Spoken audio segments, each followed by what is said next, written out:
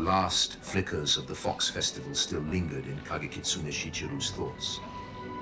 The soft glow of lanterns, the ancient songs, and the prayers offered under starry skies were now fading memories, carried away by the rolling waves. Yet his heart surged with anticipation. Before him lay China, a land whose history stretched further than memory, where emperors had ruled dynasties older than the foundations of his former homeland. But there had been no ache as he left. Japan was never meant to keep him. His path stretched forward, unbroken, to the shores of China, a land whose legends loomed even larger in his imagination. The ship was a bark, its sails straining against the monsoon winds as it carried goods and wanderers across the South China Sea. Around him, the crew bustled, their calloused hands guiding the ropes and wood with practiced precision. Their shouts in Portuguese, Cantonese, and other tongues intermingled, creating a symphony of trade and travel. Kagekitsune stood at the bow, his cloak catching the salt-heavy wind, his gaze fixed on the horizon. Somewhere beyond the mist and waves lay Guangzhou, a city of silk and tea, opium and porcelain, of imperial bureaucracy and secrets whispered in shadows. As the ship approached the bustling port of Guangzhou, known to Westerners as Canton, the Pearl River teemed with life. Junks, the lifeblood of this maritime artery, filled the water. These traditional Chinese vessels, with their distinctive battened sails reinforced by bamboo slats, moved with purpose, gliding across the current like phantoms of history. Larger junks bore faded hues of red and gold, their broad, flat hulls creaking under the weight of tea bricks, silk rolls, and porcelain destined for foreign markets. Smaller junks, agile and efficient, ferried goods and passengers, their decks brimming with activity.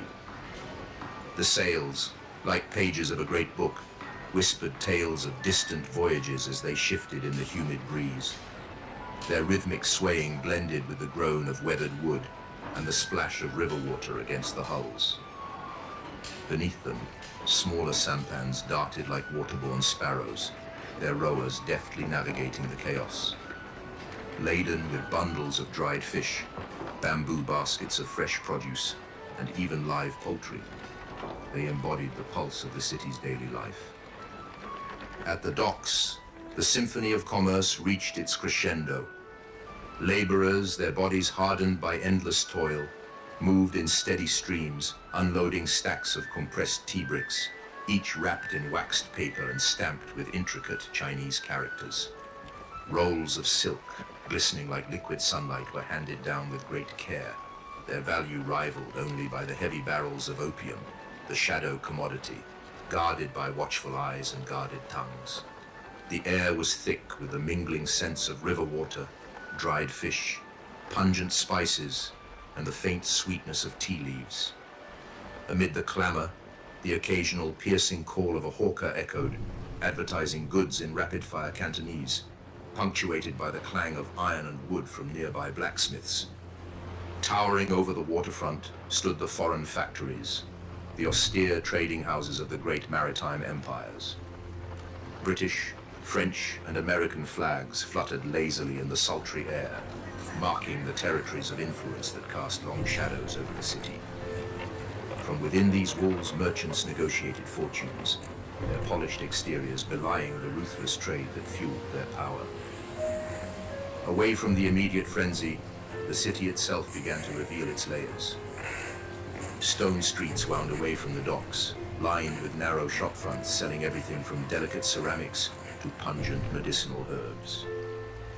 Traditional Chinese architecture with its curved tiled roofs jostled with Western-style facades, a visual testament to the cultural collision taking place within Guangzhou's walls. The river itself seemed alive, a great serpentine force carrying the lifeblood of the city. Its waters whispered secrets of distant shores and the lives it had touched. To the uninitiated, the scene was overwhelming, chaotic, and alien. To those who called it home, It was simply the rhythm of life in motion, a chaotic harmony that had endured for centuries. The city itself was a maze of contradictions. Tall, narrow buildings lined the cobbled streets, their roofs curling skyward in intricate designs. Merchants hawked their wares, their voices rising above the clatter of rickety carts and the occasional clop of a horse's hooves. European men in stiff frock coats and wide-brimmed hats strode through the crowd, their presence commanding yet incongruous amid the silk robes and straw hats of the locals. Kagekitsune disembarked, his soft-soled boots treading the wooden planks. The air was thick with the mingling scents of sandalwood incense, roasted chestnuts from street vendors, and the faint tang of smoke from distant fires. Above it all hung a low haze, dimming the light, but not the vitality of the city. Kagekitsune wove through the throng with a fox's agility, his eyes absorbing every detail. He marveled at the silk traders' stalls, where bolts of fabric were unfurled to reveal colors more vivid than dreams. He lingered near a calligraphy shop, captivated by the masterful strokes of ink on parchment. But beneath his awe, his instincts prickled. Shadows moved where they should not. Conversations halted abruptly as he passed, and he caught the glint of suspicion in more than one pair of eyes. This was a land of beauty, yes, but also of tension. The recent Opium War had left its scars, and foreign faces were not always welcome. Kagekitsune could feel the weight of unspoken words in the air, a silent warning that the city's secrets came at a cost. Pausing at the entrance to a temple, its carved dragons curling fiercely along the lintels, Kagekitsune pressed his hand to the cool stone. He closed his eyes, drawing strength from the ancient energy of the place. As the sun dipped lower, casting the city in hues of gold and crimson, Kagekitsune disappeared into the crowd. His movements were fluid, deliberate, his mind already working to decipher the layers of this unfamiliar world. He knew the path ahead would be treacherous, but he had faced darkness before, and each time the light of discovery had been worth the cost.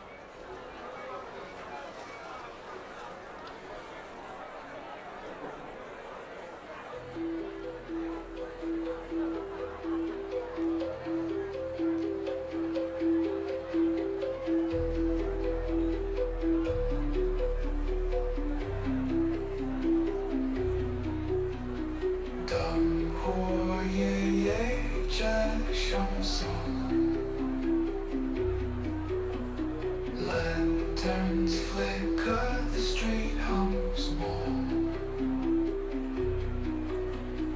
Lung phong trần sương mù lên hoang. A cold wind cuts where whispers go. Ren and nu long she rong yong.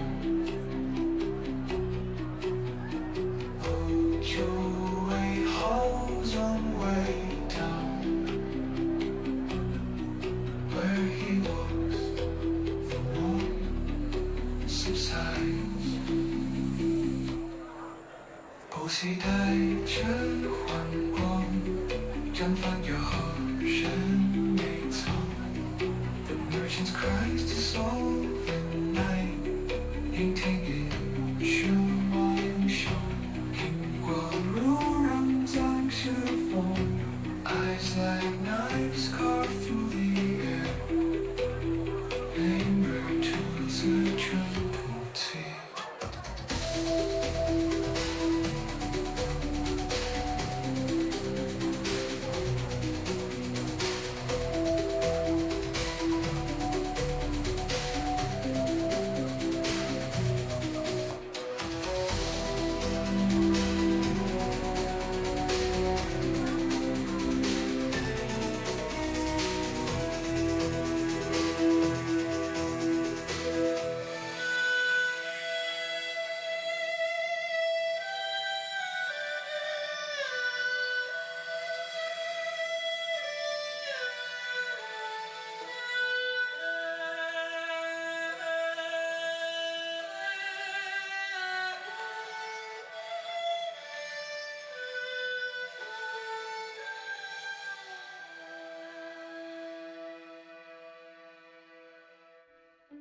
Drawn by the legendary tales of the Great Wall, Kagekitsune Shichiru ventured north, his path winding through landscapes that shifted like the tides of his mind. Valleys gave way to rugged mountains, the terrain growing starker with each passing mile. The wall, they said, was a marvel of human ingenuity, stretching thousands of miles to hold back invaders and guard the empire's heart. But for Shichiru, it loomed as something far more complex, a monument to ambition and despair, where triumph was carved from suffering. He first glimpsed it at dawn. Rising through the mist, the wall appeared in fragmented glimpses, some sections standing defiant against time, others crumbled and overtaken by the earth. Built over centuries, the Great Wall, Moli Changcheng, was a striking emblem of the empire's resolve. Its foundations dated as far back as the 7th century BC, though what Shichiru now walked was largely the work of the Ming dynasty, an endeavor spanning the 14th to 17th centuries. It had been more than a line of defense. It was a statement of power, stretching over 13,000 miles of deserts, plateaus, and mountains. Yet, in the desolate stretch before him, the wall wore its scars openly. Stones, weathered by time, parapets broken and crumbling, towers standing as hollowed-out sentinels.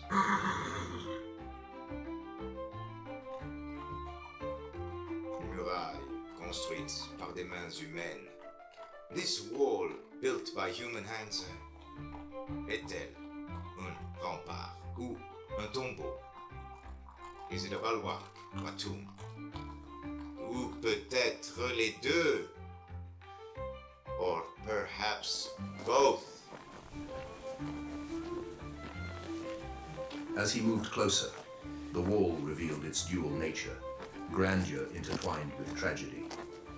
Tales had reached him of workers conscripted to its construction, laboring under impossible conditions, of bones buried beneath the stones they had set, the wall feeding upon the lives it required. The cries of those lives seemed to rise with the wind, echoing faintly across the ancient expanse. He knelt by a weathered stone, running his fingers over its uneven surface. It was rough, its cracks softened by tufts of moss and defiant blades of grass. The wall bore the memory of countless hands, hands that had lifted, shaped, and bled for it. In this quiet moment, the wall felt alive, not as a monument of stone, but as an extension of the lives and deaths it had consumed.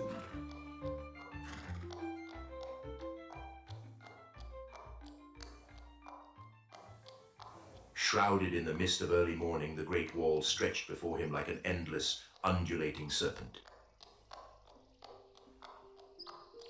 Ils disent que ce mur est éternel. Une promesse contre l'oubli. They say this wall is eternal.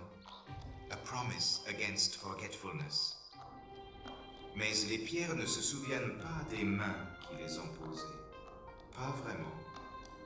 But the stones do not remember the hands that placed them. Not truly. Des milliers d'âmes ont passé ici. La vie, la mort, le poids du devoir. Les rêves effacés. Thousands of souls have passed here. Life, death, the weight of duty. Dreams erased. Et pourtant, tout ce qui reste, c'est le mur, le silence. And yet all that remains is the wall, the silence. Ce n'est pas la grandeur, c'est une prison, une tombe. This isn't greatness, it's a prison, a tomb. Nous sommes tous des pierres, n'est-ce pas, portées par d'autres, puis jetées de côté. We are all stones, aren't we? Carried by others, then cast aside. Mais qu'est-ce qu'une pierre si l'on a un poids? Est-ce tout ce que je suis? But what is a stone if not a weight?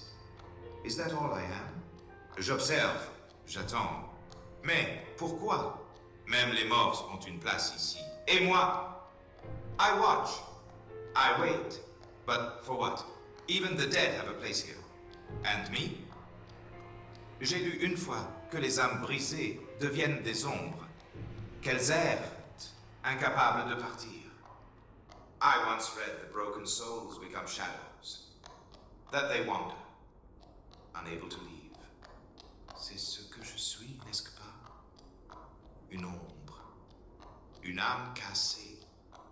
That's what I am, isn't it? A shadow, a broken soul. Ils disent que même les pierres ont une mémoire. Mais si c'est vrai, pourquoi ne m'entends-tu pas? They say even stones have a memory. But if that's true, why don't you hear me? Peut-être que ce serait plus simple d'être fait de pierre, de ne rien ressentir, de ne rien perdre.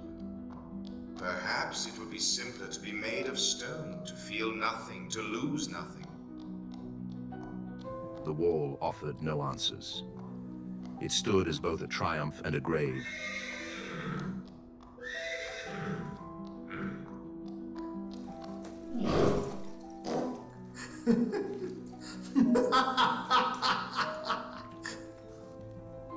La cruauté d'exister, un combat incessant contre le poids de la survie et l'ironie d'un monde indifférent.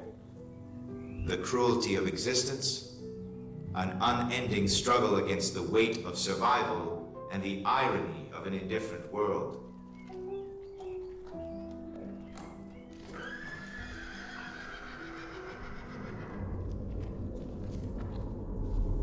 At night, the wall transformed. Under the pale moonlight, its jagged towers and broken parapets became silhouettes against the starry sky. Treacherous would sit atop the stones, his cloak drawn tightly around him, his breath visible in the frigid air. The whispers of the wall grew louder in the dark, fractured voices blending with the wind's low wail. They were neither comprehensible nor comforting, but their sorrow resonated.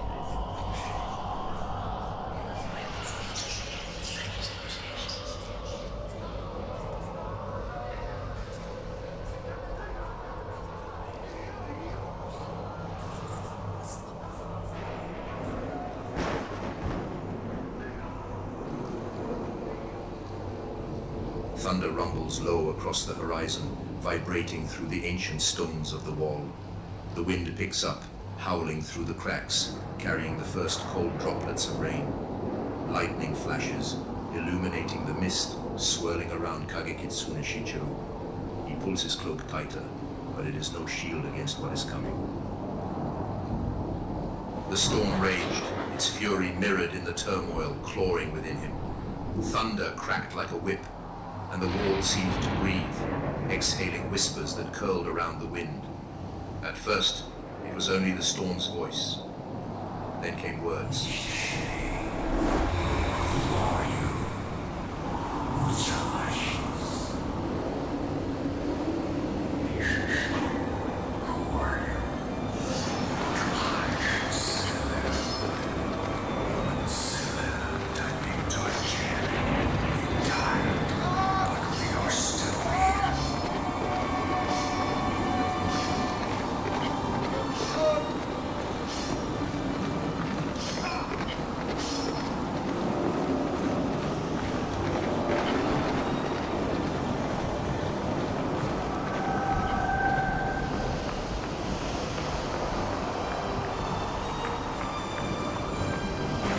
Came with the storm, rising from the wall, as if it had been waiting for him all along. They called his name, whispered, shouted, chanted, as though it had always belonged to him, though he had never spoken it aloud.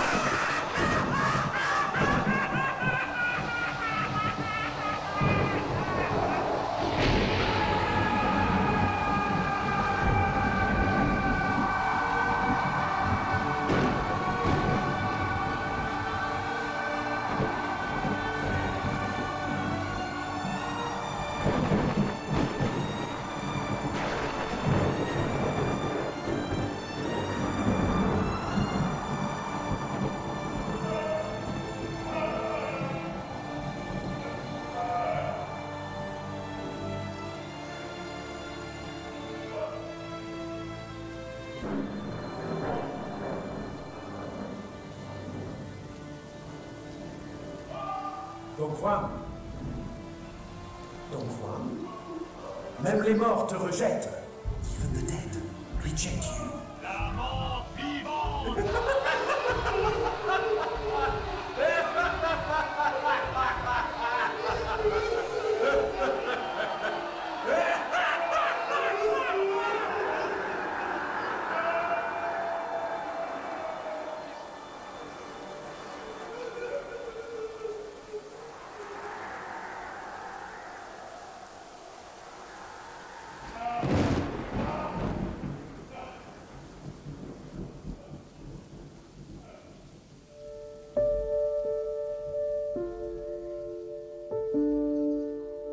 Gubeku, once a village of laborers and sentinels, now lies forgotten beneath the shadow of the wall.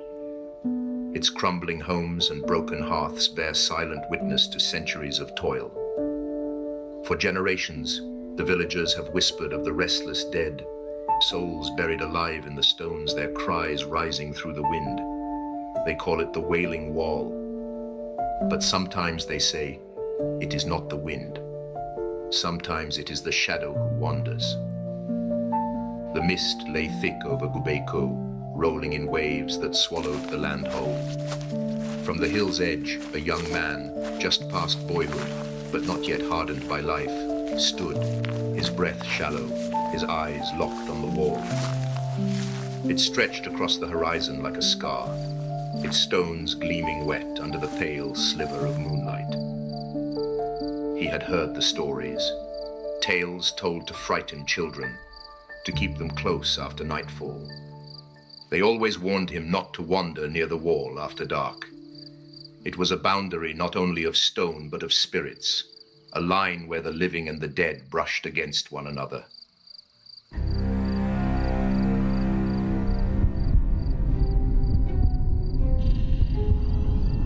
Moving within the mist, a shadow emerged, slow, deliberate. A black horse, dark as coal and soundless on the earth. Its figure grew sharp against the dim moonlight, its body sleek and spectral, like something drawn from a fever dream. Beside it, on the wall's ancient path, walked a figure cloaked in black, its gait unsteady, as though it had been wandering for centuries. The boy froze, every muscle locked, and then the figure turned its hooded head just enough for him to see. Beneath the shadows, there were eyes. Eyes that burned yellow, faint and smoldering like dying embers beneath a layer of ash. They stared at him, unblinking, heavy, knowing. The young man couldn't move, couldn't breathe. The figure's gaze held him, cold and unrelenting, peeling back his defenses with a silent authority. Every fear he'd buried, every shame he'd locked away, seemed to rise and unravel under that terrible stare.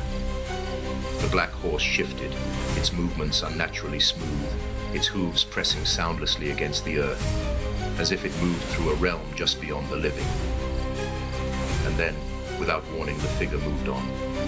The shadow, the horse, the yellow eyes, all continued their slow, unrelenting path along the wall, vanishing into the mist.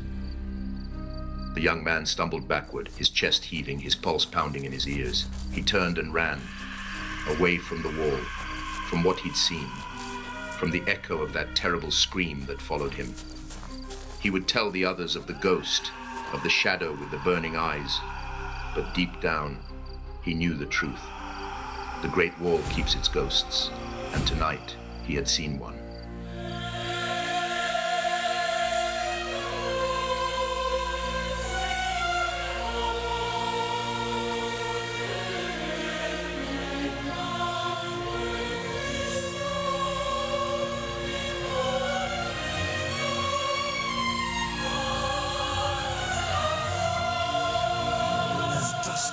On ancient stones, 抬塑雕人风铃古老石头 A shadow weaves through the mist alone 一个影子独自在迷雾中穿行 Tales whispered of a name unknown Echoing cries of a deep dark moan 生成黑暗的呼喊回响 Hear the screams that pierce the night 听那刺穿夜晚的尖叫 A haunting shape in the pale moonlight By the great wall shadows your children beware. Heed his mournful call, 孩子们当心，听从他的哀伤呼唤。His cry sliced through the silent air, a chilling wail that all can hear. In the heart of night, where shadows swell, lies a tale of a soul trapped in hell. 有一个灵魂困在地狱的故事。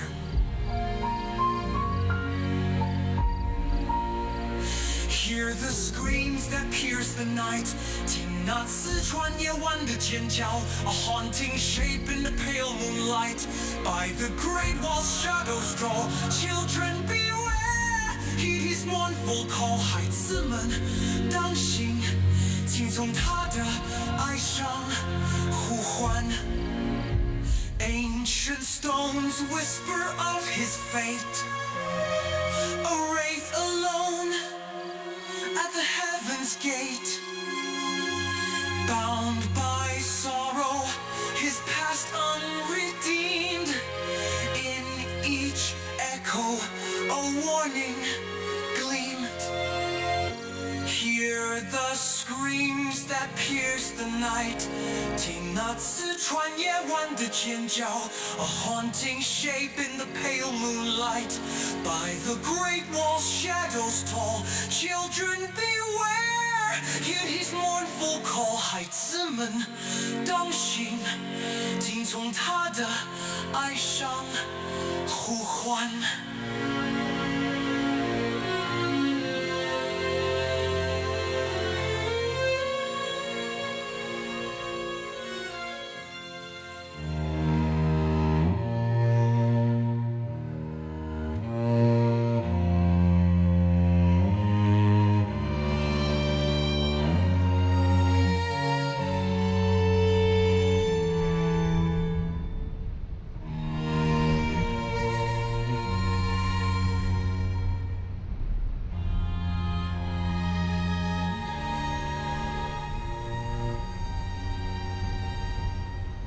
The wall unraveled across the land like a thread loosened from the fabric of the earth, its ancient stones streaked with red clay and rain.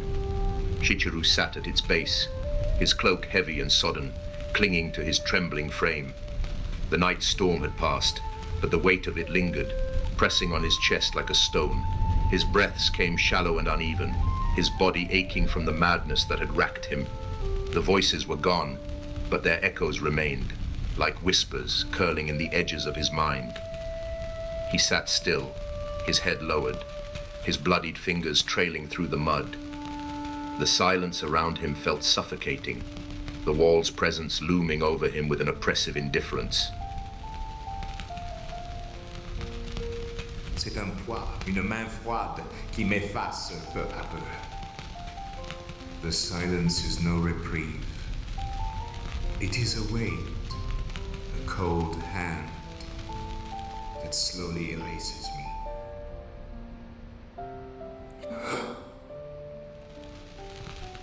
His eyes caught a glimmer in the mud, a pale fragment protruding from the earth. He froze, staring at it as if the answer to his torment lay buried there. Slowly, trembling, he reached out and brushed the mud away. The smooth surface beneath his fingers sent a jolt through him. He dug feverishly, the clay resisting him as he clawed deeper.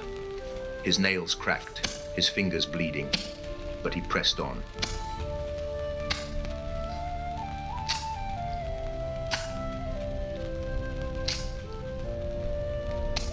The earth finally surrendered, and he pulled the object free.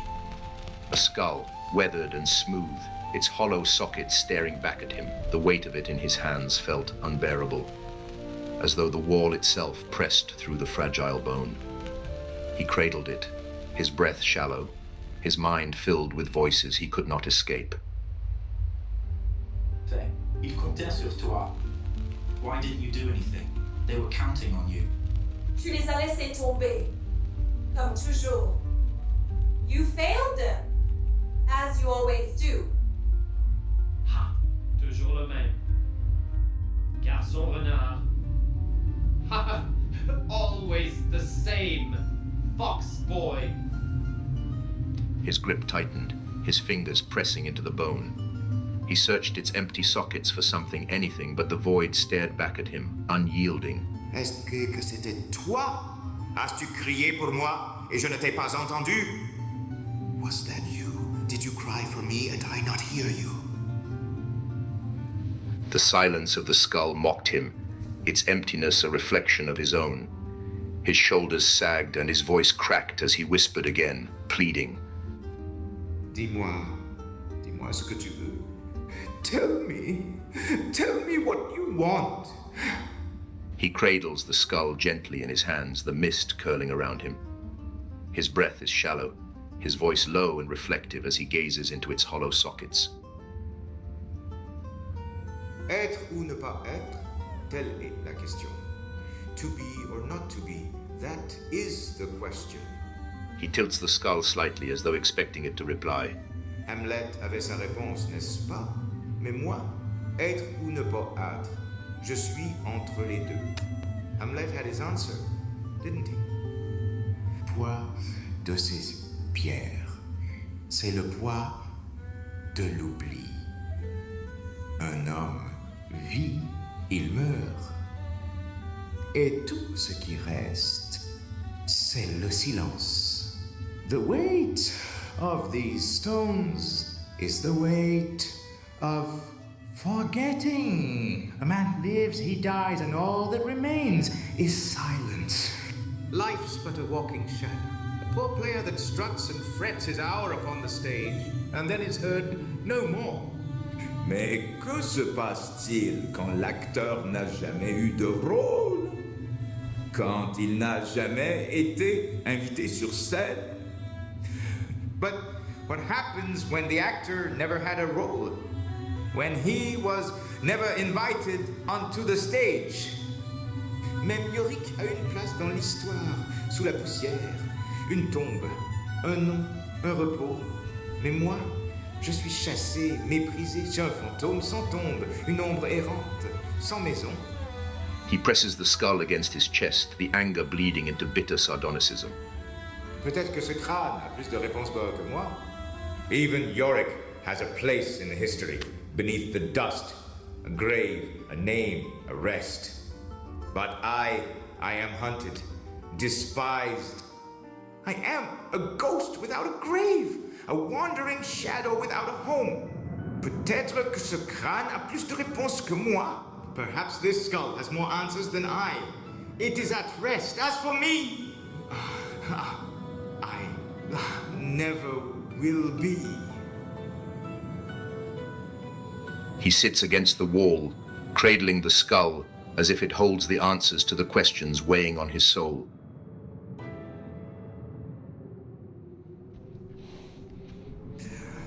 Alas, poor Yorick. I knew him well, Horatio. A fellow of infinite jest, of most excellent fancy. Mais où est cette fantaisie, ce maintenant?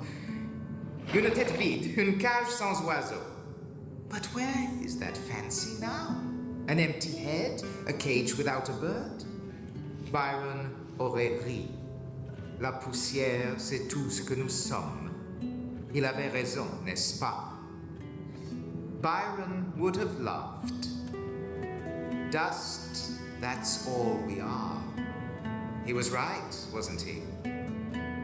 He tilts the skull up and down, making it nod, the hollow sockets seeming to stare back at him, unblinking. Keats, lui, aurait écrit un poème sur ce silence. I have been half in love with easeful death. Mais la morte n'a rien d'aisé, rien d'aimable non plus. But death is neither easy nor is it lovely. Non. Il y a deux histoires, celle qu'on raconte et celle qu'on cache. There are two histories, the one we tell and the one we hide. And this wall, it is both, isn't it? A defense for the living, a tomb for the dead. You will remember their heads, their sweat, their blood. But will you remember me? There are more things in heaven and earth, Horatio, than are dreamt of in your philosophy. Est-ce cela? Les morts qui errent, les vivants qui fuient, une philosophie que je ne peux ni rêver, ni comprendre. Is this it? The dead who wander, the living who flee, a philosophy I can neither dream nor understand. Dis-moi ce que tu sais, Erik. Est-ce que les morts ont trouvé ce que je cherche encore? Tell me what you know, Erik. Have the dead found what I'm still searching for? Byron, Keats, Balzac, même Shakespeare n'aurait même pas trouvé de poésie ici. Byron, Keats, Balzac, even Shakespeare would have found no poetry here. Peut-être que la plus grande poésie est celle que personne n'entend. Un silence qui pèse plus que les mots. Perhaps the greatest poetry is the one no one hears. A silence that weighs more than words. Shichiru's breath stilled as he saw it, a shape moving within the haze. A fox emerged from the fog, its coat blurred between russet and ash, as though it had been born of the mist itself. The paws made no sound against the ancient stones. It stood just beyond the edge of the wall, watching him. Its eyes were dark, piercing, unblinking. The sight of it hit him like a blow. It was real, alive, not a memory, not a specter. Yet as he met its gaze, he felt his chest tighten with the weight of guilt and loss. The fox tilted its head, its gaze steady, as though peering straight into the core of him. Please! The fox's tail flicked once, slowly, and it took a step forward. Shichiru reached out, his hand trembling, his breath hitching in his throat. But the fox did not come closer. It watched him for a moment longer, its gaze unreadable, before turning and slipping into the mist. Its form dissolved as quietly as it had come. The emptiness it left behind was unbearable. The wall's silence seemed to grow heavier, and his own grief surged like a flood, threatening to drown him. A raw, choked sound escaped him, a mix of a sob and a laugh. He turned back to the skull in his hands, his fingers gripping it tighter. The sight of the fox, the living proof of what he could not save, of what he had lost, burned in his mind. The weight of it was too much. The guilt, the failure, the voices, everything. With a violent motion, he slammed the skull against his forehead. The bone cracked, its jagged edge slicing into his skin. Blood trickled down his face, warm and sticky, mingling with the mud. He stared at the fragments in his hands, his breaths coming in shallow gasps. A bitter laugh bubbled up, escaping his lips as his tears fell freely. La douleur. La seule preuve que je suis encore vivant. Pain, the only proof I'm still alive. He pressed the skull's broken edge to his chest as though trying to push it deeper, to let its emptiness fill his own. But it did nothing. Nothing could fill what was gone. The clay beneath him felt cold and heavy, a grounding weight against the storm inside him. Slowly, methodically, he scooped it into his hands. With deliberate motions, he smeared the clay across his arms, his face, his chest. The mud streaked his skin, its chill seeping into him like a burial shroud. Peut-être que c'est ma place. Une pierre parmi d'autres. Une ombre parmi les ombres. Perhaps this is my place. A stone among others. A shadow among shadows. He leaned back against the wall, his body slack as his breaths grew shallow. Around him, the air grew heavy, not mist, but something heavier. A weight pressing down as if the stones themselves mourned with him. The fragments in his hands bit into his skin, sharp edges digging deeper with every trembling clutch, anchoring him to the ache that swelled and swirled within.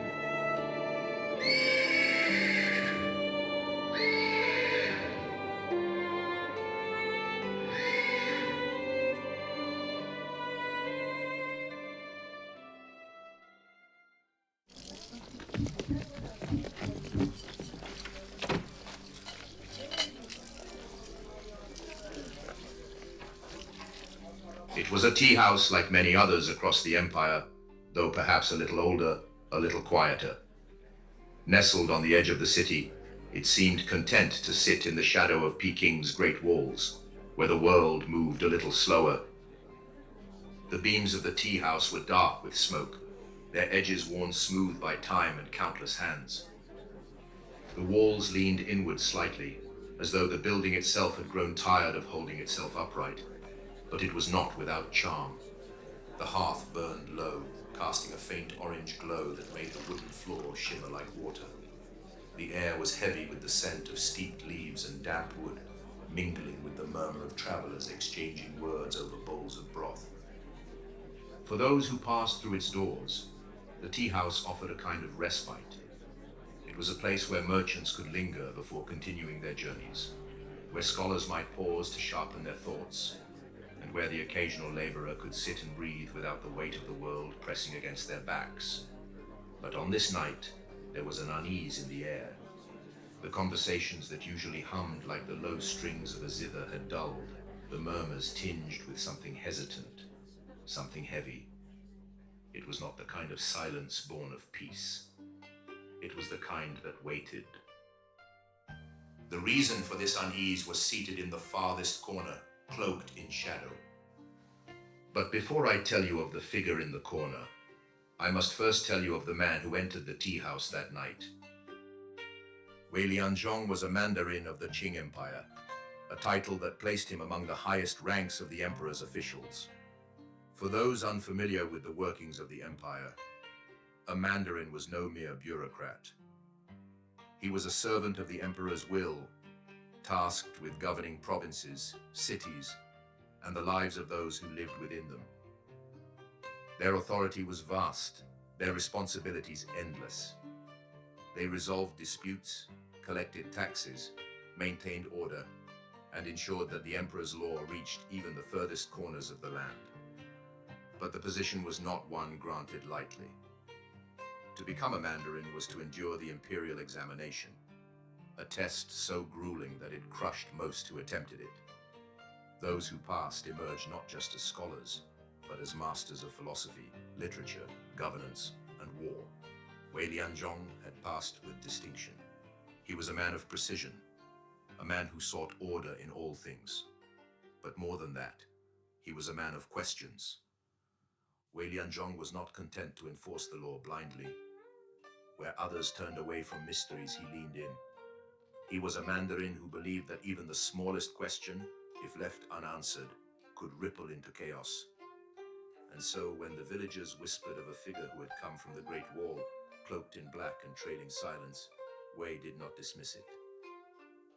He came to the tea house that night, not because he feared ghosts, but because he feared what might happen if he ignored them. It was into this quiet tension that Wei Lianzhong stepped, his crimson silk robes catching the faint glow of the lanterns. He carried himself with the calm authority of a man who had nothing to prove, yet everything to do.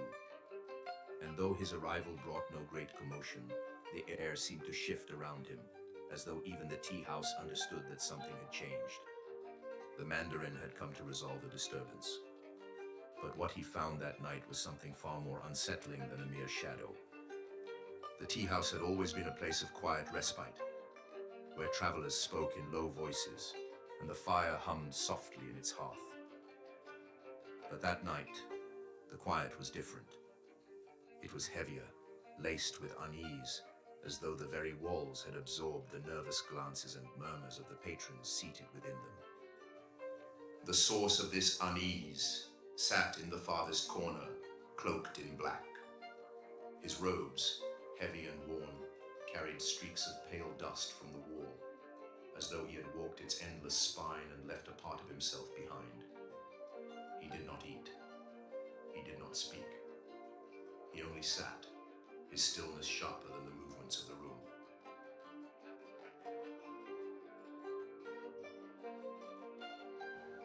When Wei Lianzhong stepped inside, he brought with him the weight of his station. His crimson robes whispered against the floor, their edges faintly frayed from travel, but no less striking.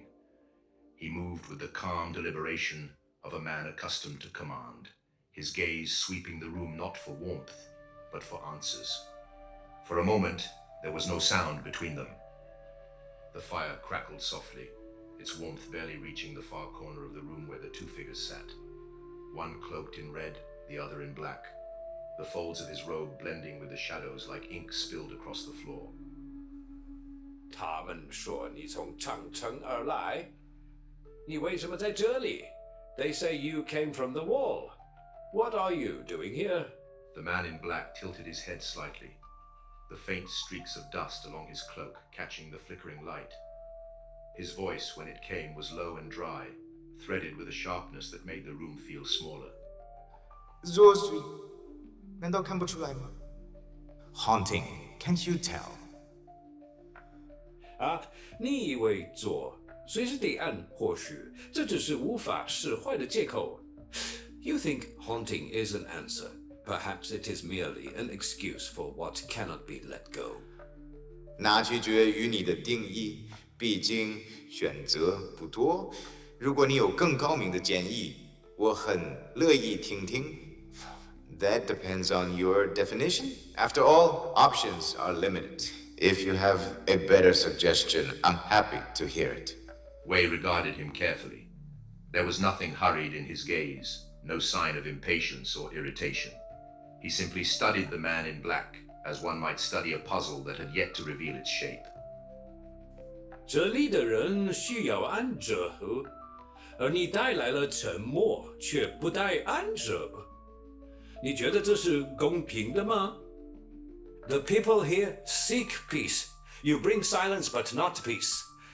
Do you think that is fair? 公平是一种奢侈，不是所有人都能负担得起的。Fairness is a luxury not everyone can afford. The Mandarin's expression did not change, though the sharpness in his gaze seemed to deepen. He leaned forward slightly, his voice calm but edged with authority. 也许公平不是终点，也许终点是你要带着什么离开这里。Perhaps fairness isn't the point. Perhaps the point is what you intend to leave behind. The figure in black did not answer immediately. His eyes, faintly visible beneath the folds of his hood, seemed to search the space between them. 你并不属于这里。You don't belong here. 不属于任何地方。I don't belong anywhere. Wei Lianzhong did not reply immediately. For a moment the words hung between them, unspoken but weighty, like a thread stretched taut over an empty space. I don't belong anywhere. It was not the kind of answer Wei had expected, though perhaps he should have. In his years as a Mandarin, Wei had heard many confessions, some spoken plainly, others whispered in the folds of excuses. But this was neither. It was not a confession, nor a cry for help. It was a truth, delivered with the quiet certainty of a man who had carried it long enough to forget what it once weighed. What kind of man carried such a sentiment in his chest? A broken one, perhaps, or one who had seen too much. Wei thought of the old tales, stories of wandering spirits, of Humpo and Gi who lingered at the edges of life and death, too restless to cross fully into either. Some were said to haunt, driven by sorrow or rage, others by loneliness. But there were rarer stories still, of spirits who sought not vengeance nor comfort, but understanding. Could a man be like that? A shadow too restless to settle, too weary to move? Wei's gaze lingered on the man before him, the dust clinging to his robes like the remnants of a long-forgotten journey. There was nothing restless in the way he stood, yet everything about him spoke of something unsettled. There was no fear in this man, nor was there rage. He was not a ghost, not in the way the villagers feared, but he was something else. And for a moment, Wei wondered, not as a Mandarin, but as a man, what it would mean to befriend a shadow. Would it be like holding smoke, the shape shifting even as you tried to grasp it? Or would it be like walking alongside a river, steady but never still, its course forever winding towards something you could not see? The question lingered in Wei's mind, unanswered, as the man in black turned toward the door. When Wei rose to follow, it was not out of duty alone, but out of curiosity, of what could be drawn from the silence of a shadow. Gen wozo ba. Come with me.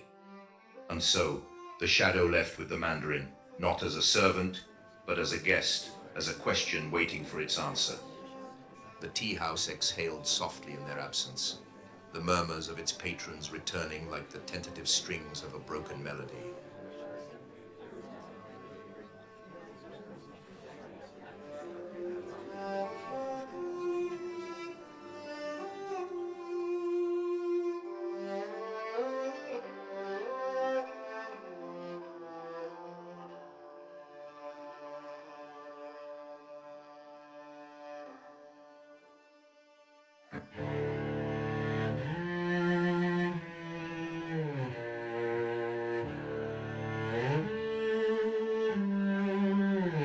长城夜起风生碎，归隐绕墙白成爱，成人惊梦灯火尽，红袍如叶不如泪。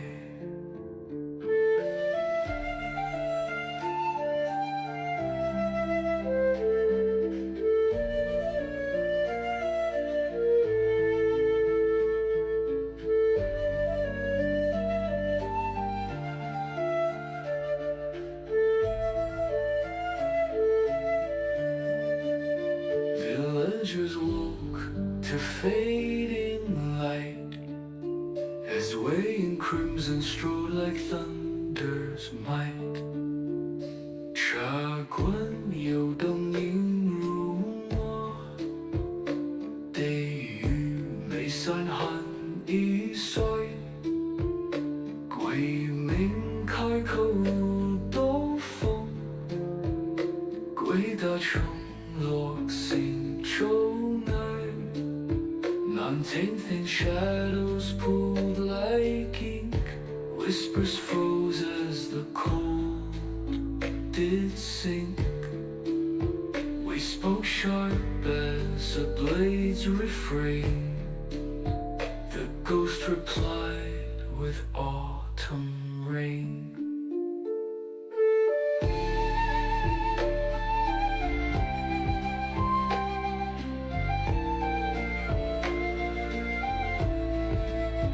And Kalish Road lay still and cold beneath the moonlight, pale and old.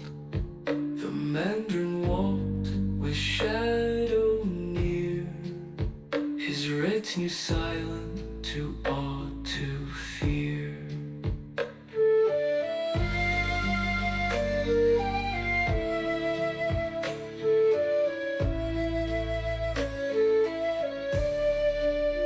长楼渐远，影渐淡，泥人一眸，无感叹。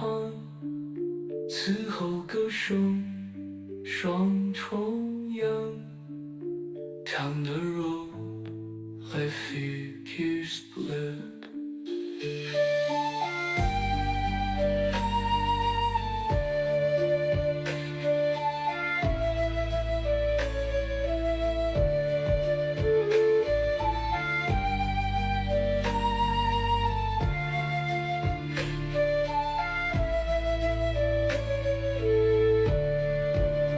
They say the shadow never bowed, but walked in step unbroken proud. Where they went, no eyes could tell. Only whispers lingered where lanterns fell. 角落将烟云沉淡，肃然影楼不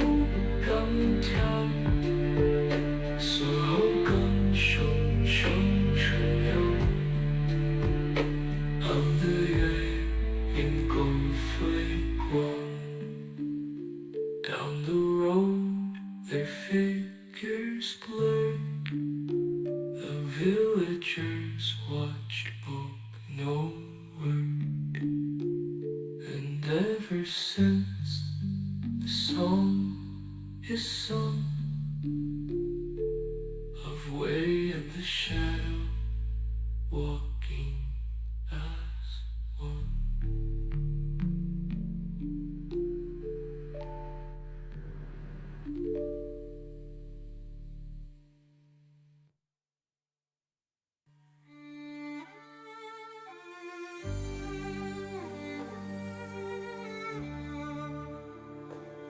The Mandarin's home stood at the edge of the city, a world apart from the noise and chaos of Peking's bustling streets.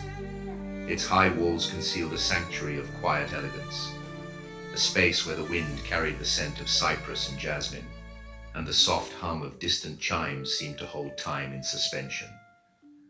Shichiru had been brought here not as a prisoner, nor as a servant, but as a guest. Wei Lianzhong had made this clear from the moment they arrived, issuing quiet instructions to his attendants. The shadow was to be treated well, given food, rest, and the freedom to move about the estate as he pleased.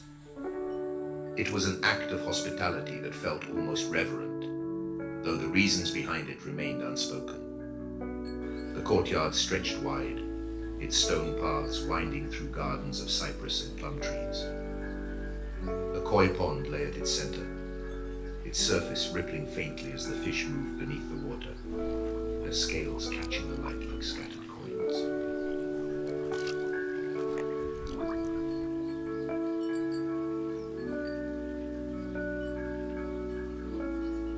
Here, the air was heavy with stillness, broken only by the faint hum of the breeze and the quiet murmur of attendants moving between the rooms. The house itself was simple, yet deliberate in its design. Its wooden beams, dark with age, creaked faintly as though remembering the weight of centuries. Scrolls lined the walls of the inner halls, their ink faded but precise. At the heart of the estate was the Mandarin's study, a room that seemed to embody the man himself. The walls were lined with shelves, each one brimming with scrolls and books. Their spines bore the weight of philosophy, governance, and history, their faded ink whispering the thoughts of generations. A low table rested in the center of the room, its surface bare, save for a single inkstone, a brush, and a scroll half unfurled. Light streamed through the lattice windows, casting intricate patterns across the floor, as though the room itself were a reflection of the knowledge it held. It was here, in this quiet space, that the shadow began to find his footing. Wei Lianzhong, true to his word, had given him time to rest, to recover. But the weeks that followed were not idle. Each day brought a new lesson, a new challenge, as the Mandarin sought to unravel the enigma of the man he had taken in. And though Shichiru had moved through the world wearing many masks, here in this study, he felt them begin to shift once more. To understand this moment, one must understand the man who sat at the low writing desk, his hands stained faintly with ink, his face hidden behind the layers of silence he carried with him. 你的名字是什么? What is your name? The question lingered in the air, simple yet profound. A name was not just a word, it was a claim, a choice, a declaration of how one wished to be seen and how one wished to see oneself. For a moment, he let the silence settle, as though sifting through the names that had come before, the fragments that clung to him like shadows. It was not Erik who spoke.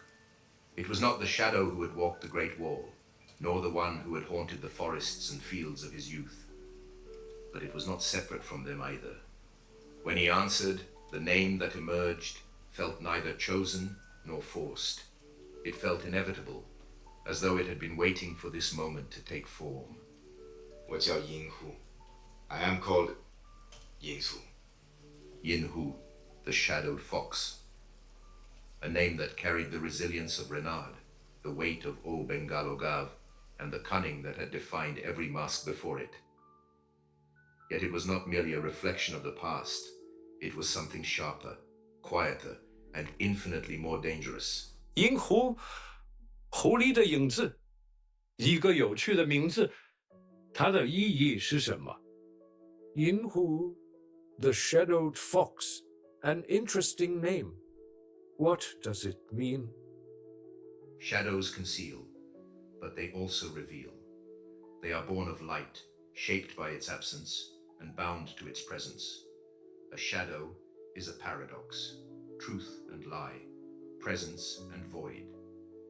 To name oneself a fox was to claim cunning, transformation, and the power to move unseen. To claim the shadow was to inhabit the space between the visible and invisible, a force as elusive as it was undeniable. Yinhu was not just a name, it was both a declaration and a warning. 影子不需要解释。Shadows do not require explanation. Wei did not press further. He simply leaned back, his gaze steady but unreadable, as though weighing the name against the man before him. 或许影子不需要解释，但它们总是有意义。Perhaps shadows need no explanation, but they always have meaning. The exchange was brief, yet it marked a shift, a shadow taking shape within the folds of a new existence. For the man now called Yin Hu, the name was neither a beginning nor an end. It was a creation, deliberate and necessary, shaped as much by the world around him as by the fragments of self he carried.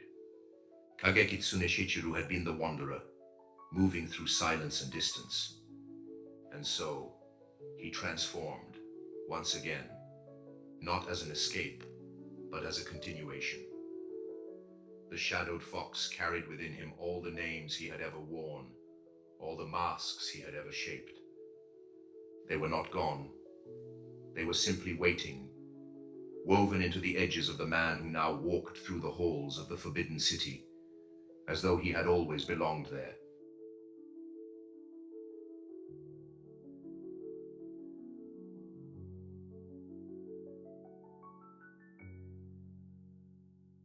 The Mandarin's hall was no stranger to elegance. Its walls had borne witness to poetry recited in perfect cadence, to Guqin strings plucked with divine precision, and to scholars unraveling riddles with words as sharp as blades. But tonight, the hall felt different. The lanterns burned lower than usual, their light diffused by silk screens that cast faint, rippling patterns across the polished stone floor. Shadows pooled in the corners, stretching lazily as though drawn closer by the anticipation that hung in the air.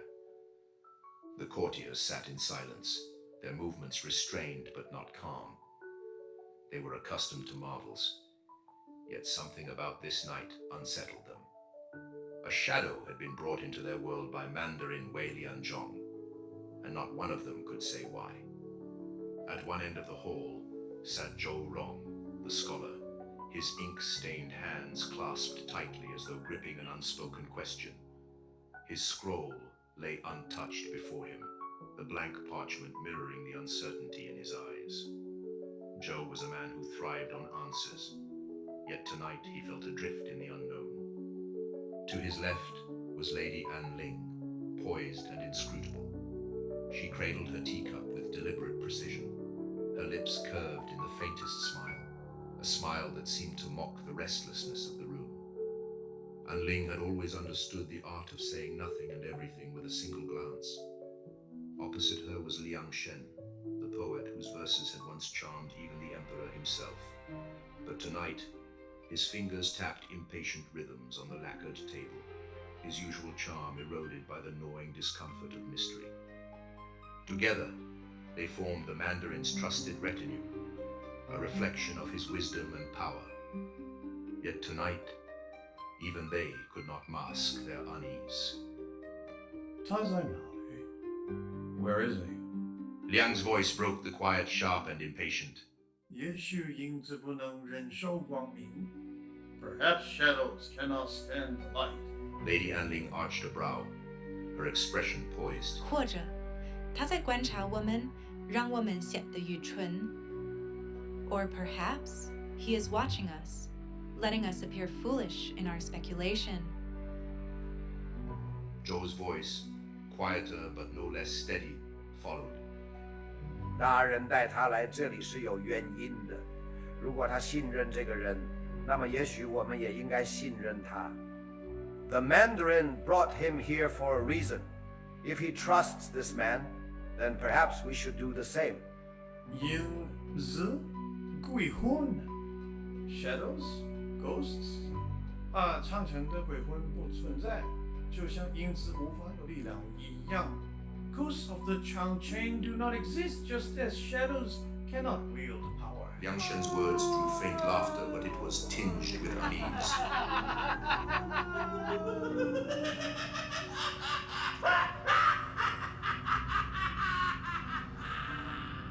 Oh, really? Ghosts of the Changcheng do not exist. The courtiers froze, their laughter fading as their gazes darted around the hall. They all heard the rumors of the Changcheng, the Chinese name for the Great Wall, a place where whispers of buried soldiers and restless spirits lingered in the wind. 是谁在模仿我 ？Who is mimicking me? Liang demanded, his voice faltering. My friends. The Mandarin's voice carried effortlessly, its weight silencing even the faintest whisper. You ask questions of shadows, but tonight you will see their light. He paused, his gaze sweeping the room, resting briefly on Zhou, then Liang, and finally, An Ling. 你们都想知道这个影子是谁吗？ His name is Yin Hu. 他不是偶然来到这里。He is not here by chance, but to confront you with what you have never dared to question. 今晚 Tonight, let him answer your doubts in his own way. From the darkest corner of the hall, Yin Hu emerged, his black robes flowing like liquid night. 我不存在 I don't exist. 梁胜，那么站在你面前的是什么 Master Liang, then tell me, what stands before you now?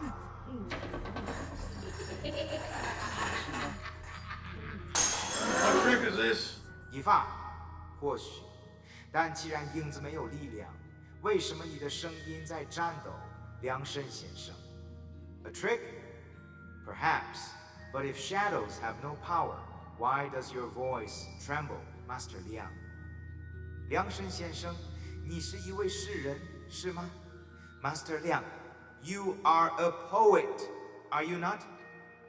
你写关于光与影，关于灵魂与死亡，但你曾经亲眼见过这些东西吗 ？You write of light and shadow, of souls and death, but have you ever seen these things with your own eyes? 你曾在长城的暴风雨之夜徘徊，听风声低语如哭泣。Have you wandered the Changcheng on a stormy night, hearing the wind? 世人常常写美丽的谎言，但他们的怀疑从微红及真实的痛苦与死亡。Poets often write beautiful lies, but their doubt has never touched the reality of pain and death. How dare you! Such insolence! Wei Lianzhong steps forward, his crimson robes brushing softly against the polished floor. The weight of his presence fills the room as the murmurs of the courtiers fade. 梁生，你已经说的够多了。梁生 ，You have said enough. 银库是我的客人，至于他不是勇敢，而是对整个大殿的侮辱。银库 is my guest. To question him is not courage, but an insult to this entire court. 您可作为一位诗人，你的言辞应该反映智慧与优雅。可是今晚，你的话却只有嘲讽与轻蔑。As a poet, your words should reflect wisdom and grace. But tonight, your speech is filled only with mockery and contempt. 如果你不能尊重我们的大典，尊重我的选择，至少尊重你的地位。If you cannot respect this court, or my choices, then at least respect your position. My lord, forgive his doubt. After all, doubt is the first step to learning. 对于一些人来说啊，学习是漫长而痛苦的过程，不是吗，亮神？ For some, learning is a long and painful process, is it not, Master Liang?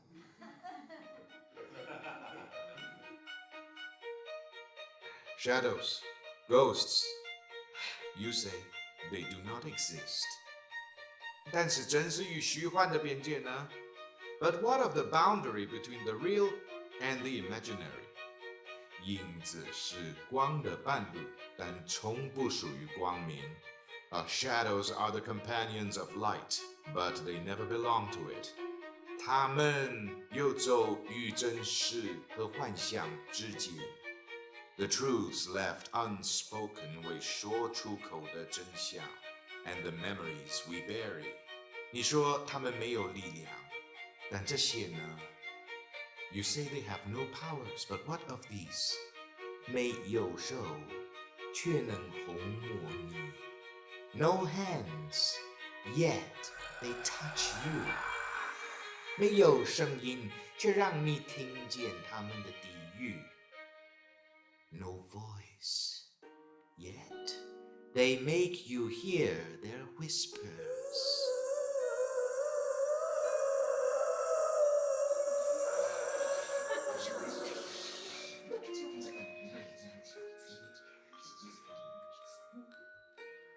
没有生命，却让你质疑你自己的。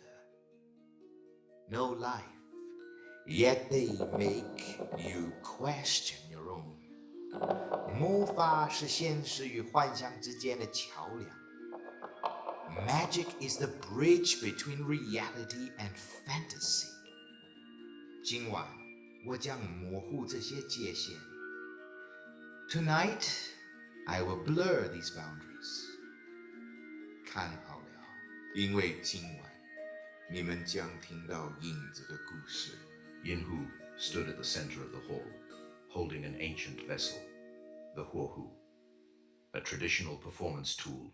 It could make fire dance like a living creature in the hands of a true master. Watch closely, for tonight you will hear the story of shadows. 一个只有鬼魂能讲述的故事。A story only a ghost could tell.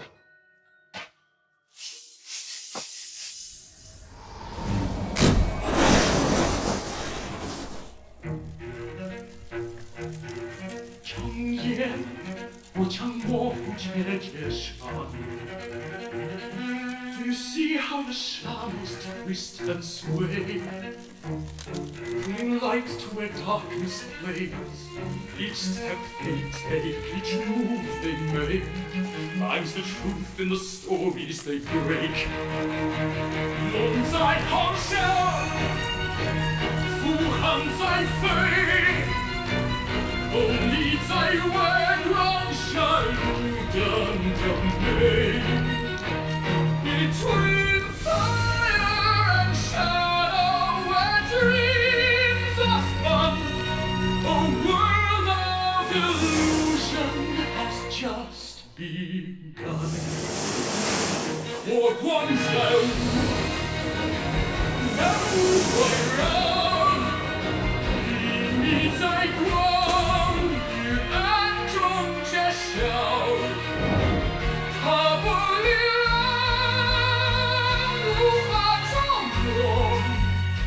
却能让灵魂真实动落。Where does the fire end and the shadow begin？ 面如消息，真相侧壁。The lines are blurred where the silence speaks. Mandarin。灵言跳舞，真理却难懂。龙在咆哮，背叛在飞，恨你在光与中发生Between fire and shadow and dreams are spun, a world of illusion has just begun.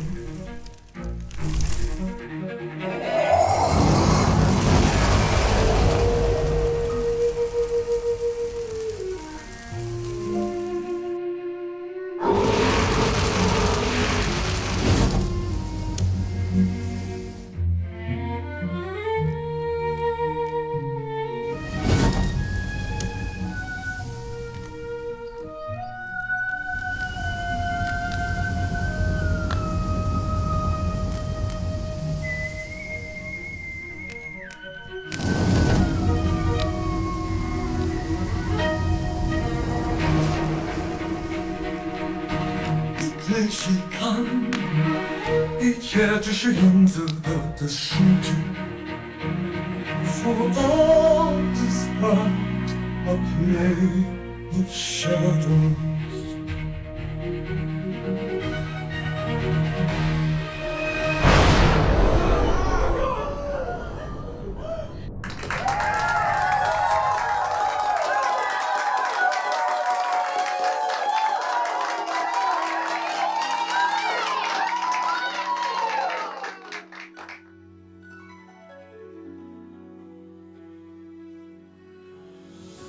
The hall, once filled with light and motion, now held its breath. Courtiers sat motionless, their eyes still fixed on Yin Hu, as though the shadows he had conjured lingered just beyond the edge of their vision. No one spoke. The weight of the performance pressed against them, heavy with questions they did not yet know how to ask. The Mandarin's hall had seen fire before. The Huohu, a firepot of ancient design, was no stranger to their eyes. Its sparks, delicate and dangerous, had danced for emperors and nobles alike. But tonight, the fire did not merely dance, it commanded. 如此美丽的火焰，却完全在他的掌控之中。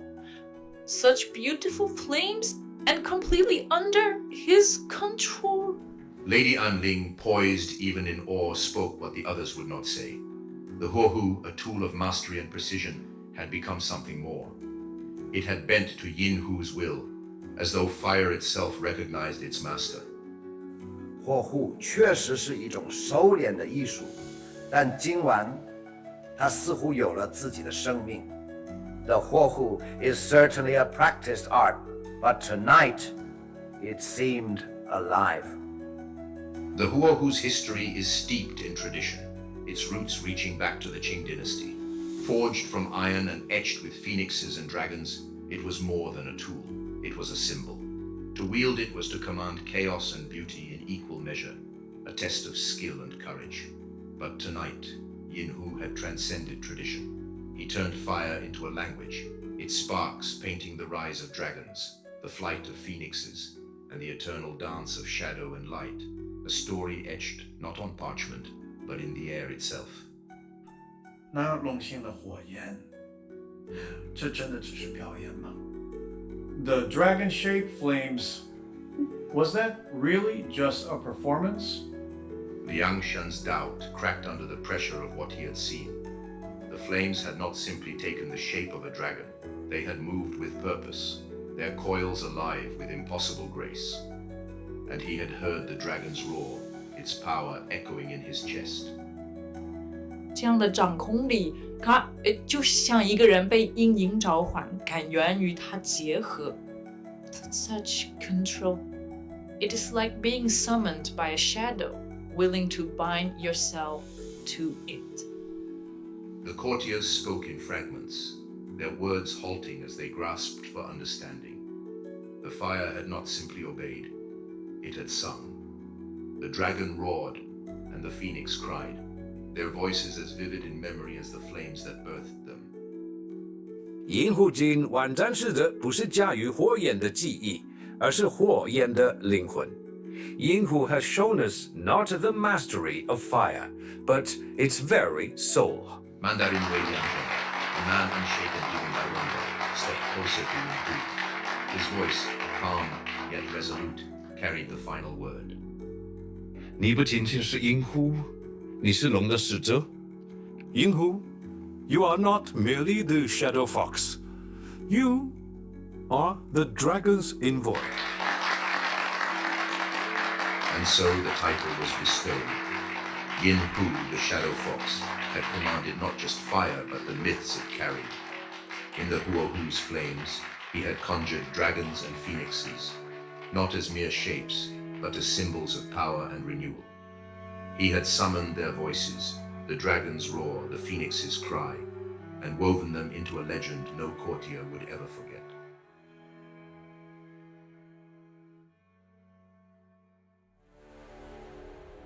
The grand hall of the Forbidden City, once a bastion of imperial wisdom and power, was heavy tonight with the solemnity of judgment.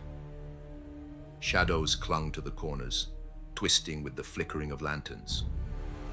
Their pale light etched the faces of the courtiers, who sat in silent anticipation, their murmurs stilled by the enormity of what was to come.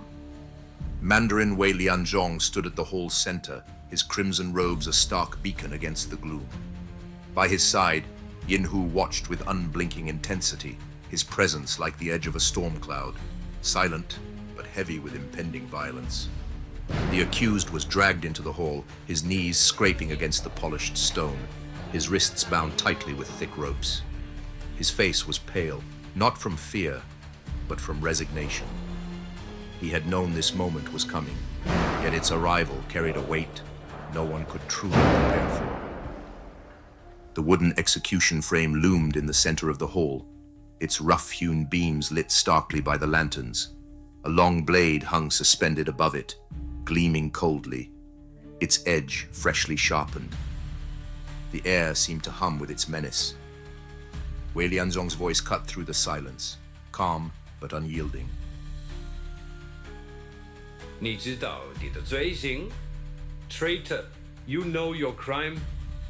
今天你将面对帝国正义的终极审判. Today you face the ultimate judgment of imperial justice. The accused raised his head slightly, his lips trembling.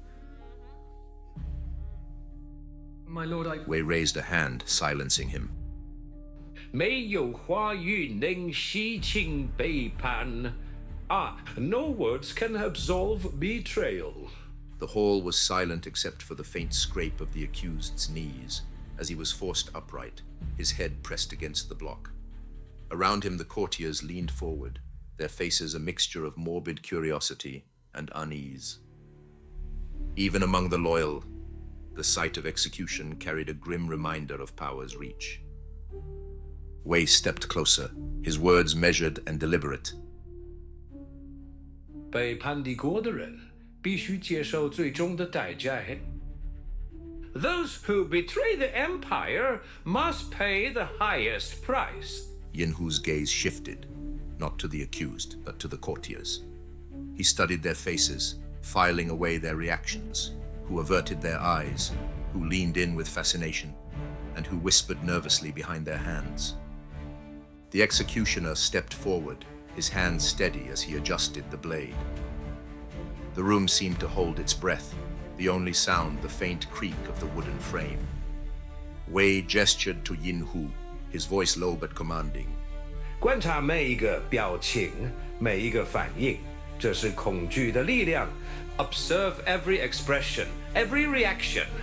This is the power of fear. The executioner's hands moved, and the blade fell. Its motion was swift, a momentary flash of steel. When it struck, the silence was shattered by a dull thud that echoed through the hall. Gasps rippled among the courtiers, some recoiling, others frozen in place. Wei turned to the gathered court, his tone as sharp as the blade that had just fallen. 记住这一刻，帝国的秩序必须维持，背叛永远不会被容忍. Remember this moment. The order of the empire must be maintained, and betrayal will never be tolerated. As the body was removed, the hall began to empty. The courtiers left in uneasy murmurs, their whispers soft but charged with fear. The execution was over, but the weight of its lesson lingered in every shadow. Yin-Hu lingered, his thoughts heavy with what he had seen. To the court it was justice. To him, it was a lesson. Wei approached him, his voice calm yet cutting. 你学到了什么? What have you learned? Yin-Hu replied, his voice steady but reflective. Is the most fragile weapon. Wei nodded, his expression unreadable. 记住这一点，一天你会需要它。Remember this. One day you will need it. As the hall grew quiet once more, Yin-Hu turned toward the shadows. The memory of the blade, the reactions of the court, and the finality of death were etched into his mind. This was not just an execution. It was a demonstration of fear's power, a tool he knew he would one day wield.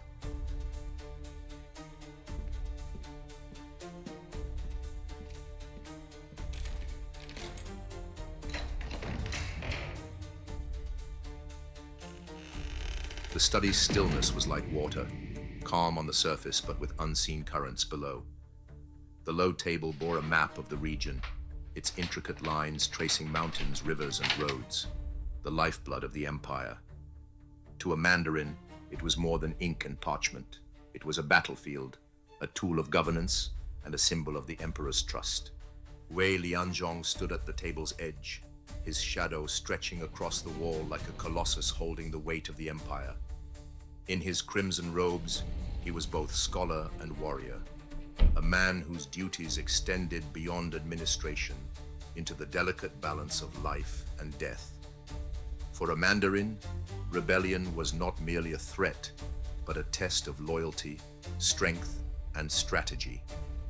In times of peace, a Mandarin ensured the prosperity of his region, managing trade, collecting taxes, and upholding imperial law.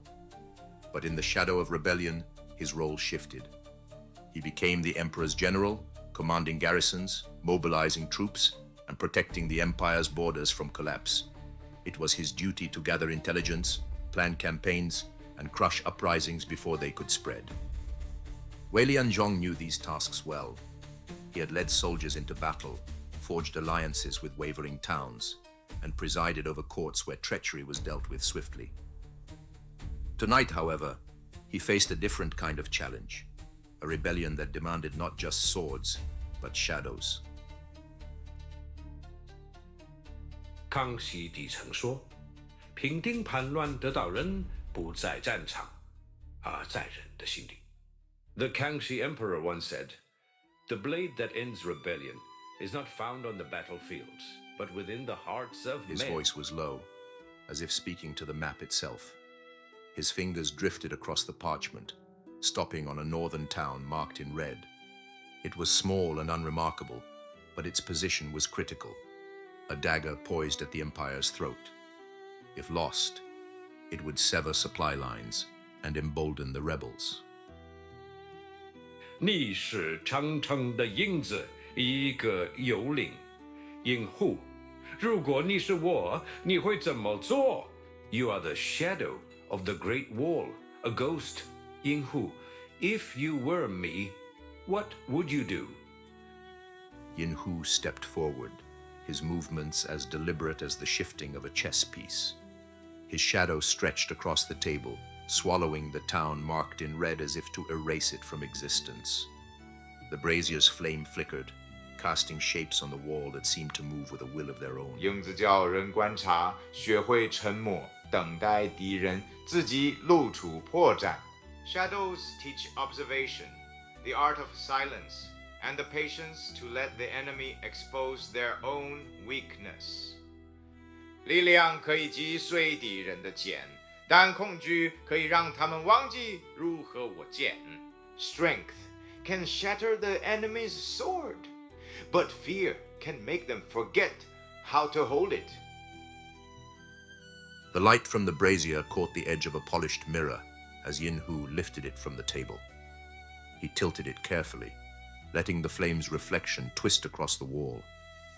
The distorted light formed shadows that danced like phantoms, their movements fluid and haunting. To the untrained eye, it was a trick. To the Mandarin, it was a lesson. 让火焰说话，让影子跳舞，让敌人相信他们面对的不是士兵，而是他们无法战胜的命运。Let the flames speak, let the shadows dance. Make the enemy believe they face not soldiers, but an undefeatable fate.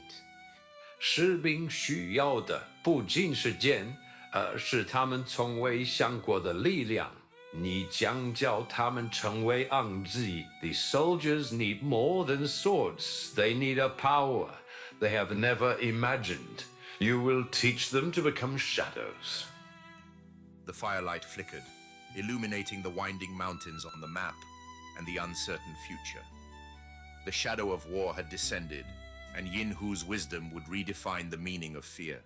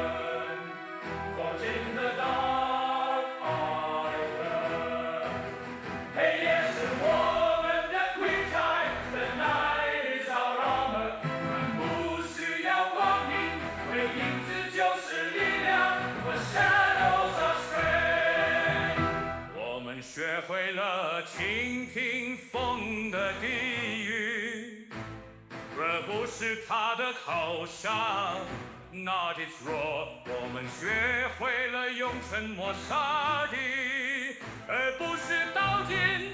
Not with blades。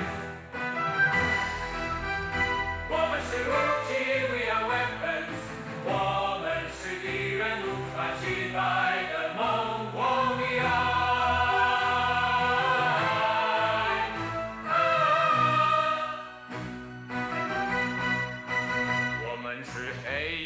学生在影子中被锻造，我们不需要光明，影子就是力量 ，For shadows are strength。The fog blanketed the valley, its arrival like the whisper of fate.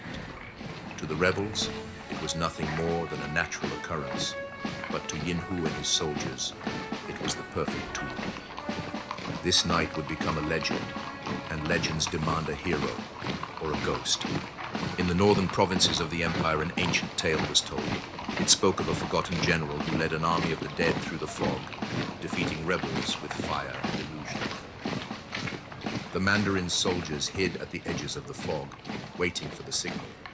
And Yin Hu, dressed as the spectral general of legend, rode atop a black warhorse, stepping into the center of fate. The firepot in his hand glowed faintly, like a guiding star in the deep of night. As Yin Hu rode into the rebels' camp, his laughter rang out like the beginning of a storm, echoing through the fog. The rebels turned to him. Some gripped their weapons, while others took a step back. 亡灵的将军来了。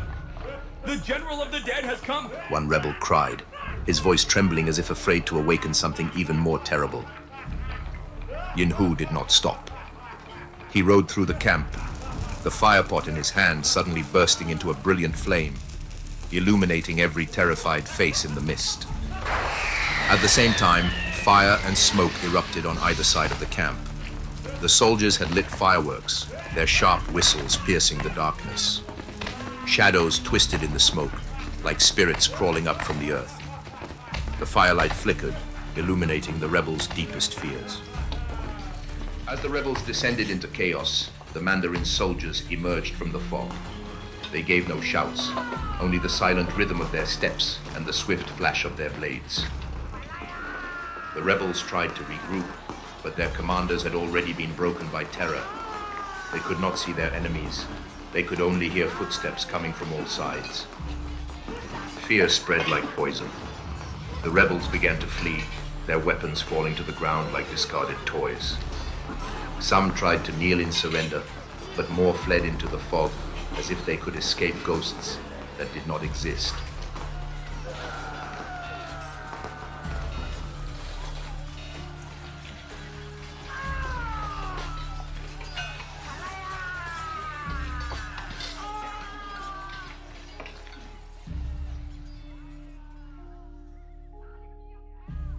When the sun rose, the battlefield was silent. The fog began to lift, and the soldiers stood amidst the ruins of victory, their shadows stretching long in the morning light, as if they themselves were part of the legend. Yinhu sat atop his horse, gazing into the distance. He did not smile, but there was something unspeakable in his eyes.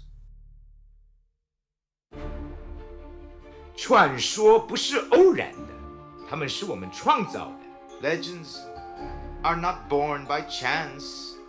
They are created. The battle was over, but this victory would be remembered as a victory of the dead, a triumph woven from shadows and fire. The shadow of war had lifted, but the echoes of victory still lingered in the northern valleys. The rebels were driven back, and the empire's borders knew a brief calm.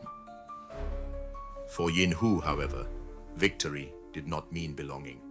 He had never belonged anywhere, just as the wind cannot be trapped in the mountains. 银狐，你的策略让帝国赢得了胜利。士兵们尊敬呢，我也尊敬呢。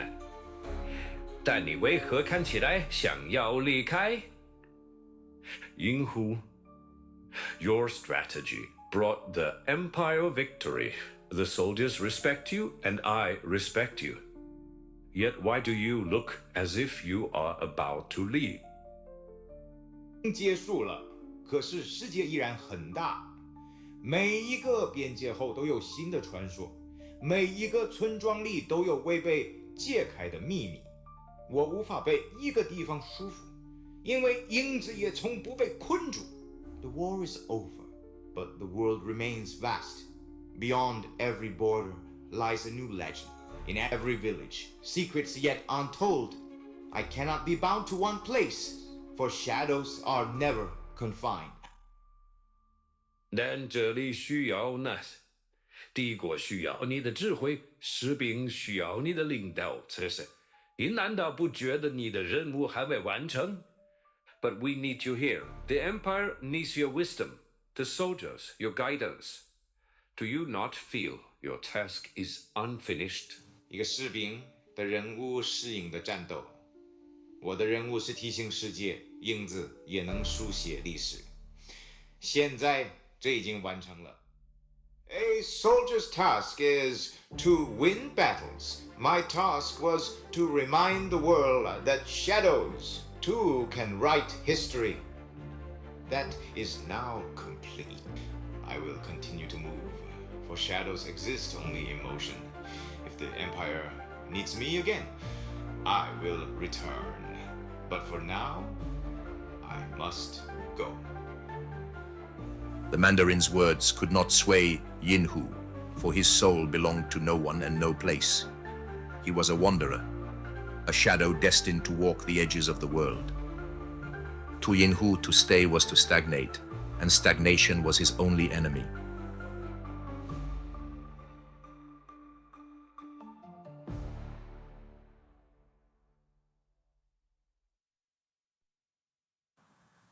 The first light of dawn cut through the night, the fog slowly lifting. Yinhu's figure disappeared into the distant hills, as silent as the wind, as mysterious as a shadow. He left without farewell, for shadows require no goodbyes.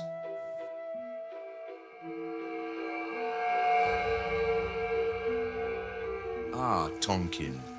I wonder how many of you have heard that name, or could place it on a map. Tonkin, or Bakkai as the locals call it, lies nestled in the northern reaches of what some know as Annam and others call Indochina. To the west, it touches the hills of Laos. To the east, the sea that carries its secrets to the far corners of the world. And to the north, there lies China, from whose borders I now trace our shadowed wanderer's journey. For centuries, Tonkin has been a land of rivers and mists, of verdant hills and treacherous waters. It is a land of contrasts, its villages simple, its people industrious. Yet its harbors teem with pirates and rebels who challenge every empire's grasp. To those who rule in Peking, Tonkin is a frontier, a place too wild to tame, too rich to ignore. Our shadowed figure left Peking with little ceremony, stepping away from the grand halls and crimson walls of the imperial city. He had no need for its order, its rigidity. The whispers of adventure and rebellion to the south had grown too loud to ignore. Southward he traveled, through plains dotted with rice paddies and rivers heavy with silt. He passed towns where the language softened, where the sense of tropical blooms began to mingle with the sharp tang of salt air. Each step carried him closer to the edge of the empire and into the heart of its most dangerous frontier.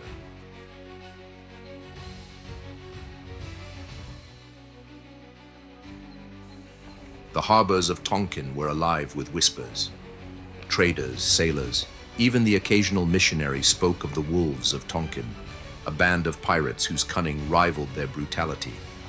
Their name was spoken with equal parts fear and admiration, for their leader was said to be as clever as the river serpents and as fierce as the monsoon winds. To the emperors of Peking, these pirates were a nuisance, a thorn in the side of trade. To the people of Tonkin, they were something else, a rebellion, a resistance, a force that no army could crush. And now, into this maelstrom of chaos and legend, Yin Hu stepped.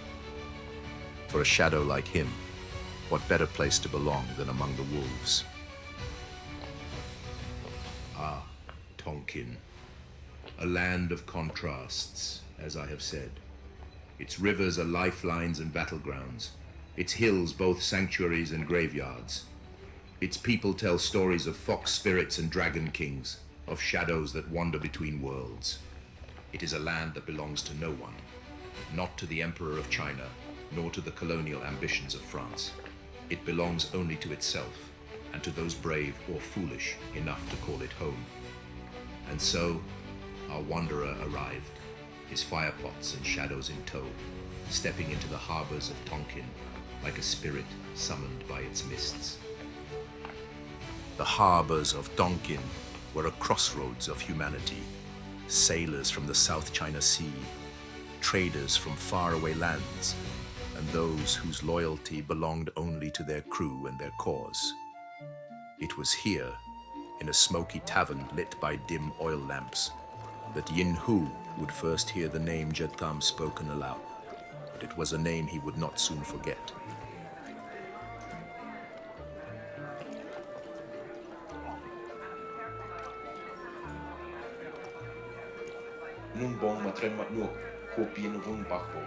They come like shadows on the water, the Tonkin pirates. At their head is Detam, a man who inspires both fear and awe.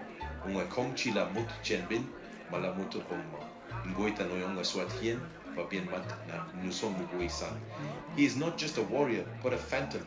They say he appears and vanishes like the morning mist. Ong I hear moon dong song mu the chung la mot fan kwa chin min chung bao viong I but chung trong pa chung toi. He knows the rivers as if they are a part of him. They protect him and they punish us.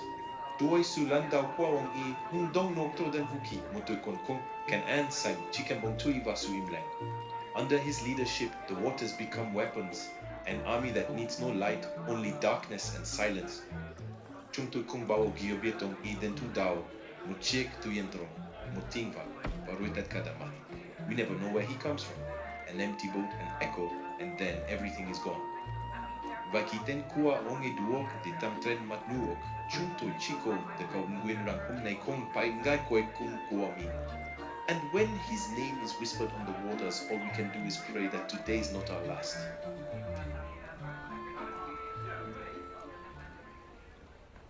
For weeks, the shadow followed the wolves. He moved as they did, along the rivers, through the harbors, and into the villages where their influence stretched like a hand reaching from the depths. The wolves of Tonkin were not mere pirates. They were a force, an enigma. They struck with precision, vanishing before any empire's soldiers could react. To their enemies, they were terror incarnate. To the people of Tonkin, they were legends, their stories whispered over cooking fires and in the dark corners of smoky taverns. But to Yinhu, they were prey, not to destroy, but to understand. A shadow does not strike before it knows where the light falls. He saw them first on the river. Their boats moved like predators, silent, low in the water, their sails dark against the mist. Yinhu watched from the reeds as they surrounded a merchant vessel, their attacks swift and merciless. The wolves worked as one, their movements precise, their coordination flawless. They needed no shouts, no commands. It was as if they shared one mind, each man knowing his place, his role. Within minutes, the merchant ship was stripped of its cargo, left drifting like a corpse on the tide. Yinhu remained still, his breath barely a whisper, as the wolves passed close enough for him to see their faces, hardened, scarred, yet calm. These were men who lived without fear of consequence. In the harbors, Yinhu pieced together their legend, one whisper at a time. Onoi rang thulin kwaho jetham ko the Dambian Varmanswam. They say their leader, Jetham, can vanish into the mist. The words came from a fisherman hunched over a cracked bowl of rice wine. His voice was low, reverent, each syllable carrying the weight of myth. To the people of Tonkin, Jetham was not just a man.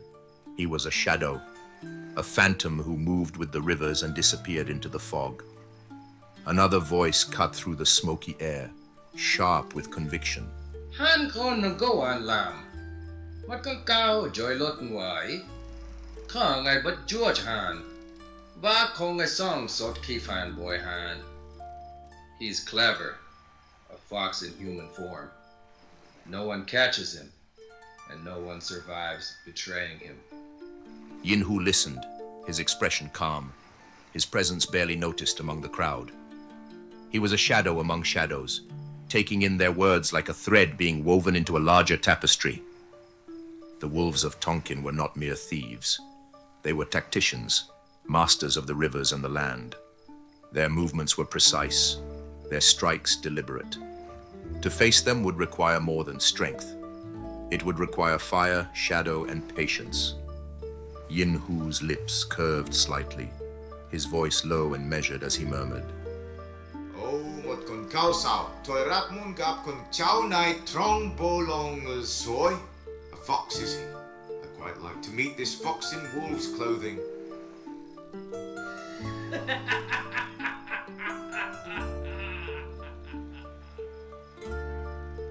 The shadow grew closer with each passing day. He followed their trails through the narrow alleys of river towns, through jungles thick with bamboo, and across waters that seemed to ripple with secrets. He saw them feast after a successful raid, their laughter echoing through a hidden cove. He watched as they trained, their blades flashing in the dim light of dawn. Every movement, every detail he committed to memory, but he did not yet approach. A shadow must first understand its prey before stepping into the light. Yinhu knew that to face Jetham, he would need more than skill. He would need the wolves to see him not as a rival, but as one of their own. Yinhu was no stranger to patience. He knew the power of waiting, of moving only when the moment demanded.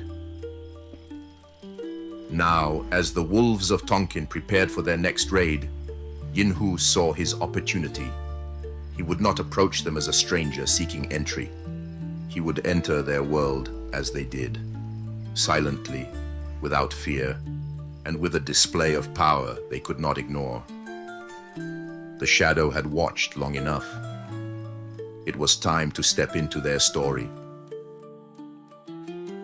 His face was shadowed, his steps deliberate, and though he carried no visible weapon, the tension in the air tightened around him like a coiled spring. Jatam's table fell silent. The wolves, whose reputations had been built on sharp instincts and sharper blades, watched the stranger approach. Their leader leaned back in his chair, a flicker of intrigue crossing his face as he assessed the man who had dared to walk into their den uninvited. Ngồi là, anh là ai? Tại sao anh ở đây? Stranger, who are you? Why are you here? Ngồi chỉ tìm hiểu, và một cái bóng không bao giờ chỉ trung yin. A seeker of knowledge, and a shadow never simply stands still. His words, measured and deliberate, did not placate the wolves. To them, trust was not a gift, it was a prize, earned only by those who proved their worth. And here, in this smoke-filled room, words were worth less than the air they occupied. Chúng tôi không can lối nói, chúng tôi can hành động, và chúng tôi không tin hướng gì, chúng tôi không hiểu. We don't need words, we need action, and we don't trust what we don't know. Jatam leaned forward, his sharp gaze fixed on the stranger. His voice, though quiet, carried the weight of command, the finality of a man who expected no defiance. Chúng mình gia tri qua anh, now anh thật bài, song se jua anji. Prove your worth. If you fail, the river will take you away. Tôi không thất bại. Không nuano muốn một man trin tien vậy thì hành hin. I do not fail, but if you want a performance, then watch. From within his robes, Yin-Hu produced a length of finely crafted rope and a single knot, tied so intricately it seemed to weave itself into the fibers. He placed it on the table with deliberate care. The wolves exchanged confused glances, unsure of what they were seeing. But before they could voice their questions, Yin-Hu lifted the rope and began to move. With a flick of his wrist, the rope twisted and writhed like a serpent brought to life. It coiled and danced, its shadow shifting wildly in the flickering lamplight. The wolves were silent, their attention fixed on the spectacle before them. To some it was a clever trick. To others, it was something darker, a suggestion of control over forces they could not see. What? Magic? Kong Jola Kinan. No, it is skill. Tro Nai Hei Jai. Nohong Neu An Heng Hi. Một man trin dien la ju. An Jan Ham. A fine trick, but if you think a performance is enough, you are mistaken. Jatam's words carried the edge of a blade, his gaze daring the stranger to falter. Yin-Hu, however, did not waver. He met the pirate leader's challenge with the calm of a man who had walked through fire and come out the other side. Kong fei chi motro, nang nu can them, do ko them rad na tu. It is not just one trick, but if you need more, I have much more to show. The Tonkin River was no ordinary waterway. It was a lifeline, a weapon, and a judge. To the wolves of Tonkin, its currents and depths held secrets they had mastered through generations. Tonight, it would hold something else, a test. Yin-Hu stood at its edge, his black robes brushing the damp earth. Around him, the wolves watched in silence, their faces shadowed and unreadable. At their center stood Jatam, his presence as commanding as the river itself.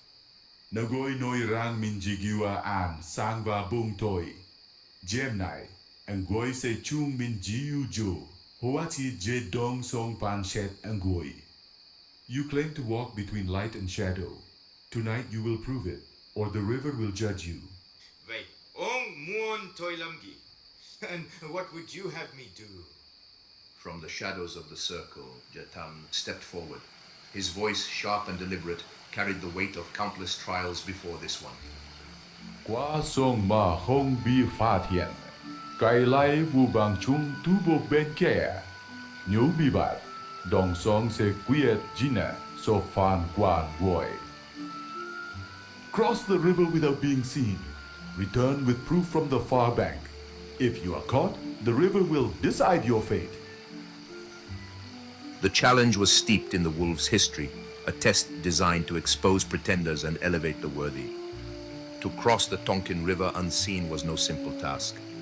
It demanded silence, cunning, and a mastery of the unseen forces that governed the night. Yinhu remained unflinching. He nodded once, his movements deliberate, and stepped forward. In his hand he carried only a hollow reed. The wolves followed him to the water's edge, their whispers falling silent as he waded into the dark currents. The reed trick was no secret to the wolves of Tonkin. It was a skill passed down through their ranks, a lifeline in a world where survival depended on stealth and silence. Yinhu had not been taught the reed trick. He had learned it from the shadows, watching the wolves from afar, studying their movements, their methods, every detail, the angle of the reed, the rhythm of their breathing, the way their bodies moved with the current. He had committed to memory. Now, as he slipped into the river's embrace, his breath steady through the hollow reed, he became what he had studied, a phantom beneath the water, unseen and untouchable. The wolves waited in silence, their eyes scanning the river for any sign of movement. The minutes stretched into what felt like hours, the jungle around them alive with the hum of insects and the distant cries of unseen creatures. Then from the far bank, a flicker of light pierced the darkness. A single flame danced against the shadows, a signal Yinhu had crossed. He did it! He crossed! When Yinhu emerged from the river, his black robes clinging to him like a second skin, he carried not just the proof of his crossing, but something more. In his hands was a carved bamboo tube, its surface etched with intricate designs that glimmered faintly in the moonlight. The wolves recognized it instantly. It was a relic of their own, hidden on the far bank, a piece of their lore that no outsider should have known existed. Ngoi kwasong makong bifatahin banangoi mang betu khongs ay nungwai chung ta juo chebit lam di now. You crossed the river unseen, and you returned with something no one but us should know. How? Zariya, quan sát, ngay cả soi con giờ lại đau shan, và cô lê ngồi con mang đều vai con bullshit. Observation: even wolves leave footprints, and perhaps you've brought back a few fleas as well.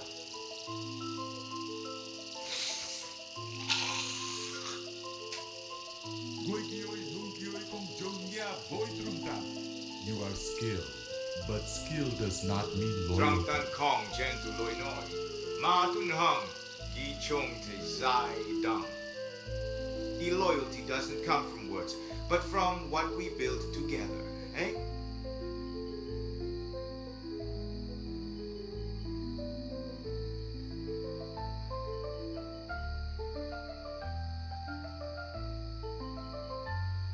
Yinhu was no longer just a shadow at the edge of their circle. The wolves had seen his skill, his cunning, his understanding of their ways. They had not yet given him trust, but they had given him something almost as rare, opportunity. As the firelight flickered in his eyes, Yinhu knew this was only the beginning. For him, the wolves were not just a band of pirates, and as the river's current whispered beneath the night, he allowed himself a single thought. The shadow had earned its place.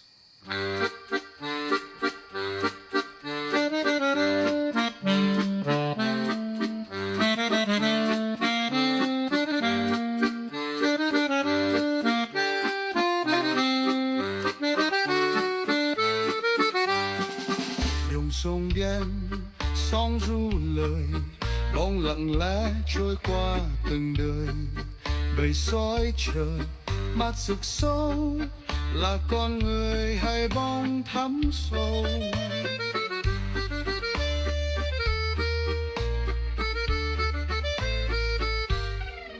Dans l'ombre des loups, il marche en voyageur porteur d'un arcane. Le vent murmure leurs histoires, un pacte scellé dans le noir.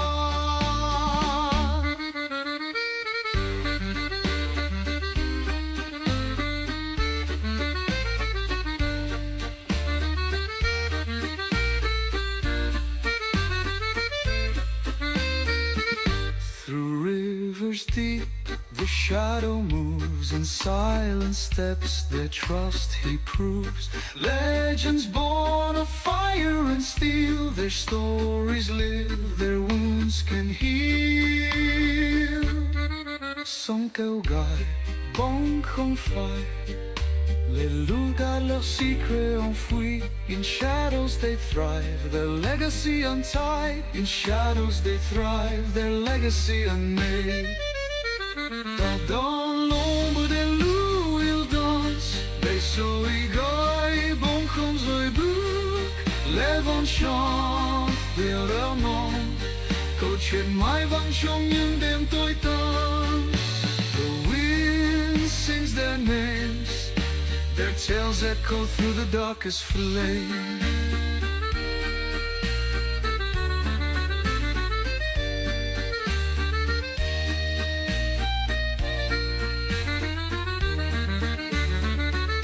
From shadow's edge, a bond was sown. Among the wolves, no one walks alone. The rivers whisper, the forest sigh. The shadow and wolves, forever they lie.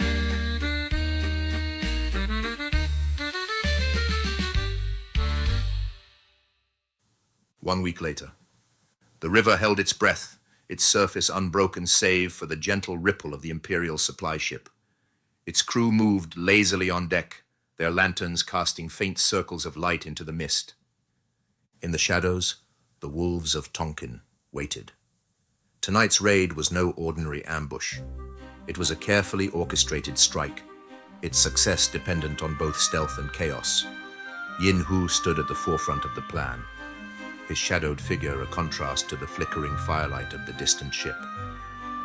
Around him, the wolves moved in silence, their tasks as coordinated as the rhythm of the river itself. Các tung dân san sang, nếu nâng gối ra tờ bài, mỗi tu chúng ta giờ sai ở đúng sẽ chìm theo dòng sông. The barrels are in place. If you fail, everything we have built will sink with the river. Không có chỗ sẽ làm, chỉ có con chuông phía trước. There is no room for mistakes, only the path ahead. While Yin Hu and his team prepared to board the ship, the other wolves maneuvered their boats around its perimeter.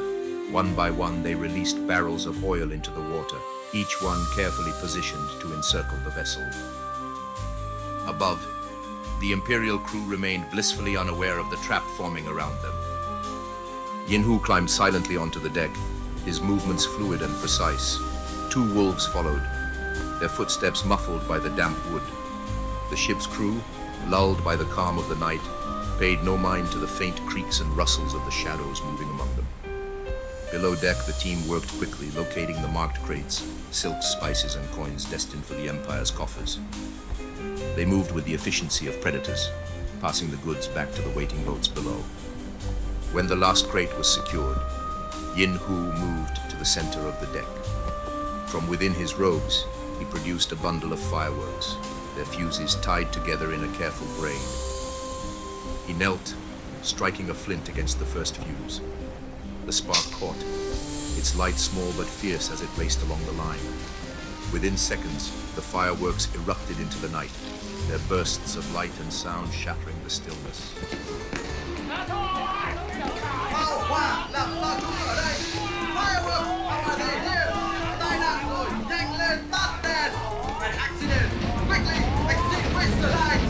The crew scrambled toward the fireworks, their shouts blending with the roar of flames as sparks rained down onto the deck. Meanwhile, the wolves rode back into the mist, their barrels of oil creating a deadly trail behind them. When the final firework burst, its embers caught the surface of the river. In an instant, the oil ignited, flames racing outward in a brilliant arc that surrounded the ship.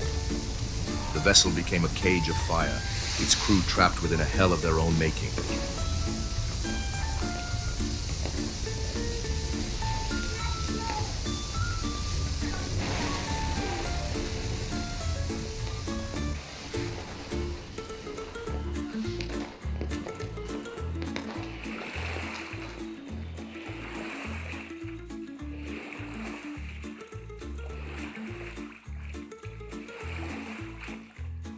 Ngươi không chỉ đánh cắp mà còn khiến chúng tin rằng chính chúng tự hủy hoại.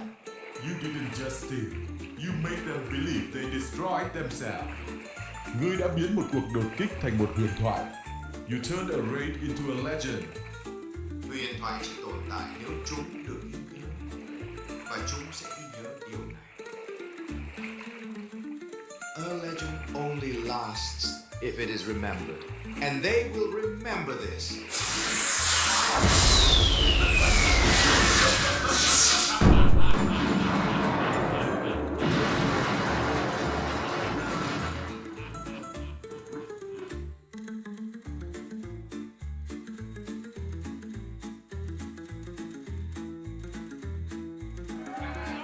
The wolves gathered around the bonfire, their voices alive with triumph. Crates of silk, spices, and coins lay stacked nearby, their spoils proof of the success of the raid. As the firelight danced in his eyes, they gave him a name, Longtuk, the dragon's breath.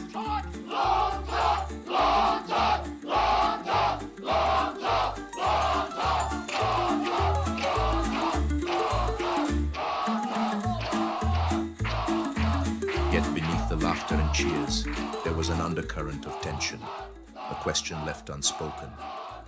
How long before the Empire strikes back? Chung ta con hi rang chung se jo loi cho chung to con.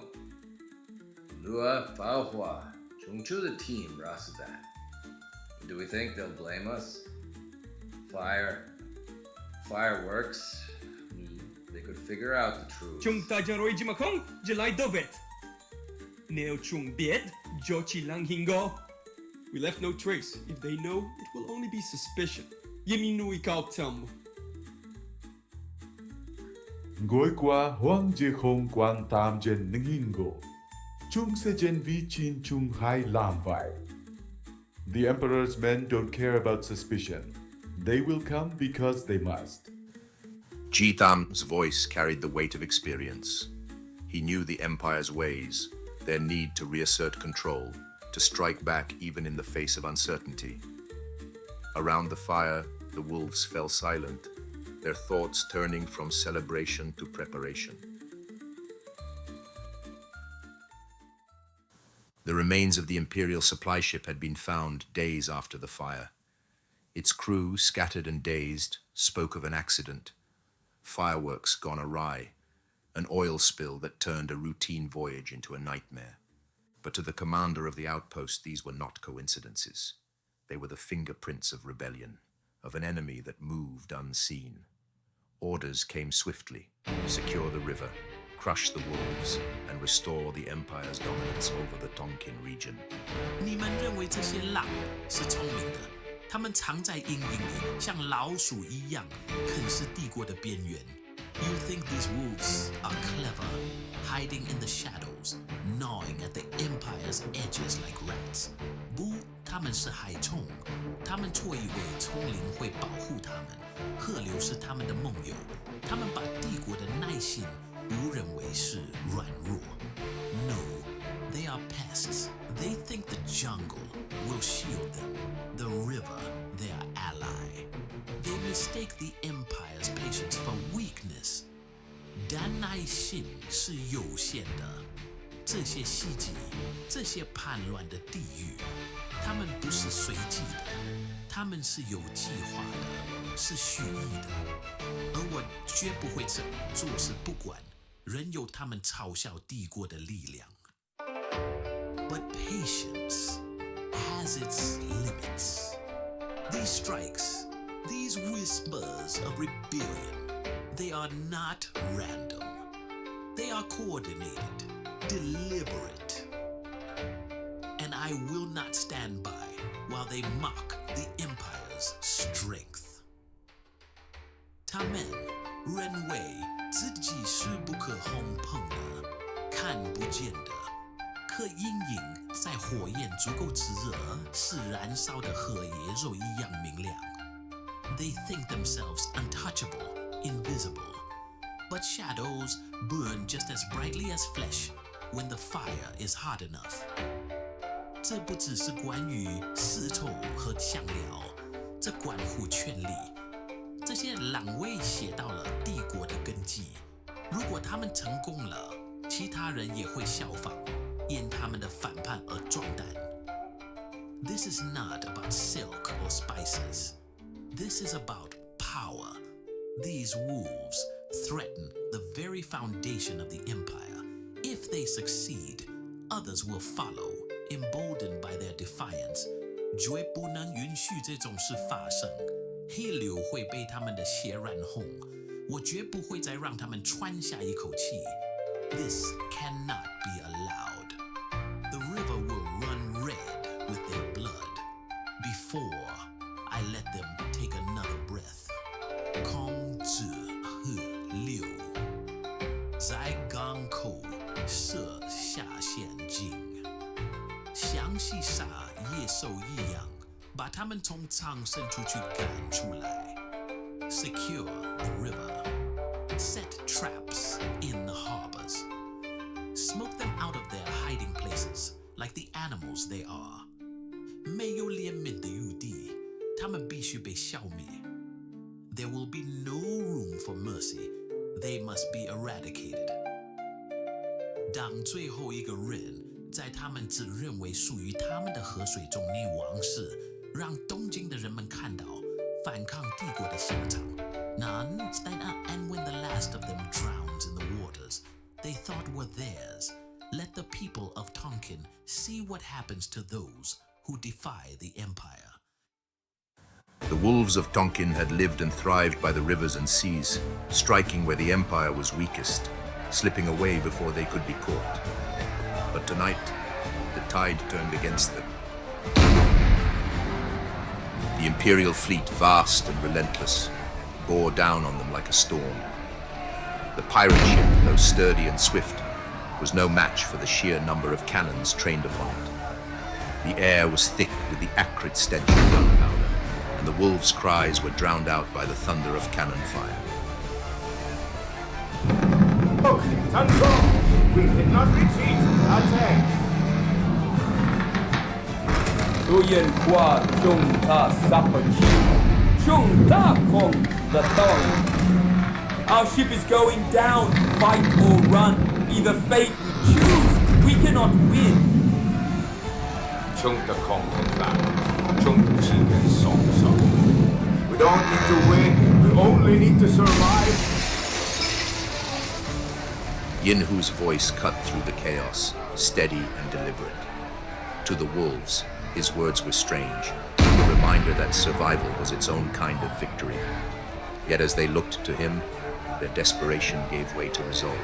If anyone could find a way through the storm, it was the shadow among them. Amid the chaos, Yinhu worked quickly. From the ship's stores, he retrieved small barrels of black powder, explosives meant for sabotage, not open battle. With the help of a handful of wolves, he positioned them along the ship's edge, their fuses trailing into the water. The plan was simple but dangerous. Create confusion, use the fire and smoke as cover, and escape into the sea before the Empire could deliver a killing blow. The Imperial fleet closed in, their cannons ready for the final volley. Yinhu struck the flint, the sparks catching on the fuses with a faint hiss. And then, the sea erupted. The barrels detonated in a series of violent bursts, the water churning as flames leapt skyward. For a moment, it seemed as though the sea itself had come alive, swallowing ships and men alike in its fury. tree! It's a trap! The explosion threw the Imperial fleet into chaos. Ships veered wildly, their crews scrambling to regain control. Amid the confusion, the wolves seized their chance. Those who could still fight rowed for their lives, their boats vanishing into the mist. Yin Hu stayed behind, his figure cloaked in smoke and shadow. He moved with precision, setting small fires along the ship's deck to cover their retreat. Each step was deliberate, each action calculated. For him, survival was not just instinct, it was art. The ship groaned beneath the weight of its destruction, its timbers cracking as fire consumed the hull. Jotham, the captain who had led the wolves through countless battles, now lay against the railing, his breaths shallow and ragged. Around him, the fire raged, but his eyes remained fixed on Yin Hu, the shadow he had once doubted, now standing like a phantom in the chaos. Người đã đủ sống sót. Quan trọng hơn việc chiến thắng. Hãy tiếp tục chiến đấu và hãy nhớ chúng ta chứ. You were right. Surviving is more important than winning. Keep fighting and remember us. As the flames climbed higher, Yin Hu knelt beside Jotham for the final time. He did not speak further. There were no words that could carry the weight of what had been lost. Instead, he rose, his movements deliberate, and stepped toward the edge of the ship. With one last glance at the captain and the fire-lit sea, Yin Hu slipped into the water. The river embraced him, its cool depths swallowing his shadow as the ship became a pyre for the wolves. The wolves had made their final stand, their fire extinguished by the Empire's might. Yet in the shadow of their defeat, they left a legacy, a story of resistance, of cunning, of survival. And as Yin Hu swam toward the shore, his figure unseen beneath the waves, he carried that legacy with him. He was not the wolves' leader. He was their shadow, and their fire burned on in him.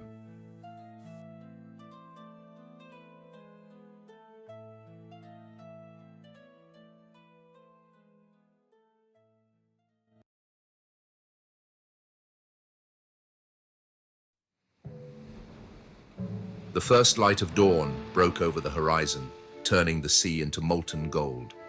Waves ebbed and flowed, tugging gently at the remnants of the Tonkin pirates' ship. Fragments of a mast, shattered barrels, and coils of frayed rope scattered across the beach, like forgotten artifacts of rebellion. Yin Hu lay where the tide had left him, his dark robes heavy with seawater. His eyes fluttered open, and for a moment he stared upward, the soft pastel hues of morning offering no comfort. Pain seared through his limbs, a stark reminder of how disappointingly close the storm had brought him to death. Chaque respiration est une putain de victoire. Each breath is a fucking victory. The thought drove him to move. His hands sank into the damp sand as he pushed himself upright, his body protesting every inch of effort. Around him, the beach stretched in eerie silence, save for the soft hiss of waves kissing the shore. The smoldering wreck of the Tonkin pirates' ship was visible in the distance, a grim reminder of a fight neither side had truly won. Je suis vivant. I am alive. The words whispered to himself carried no triumph. They were a statement of fact, a foundation upon which he would build his next steps. Among the debris, a barrel caught his eye, rolling lazily in the surf. Its seal remained unbroken, and as he hauled it to shore, he felt the dense, heavy shift of its contents. Oil. He crouched beside it, his mind already calculating. There were planks from the ship, soaked but still solid enough. Seaweed, for smoke, the barrel for ignition. He worked in silence, the labor steady and precise, each movement conserving what little energy he had left. By the time the pyre was built, the sun had risen higher, its heat mingling with the sharp tang of salt in the air. Yin Hu struck the flint, and the fire roared to life. Black smoke curled upward, twisting into the sky like a signal to the heavens, or to anyone watching the horizon. The hours passed, and the smoke remained a defiant presence against the endless blue of the sky. Yin Hu tended the flames with careful attention, feeding them fragments of the ship and whatever dry material he could scavenge. He stood beside it, his silhouette stark against the shifting flames, a solitary figure on the edge of existence.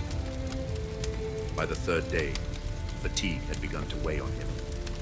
The fire still burned, but his provisions were gone, his strength waning. Yet his resolve remained unbroken. Late in the afternoon, when the sun hung low and golden on the horizon, he saw it, a dark shape in the distance. It was faint at first, barely distinguishable from the waves. But as it drew closer, it took form. A merchant vessel, its sails taut with wind, its prow cutting through the water with purpose. The ship slowed as it neared the beach, the voices of its crew carrying faintly over the waves. A sailor leaned over the railing, shouting in Russian. Что здесь случилось? What happened here? Yin Hu raised his hands, palms open, a gesture of peace. In French, he called out with careful clarity. Naufragé, voyageur, je cherche passage. I am shipwrecked. A traveler, I seek passage. Moments later, the captain himself appeared, his weathered face shadowed by the sun. In halting but deliberate French, he addressed Yin Hu. Nous allons en Russie. Vous pouvez payer. You seek passage. We go to Russia. Can you pay? Yin Hu nodded slowly, pulling a small gold coin from within his robes, the last of his share from the Tompkins. Oui, je paierai. Yes, I will pay.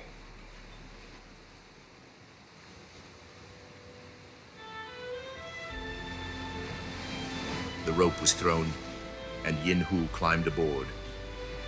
The fire on the beach burned itself out, its smoke dissipating into the vast sky as the ship turned toward open waters. The crew watched him with wary curiosity, their whispers faint but persistent. Yin Hu ignored them, his gaze fixed on the horizon ahead. The ship sailed onward, and as the land behind him disappeared, the vast unknown of Russia stretched out before him. The captain approached him, his voice low and cautious. D'où venez-vous? Where are you from? Yin Hu met his gaze evenly. Un endroit que je ne revisiterai pas. Somewhere I will not revisit. The captain gave a faint grunt, neither pressing nor relenting, before gesturing to one of his men. A bowl of thin soup and a crust of bread were handed to Yin Hu. Vous restez hors de notre chemin. Mangez, reposez-vous. Stay out of our way. Eat, rest. The captain said, his tone leaving no room for negotiation. Yin Hu inclined his head. Merci. Vous ne regretterez pas votre décision. Thank you. You will not regret your decision. The sailors worked with practiced ease, their movements a dance of precision and strength. Yin Hu watched them closely, noting their patterns, their rhythms. He would not need to earn their trust, but he needed to ensure their tolerance.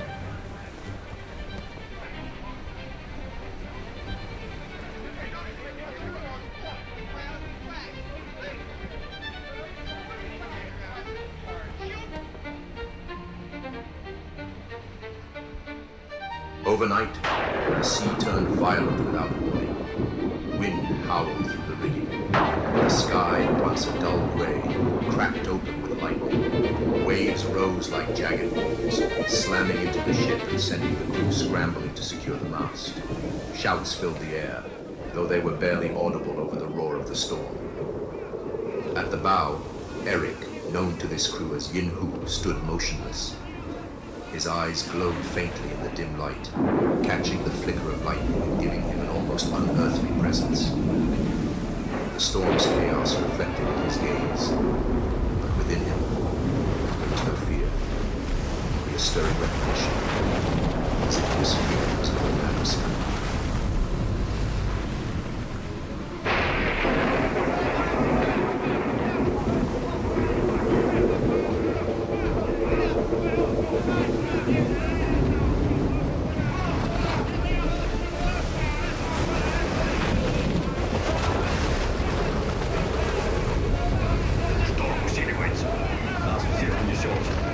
A sailor shouted, gripping the railing as the ship lurched violently. The storm is intensifying. We'll all be lost. Erik turned, his eyes cutting through the darkness like fire in the shadows. His voice was calm but carried the weight of command. Tenez, écoutez-moi, et nous survivrons. Hold the line. Listen to me, and we will survive. The crew faltered for only a moment, their fear eclipsed by the sheer authority in his tone. The storm surged, and with it, Erik's presence seemed to expand. His movements were deliberate, calculated, each action a defiance of the chaos around him. As the ship groaned and the mast threatened to splinter, Erik leapt into action, his hands deftly securing the ropes. He muttered, his voice low and steady, a quiet mantra. The elements are unleashed, and only the strongest will survive.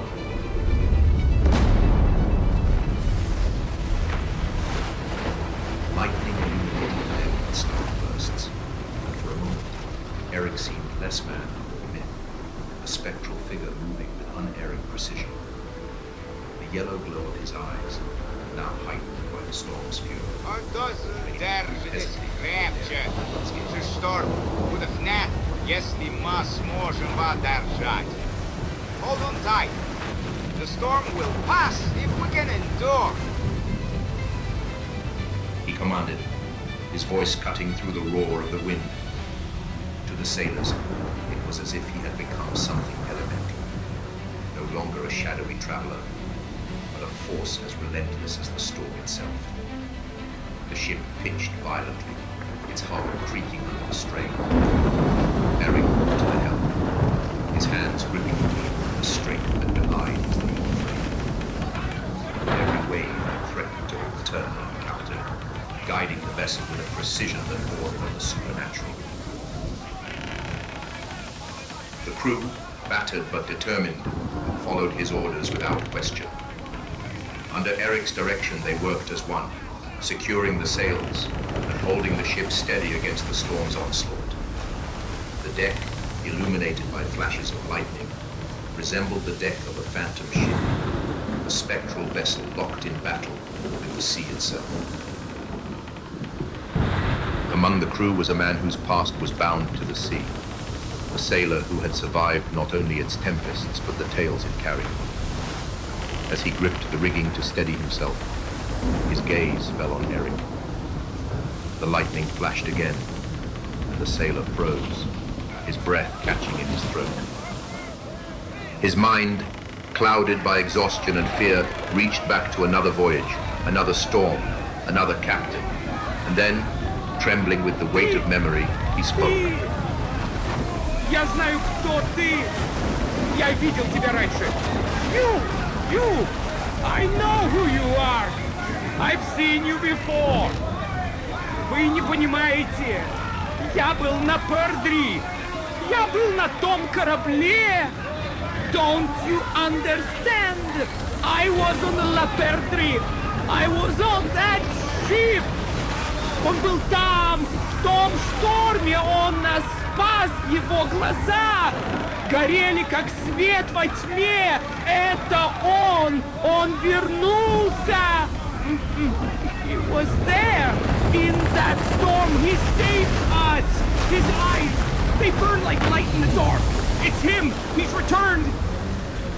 His words, though faint, carried through the storm, drawing the attention of those nearest to him. They turned toward Erik, their eyes widening as the sailor's voice rose, first in disbelief, Then, in a trembling melody, he began to sing, not a shanty of camaraderie, but a ballad of warning, of legend. It was a song that sailors whispered when the sea grew too quiet, or when the storms grew too fierce.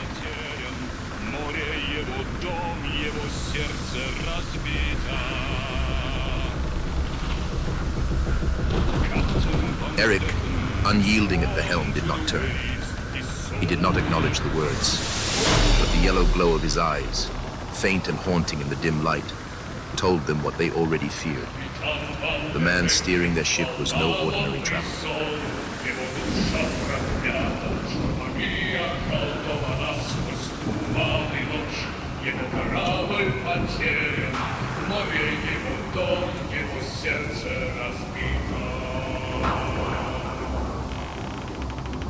Captain Vanderdecken, sworn to the waves, his soul accursed. Through tempests it braves, through mist and night, his ship is astray.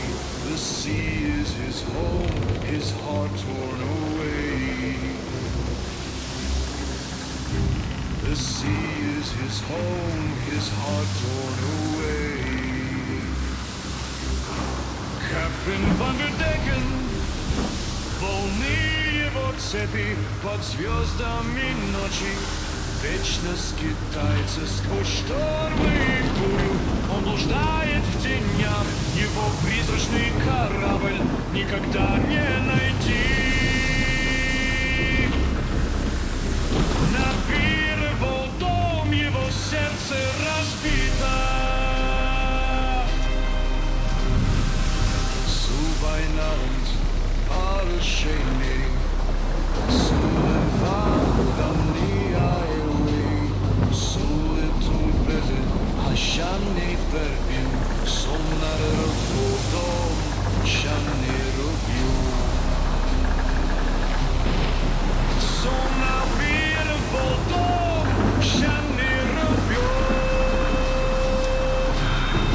Captain Vanderdecken из бури соткан его душа, потеряна волна, погибла сквозь шторм и тьму. Он идет один, море его дом, его сердце мертво. Captain Vanderdecken, from storms he was made, his soul now lost, in the waves it has laid. Through storms and darkness he walks all alone. The sea is his tomb, his heart turned to stone. На веру дом его сердце мертво.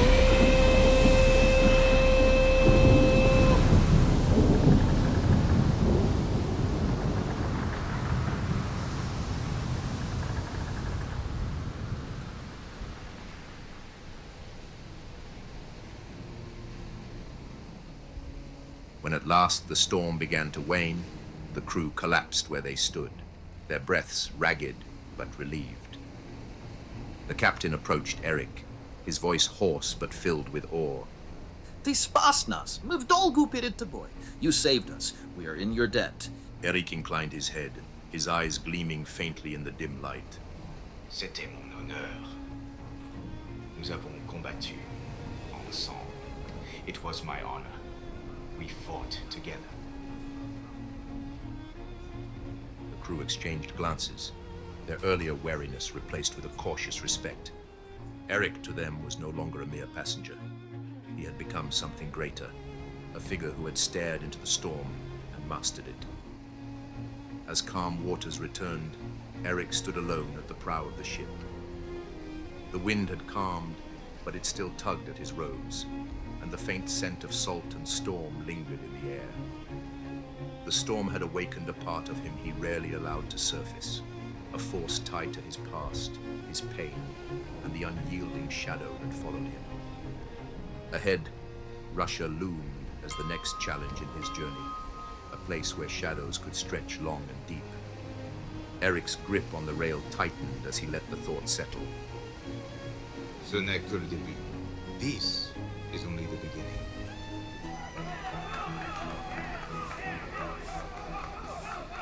Oh, rassemblez-vous mes braves génissos à vos côtés. Odrosias, amiraitis, vajuvon brabazin. Oh, gather round, my hearty lads, and hear this filthy song. D'une maison sur la rue Bassa où la nuit dure jusqu'au matin. А там на улице Bazin, где ночь не знает конца. Of a house on Bazin Street where the nights are wild and long. Ruth règne avec ses putains et des rires pleins de péché. Там Ruth хозяйка шлюх и смеха, что грешен до конца. Miss Ruth commands her whores with laughter soaked in sin. Et dans ses bras même les damnés reviennent à la vie sans regret. И в ее объятиях даже грешники находят утешение. And in her arms the damned find life and never regret again. Hey ho, mes gars, buvons à la gloire de Ruth, où le whisky coule comme des rivières et le rire remplit la nuit. Avec un hey-ho et un hey-ho, danserons jusqu'à l'aube dans la maison de plaisir sur la rue Bazin. Nous oublierons nos peines.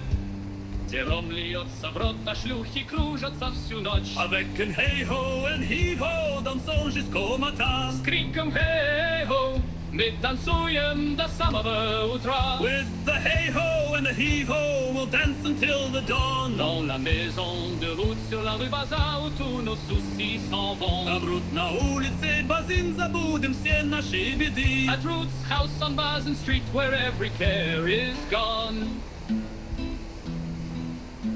Mademoiselle Daisy May aux yeux comme des pierres précieuses. Daisy May с глазами как изумруды, что светят в ночь. Elle volera ton os, te baisera puis te laissera dans la poussière. Она украдет твое золото, поцелует и бросит тебя. She'll steal your gold, fuck your soul, and leave you in the mire. Et Ruby Rouge se lève rouge comme le péché. Ruby Rouge с губами, что горят, как пламя греха. Et doucement quand ton cœur se brise et disparaît dans les bas-fonds. Смеется тихо, пока твое сердце разбивается и уходит в тень. She laughs so soft as your heart breaks and leaves you in the shadows low. Hey ho, mes gars, buvons à la gloire de Ruth, où le whisky coule comme des rivières et le rire remplit la nuit. Avec un hey ho et un hey ho, danserons jusqu'à l'aube dans la maison de plaisir sur la rue Bazin. Nikolaevsk on Amur emerged from the mist like a rough-hewn promise of civilization, carved from ice and ambition. The cold was merciless, biting sharply, a forewarning from a land that offered no sanctuary to the weak. On the docks, workers toiled with the brisk efficiency of those who knew the cost of failure in such a place. Beyond, the settlement loomed, a cluster of timber and stone buildings huddled against the frost-laden wilderness, with the Amur River flowing sluggishly under the weight of winter's chill. Ты странный человек, но сильный. Добро пожаловать в Николаевск на Амуре. You're a strange man, but strong. Welcome to Nikolaevsk on Amur. Благодарю. Я отплачу за вашу доброту. Thank you. I will repay your kindness. Суровая земля. Здесь только умные выживают. Ты найдешь здесь, что ищешь? A harsh land. Only the clever survive here. Will you find what you're looking for? Я всегда ищу. Вопрос в том, найдет ли меня ответ? I am always searching. The question is whether the answer will find me.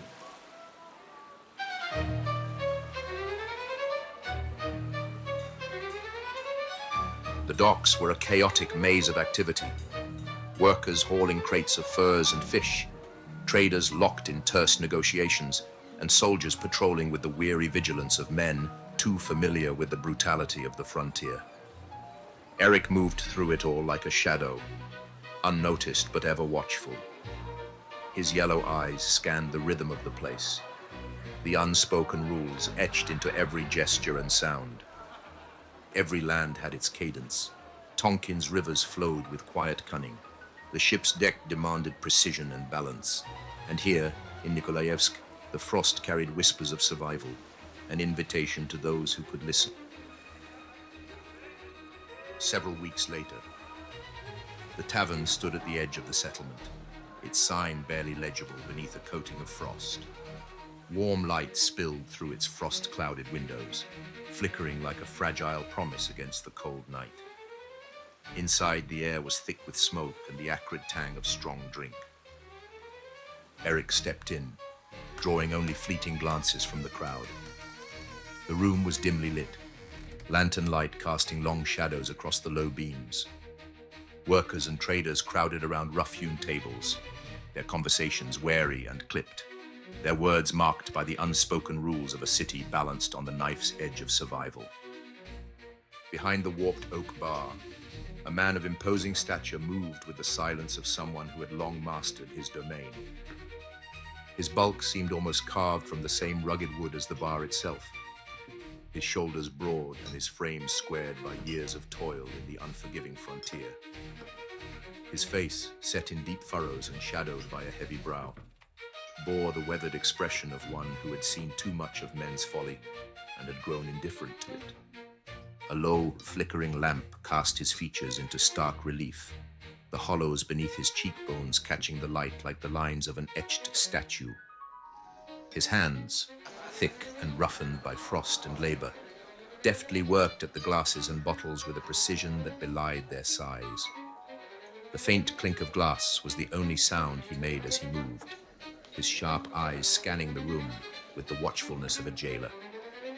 Behind him, the rough-hewn shelves sagged beneath a mismatched collection of bottles, their dark contents glowing faintly amber and green in the firelight, hinting at the alchemical secrets of their origins.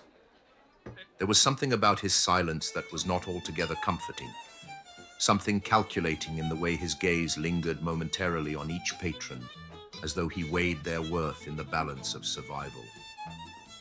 When his glance fell on Erik, it held for just a moment too long, before sliding away with the disinterest of a man who saw no threat, but also no friend.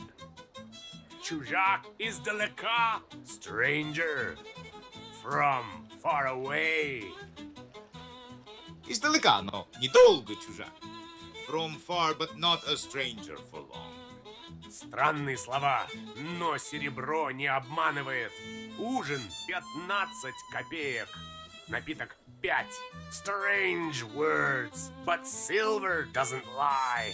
Supper 15 kopecks. Oh, your drink 5 kopecks.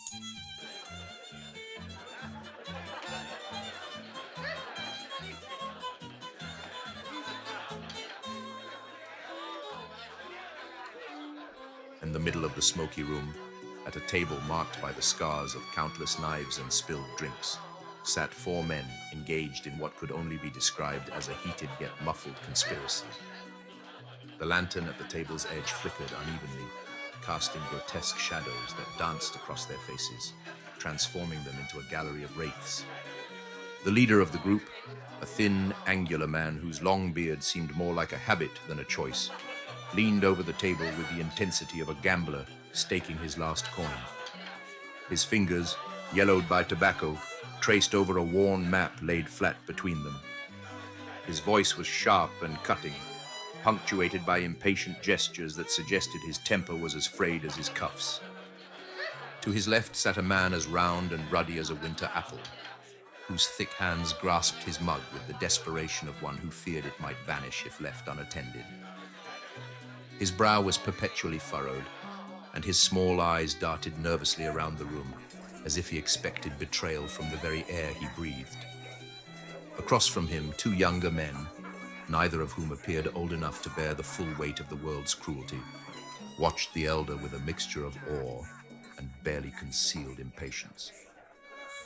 Their fingers drummed the table in an uneven rhythm, the only sign of their restlessness amid the tense exchange.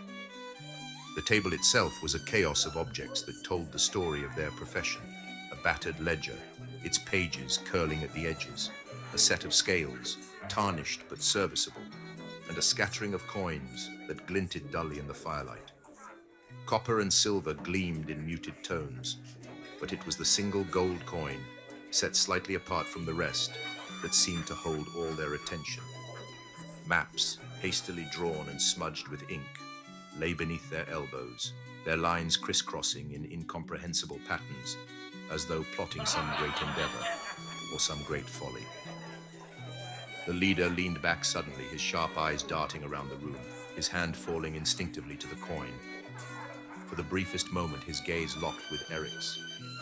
Something flickered in his expression, a question perhaps, or the faintest hint of suspicion, before he turned back to his companions with a low murmur. Слышали? На ярмарке в Нижнем Новгороде будет конкурс изобретателей. Did you hear? The fair in Nizhny Novgorod is hosting an inventors competition. Конкурс изобретателей? А они просто покажут свои игрушки и уйдут. An inventors competition. They'll just show off their toys and leave. Нет, говорят, будет огромный приз, золото и слава для победителя. No. They say there's a huge prize. Gold and fame for the winner. И великие умы, даже европейцы приедут. Там будет что-то большее, чем золото. And great minds. Even Europeans are coming. So there'll be something more than gold. The fair at Nizhny Novgorod, dear friends, was no ordinary gathering. Known to some as the Makaryev Fair, it was a marvel of trade, invention, and ambition. Born centuries earlier on the banks of the Volga River, it began humbly, a modest assembly of merchants exchanging goods under the watchful eye of the Russian Orthodox Church. But by the 19th century, it had transformed into a spectacle, one that drew traders, dreamers, and visionaries from across Europe and Asia. It was here that Persian silks met Siberian furs, and Chinese porcelain found its way to Polish hands. But what truly set the fair apart was its celebration of ingenuity. Inventors arrived in droves, their minds and creations challenging the boundaries of what was possible. For men like Erik, the fair was more than an event. It was an arena where the exceptional could rise, their names whispered in halls of light and shadow alike. Это твой шанс, если ты что-то придумал. It's your chance, if you've invented something. Потому что я, конечно, гений в свободное время.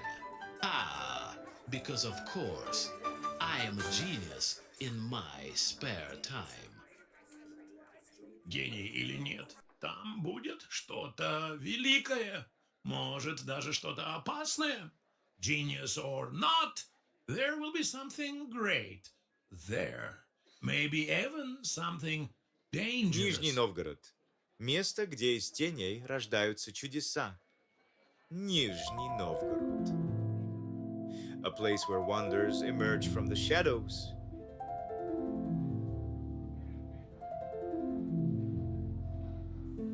The garret was a place of stark utility and quiet ambition, perched above the narrow streets of the city like a secret kept from the world.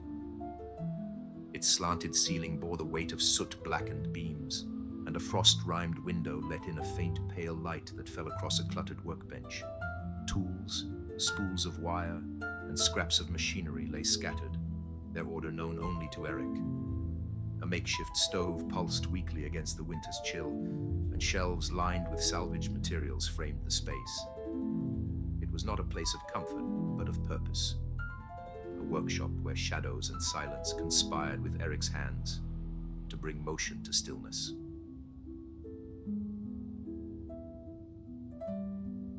In the far corner, a figure stood draped in layers of faded silk.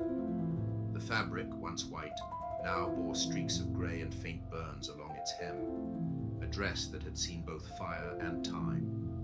She was still, her hollow eyes catching the faint light, her presence quiet but unignorable, like a memory that refused to be forgotten.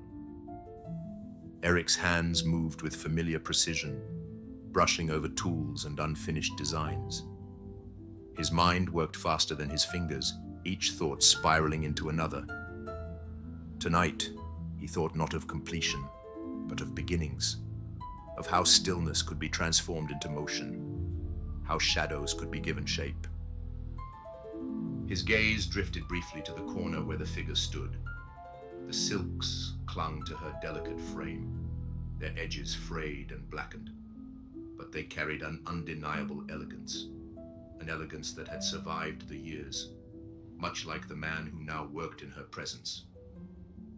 For a moment, Erik's eyes rested on the figure draped in the faded gown, the hollow sockets beneath its folds glinting faintly in the lantern light. Then, with a quiet shift of his chair, he turned back to the work that awaited him.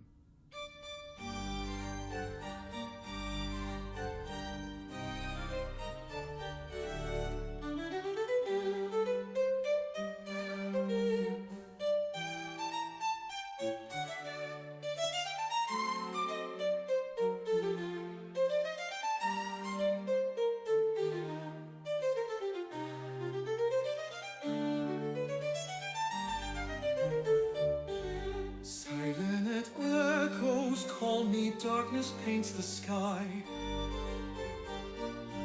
Winding paths of sorrow, stars begin to cry. Shadows whisper secrets, veil of night so deep. Pipe organ resonates in D minor sweep. Whispers in the moonlight, violin sweet strain, complex serenades of romance and of pain.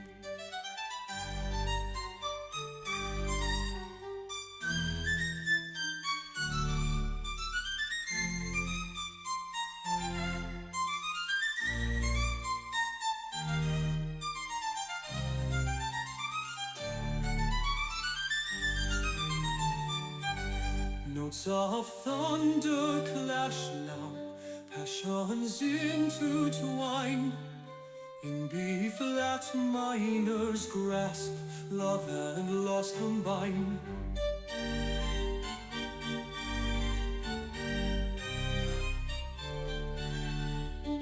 Notes of thunder clash now, passions intertwine. In B flat minor's grasp, love and loss combine.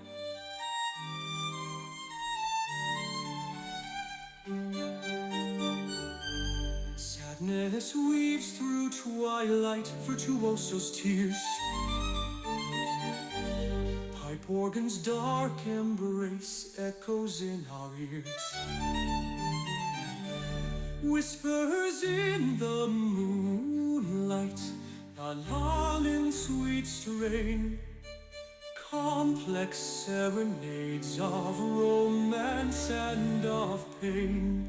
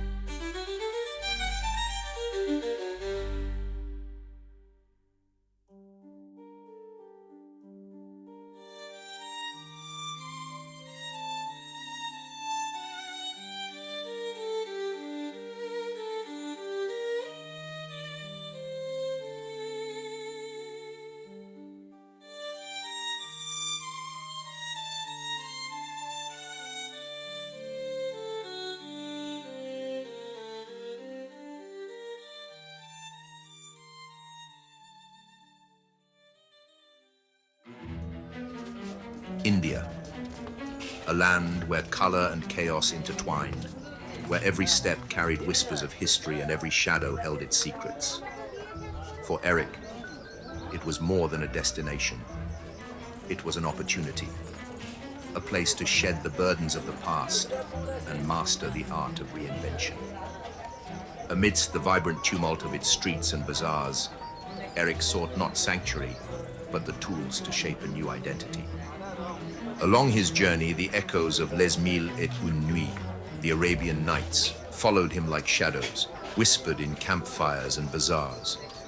Tales of cunning rogues, magical transformations, and unfathomable treasures stirred his restless mind. He imagined Scheherazade spinning her 1001 stories under starlit skies, her words casting a spell to stave off doom. The fantastical worlds she painted felt alive as Erik traversed lands steeped in their own magic. Garam taza phal, hot tea, fresh fruit. The caravanserai bustled with life. The creak of wooden carts, the rhythmic jingling of bells on passing camels, and the aroma of spiced lentils mingling with the earthy dust of the road. Erik's gaze cut through the noise, drawn to the rhythm of the place, the unspoken rules etched in every gesture, every exchange. India revealed itself in fragments, and Erik was ready to collect them. Delhi rose before him, its skyline punctuated by the domes of Mughal architecture and the jagged outlines of ancient ruins. The streets thrummed with life, but Erik's attention lingered elsewhere. The quiet corners where history lingered, the crumbling facades that seemed to defy time itself. These remnants called to him, not as relics but as puzzles, waiting to be understood. The road stretched out ahead, dusty and unremarkable to most, but to Erik, each turn carried potential. The open fields and scattered villages spoke of routine lives untouched by the grander forces of the empire, or so it seemed. He sat in silence, his gaze drifting from the horizon to the details others might ignore. A makeshift shrine under a banyan tree, a child painting patterns in the dirt, the flash of metal as a farmer sharpened his blade. Kehti ja rahi hu. Where are you headed, Sahib? Jishti ihrasta, mainun lai janda hai. Where this road takes me. Kiwar irsti ajihi makanan thi aak lai jandi hinji thi tusin rinna nahi ka hundi. Sometimes these roads lead to places you'd rather not stay.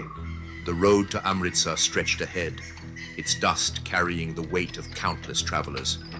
Villages appeared and vanished along the way, their lives unfolding in patterns Erik did not disrupt. He observed quietly, cataloging the details others would overlook. A heron wading through a flooded field, the glint of a shrine's brass ornament under the sun, the fractured edge of a well used far too long. His eyes saw what others dismissed, always searching for meaning in imperfection.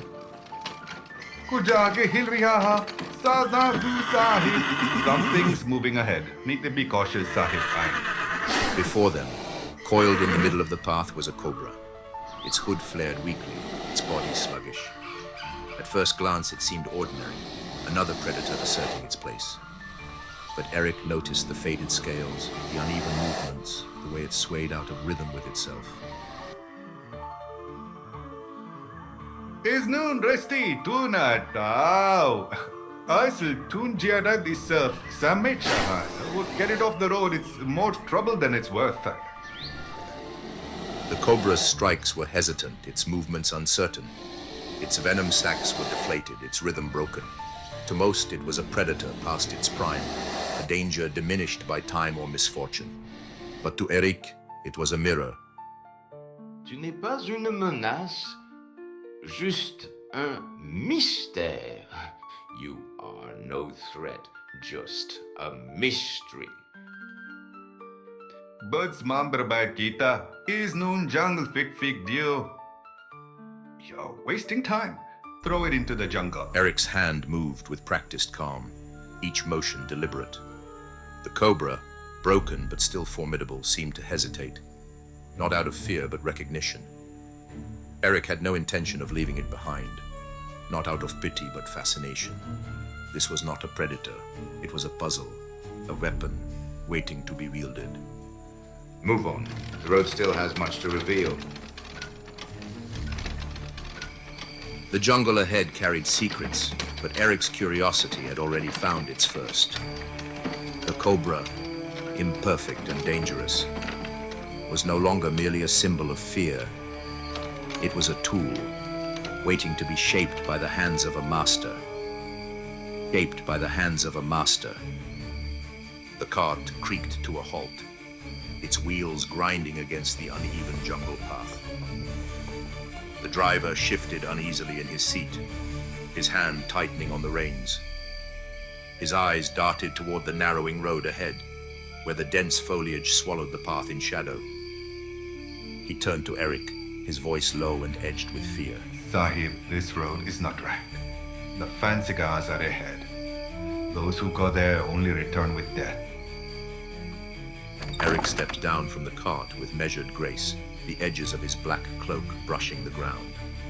His masked face turned toward the driver, the smooth surface of the mask catching the flickering lantern light. He paused to adjust his gloves, his movements deliberate and unnervingly calm. Return with death, you say? Well then, I should hope they give me a proper welcome. The driver recoiled slightly, murmuring a hurried prayer under his breath. His knuckles whitened as he gripped the reins tighter, glancing once more at the ominous jungle ahead. Erik tilted his head slightly, his masked visage giving nothing away. Without another word, he turned and stepped onto the jungle path. The faint crunch of his boots against the earth was the only sound, as the dense canopy seemed to close around him. The driver watched him vanish into the green expanse, the last glint of the mask's reflection fading into the shadows. With a shake of his head, he muttered something inaudible, flicked the reins and turned the cart around. Erik walked on, his steps precise and deliberate. The jungle seemed alive, its rustling leaves and faint bird calls forming a language of their own. Yet he moved with purpose, undeterred, his dark humor lingering like a shadow in his wake. The jungle had a language of its own. Patterns in the rustling leaves, the sudden stillness before movement, the faint pulse of life just beyond sight. Erik moved through it, not as an intruder but as an observer, his every step measured. The cobra wrapped carefully in his pack remained silent, its presence a quiet reminder of the fragile balance between danger and opportunity. It began as a low thrum, almost imperceptible, a drumbeat carried by the air, its rhythm unsettling in its precision. Erik listened, his breath steady, his mind already mapping its origin. He followed the sound, each step drawing him closer to a world shrouded in shadow. The clearing before him was alive with movement. Cloaked figures circled a fire, their gestures sharp and deliberate. Their faces were obscured, their voices low, weaving together in a chant that rose and fell like a tide. Erik knew at once what he was watching, the Thuggi. And got hammered there with Chennai. In Kali's name, this knot is our vow.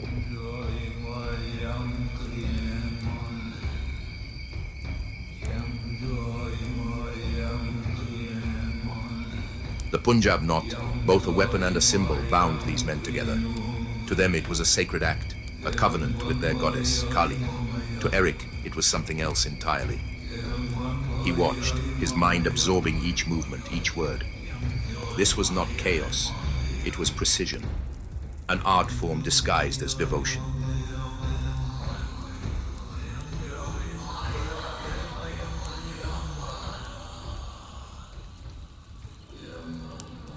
Folie de mort et de silence. Chaque geste. Une note. Je dois la maîtriser. A symphony of death and silence. Each gesture, a note. I must master it. For hours, Erik lingered in the shadows, his presence unnoticed. He mapped their movements, memorized their signals. To conquer a system, one must first master its language. And Erik, ever the student, was already fluent. He did not approach, not yet. To enter their world was to gamble with his life. But Erik had never feared the stakes. With the cobra still wrapped in his pack and the rhythm of the knot etched into his mind, he retreated into the shadows, his purpose sharper than ever.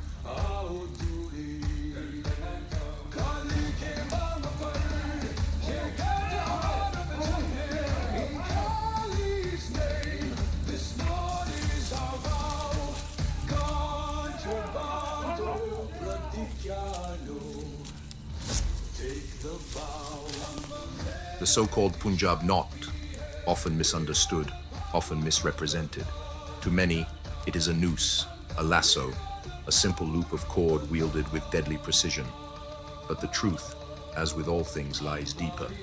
The knot, or more accurately, the cord, owes its name to the region of Punjab, where it was said to be perfected by the Thuggee, India's infamous brotherhood of assassins.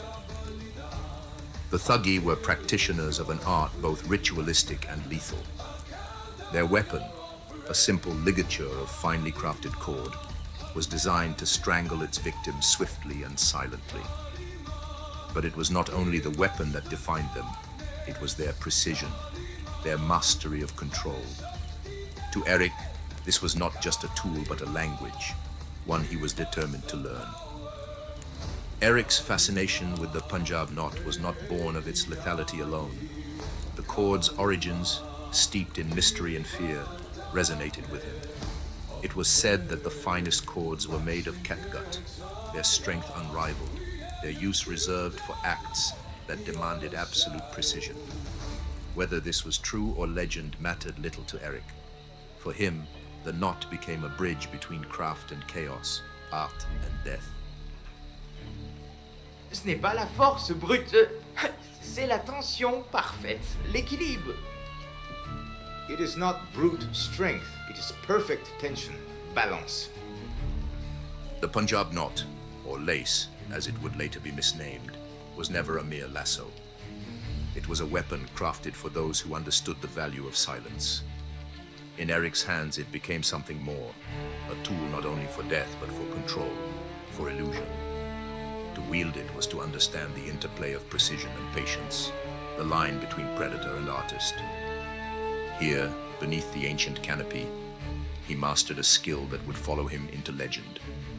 The Punjab knot, silent, deadly, perfect, was no longer the weapon of the Thuggee. It was his.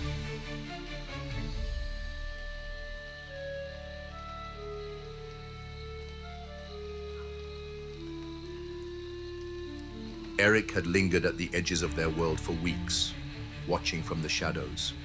He had memorized their rituals, their gestures, the unspoken rules that bound them. But observation could only take him so far. To gain their trust, Erik knew he would have to step from the shadows and into their circle. With a little help from a pouch containing saltpeter, sulfur, and powdered charcoal thrown into the fire,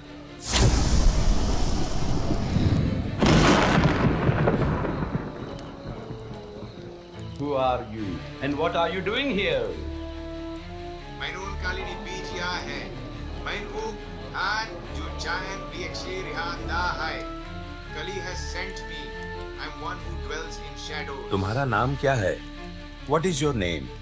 I am called Shivnath, but truly, I am the shadow of the Far East. in their world, names carried power. Erik, now Shivnath, chose his words carefully, weaving truth with illusion.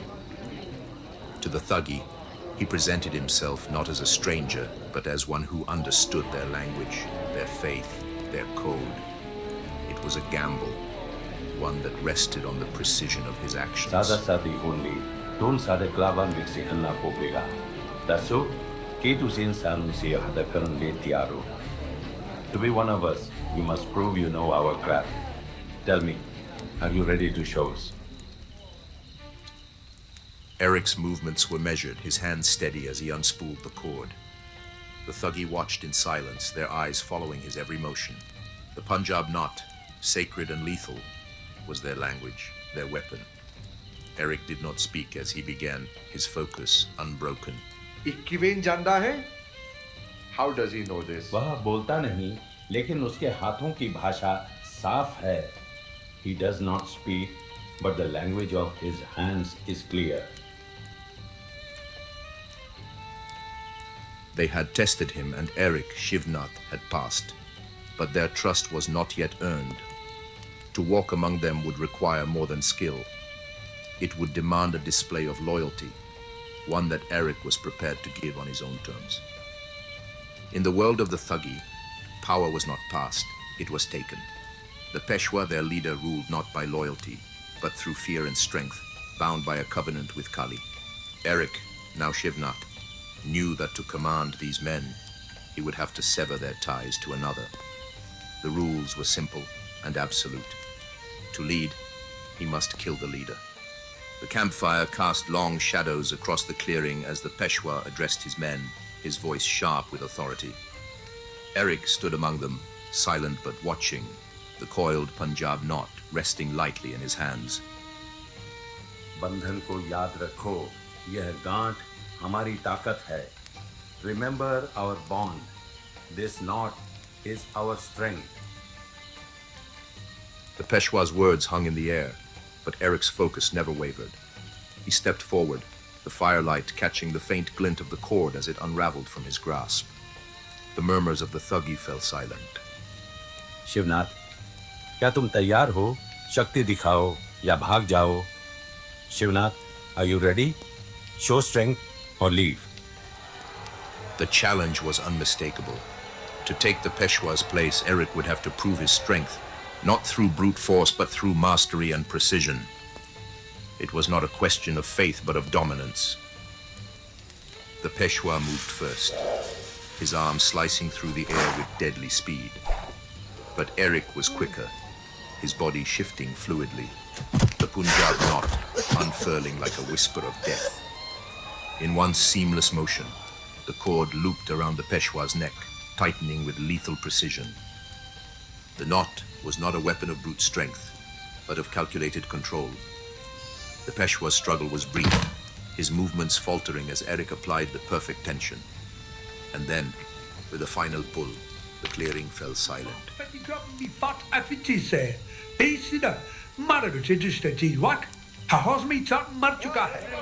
He is dead.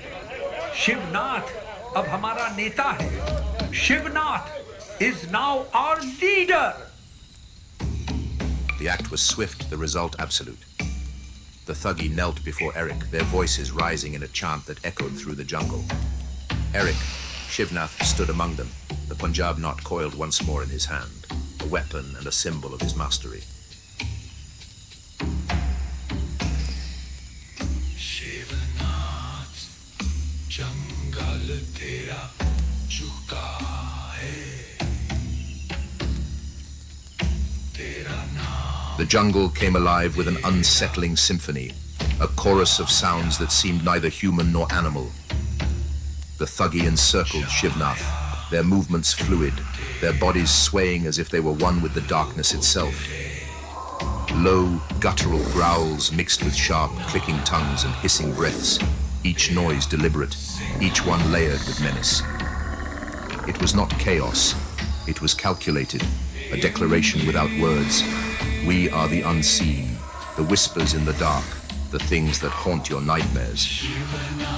Their sounds grew louder, blending with the rustle of leaves and the distant hum of the jungle, creating a canopy of sound that seemed to press in from all directions.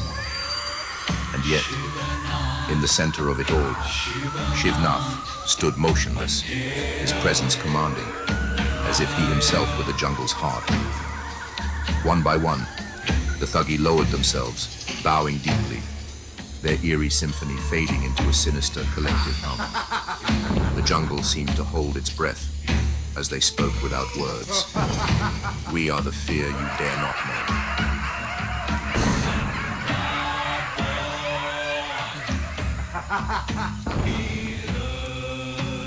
The fire burned low, casting flickering shadows over plates laden with roasted meats and bowls of spiced rice. The men ate in silence, their gazes darting toward Erik Shivnath, as if waiting for him to reveal the true weight of his leadership. Erik sat at the center, calm, inscrutable, the Punjab knot coiled at his side like a sleeping serpent. Shivnath जी, आप अब हमारे नेता हैं, लेकिन आपका रास्ता क्या है?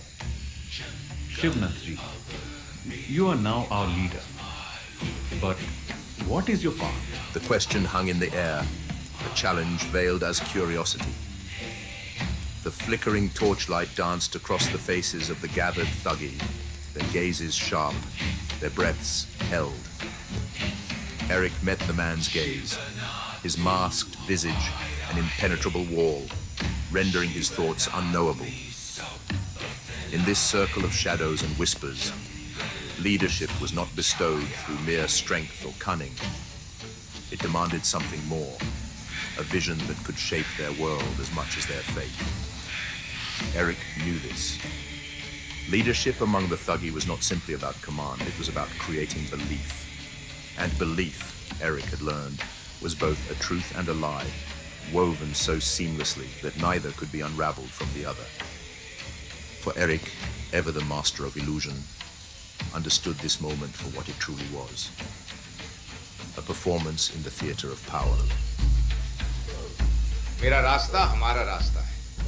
परछाइयां हमें छिपने के लिए नहीं बुलाती, बल्कि हमला करने के लिए बुलाती है। My path is our path. The shadows do not call us to hide, they call us to strike.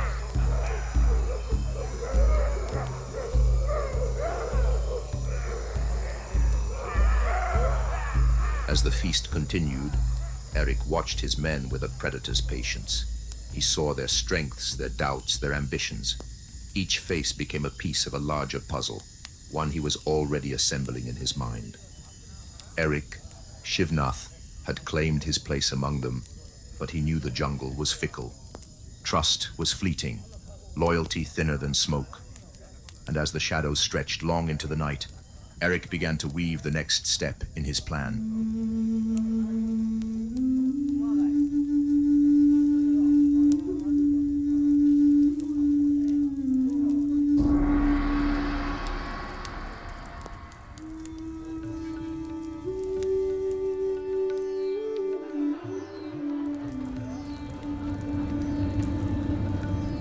To outsiders, the Thuggee were phantoms, figures of whispered dread. For centuries they haunted the roads of India, their hands weaving silence into death. But their true nature was far more intricate. The Thuggee did not take lives for greed or malice. Each act was an offering, a ritual bound to their goddess, Kali, the devourer of worlds. Their weapon, the Punjab knot, was as unassuming as it was lethal. A length of catgut or silk, looped and tightened with practiced precision, could end a life in seconds. Yet in the hands of the Thuggee, it became something greater, a symbol of control, devotion, and unity. Each knot was a prayer, each pull an act of faith. They lived by a strict code, unyielding, ancient, and bound by faith. Hospitality was their guise, patience their virtue, but their actions were not without honor. The Thuggee did not kill indiscriminately. Their victims were chosen carefully, guided by ritual and the will of Kali, the Dark Mother. To kill without her blessing was unthinkable, a sin that would doom their own souls. Travelers were welcomed with warm smiles, food, and stories, lured into a false sense of safety. Yet not all were destined to die by their hands. Women, certain castes, and the devout were spared, protected by the unwritten laws of the Thuggee. To break these laws was to sever oneself from the goddess and the brotherhood. For those who were marked, the act of killing was not an act of cruelty, but a sacred duty. The rumal, the silken handkerchief used to strangle their victims, was an extension of Kali's will, a tool as revered as it was feared. Each murder was carried out with precision, every knot tied as part of a ritual meant to honor the goddess. To lead the Thuggee was to uphold this code, to guide men not just in action, but in belief. Their faith transformed murder into sacrifice, an offering meant to maintain the cosmic balance Kali demanded. To falter in this duty, to act without reverence, was the greatest sin of all. And so they waited, patient, disciplined, and unrelenting. For the unsuspecting traveler, the warmth of their fire was a deceptive embrace. Yet even in death, there was no malice, only purpose. For the Thuggee, death was not an end, but a beginning, a passage into Kali's eternal shadow. Erik's rise within their ranks was as seamless as it was calculated. From the moment he joined them, he spoke their language, adopted their rituals, and with an uncanny precision, composed prayers to Kali that left even the most devout among them awestruck. His words wove reverence and fear into a tapestry that elevated their sacred rites, lending a theatrical beauty to their faith that none had seen before. Though his devotion was a mask, his actions left no room for doubt. He learned their every custom, mastered their every gesture until the line between pretense and belief blurred.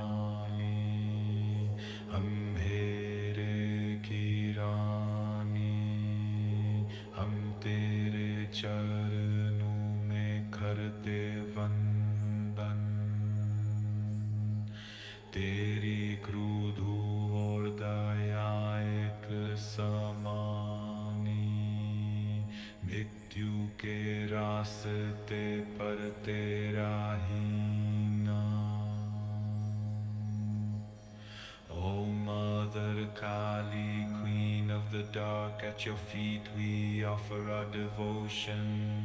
Your wrath and mercy are one on the path of death. It is your name we chant.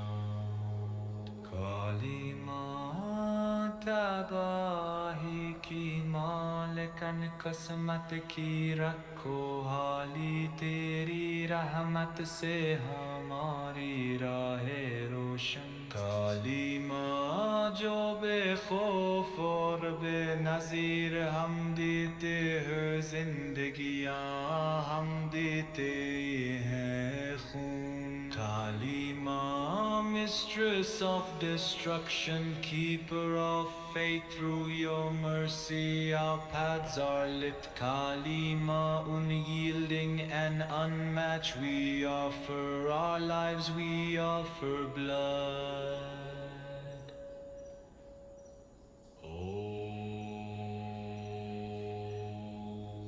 To the Thuggee, he was not merely an outsider but a prophet of shadows.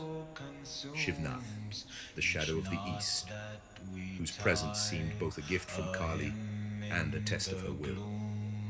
Yet Erik was not blind to their contradictions. The Thuggee called themselves instruments of divinity, but their actions were bound as much to survival as they were to faith. They lived by the cord, but they feared it too, knowing that the same knot that bound them could one day unmake them. Erik saw in them not just devotion, but vulnerability, and in their vulnerability, he saw opportunity. To the Thuggee, names were sacred, symbols that carried the weight of belief. When Erik, now known as Shivnath, first spoke the name, it resonated deeply within their faith.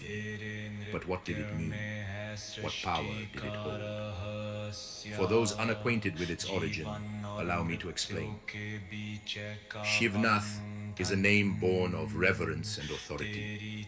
The first half, Shiv, calls upon the god Shiva, destroyer, creator, and transformer in the Hindu pantheon. To invoke Shiva is to align oneself with the forces of both destruction and renewal.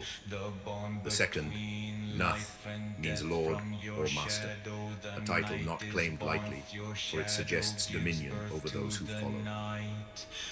By adopting this name, Erik positioned himself as more than a man.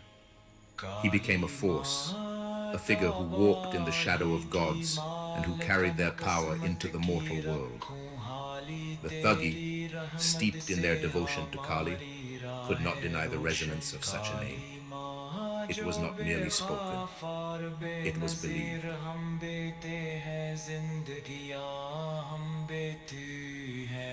But for Erik, Shivnath, the name was more than a disguise. It was a key, opening doors to loyalty, submission, and control. He wielded it with care, allowing the Thuggee to see him as both mortal and divine. And in doing so, he began to reshape not only their faith, but their future.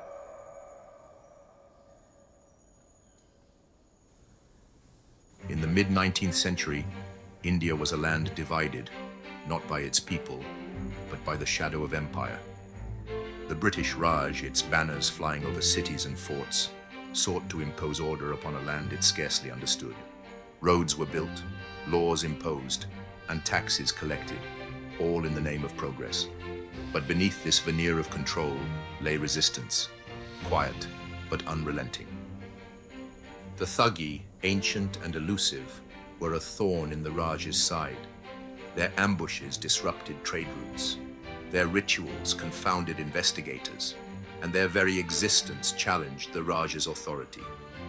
To the British, the Thuggee were not simply outlaws.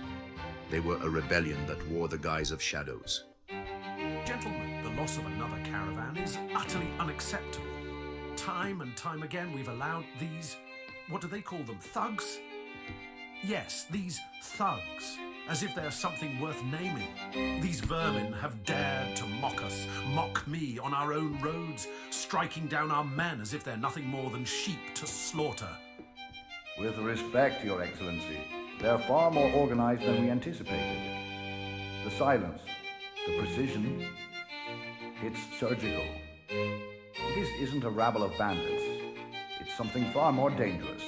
Their leader, Shivnath. They say he's more shadow than man. Some call him the Lord of the Jungle. Others, the Prince of Stranglers. Whatever he is, he commands them like a general, and they obey as though he were a god.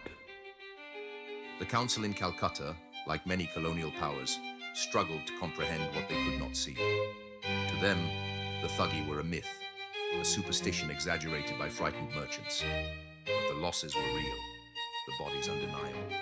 And as each vanished caravan added to their frustrations, the Raj began to see the Thuggee as a symbol of resistance. Whispers, shadows, bloody tricks. I will not have it. Not in the Crown's lands. Not under my authority. These filthy savages think they can mock us. Our men, our trained soldiers, vanishing without a trace. No sounds, no signs of a struggle, just gone. And when we do find them, they're lifeless. Faces twisted, hands clawing at nothing, as if they met their end, fighting the very air. What madness causes this?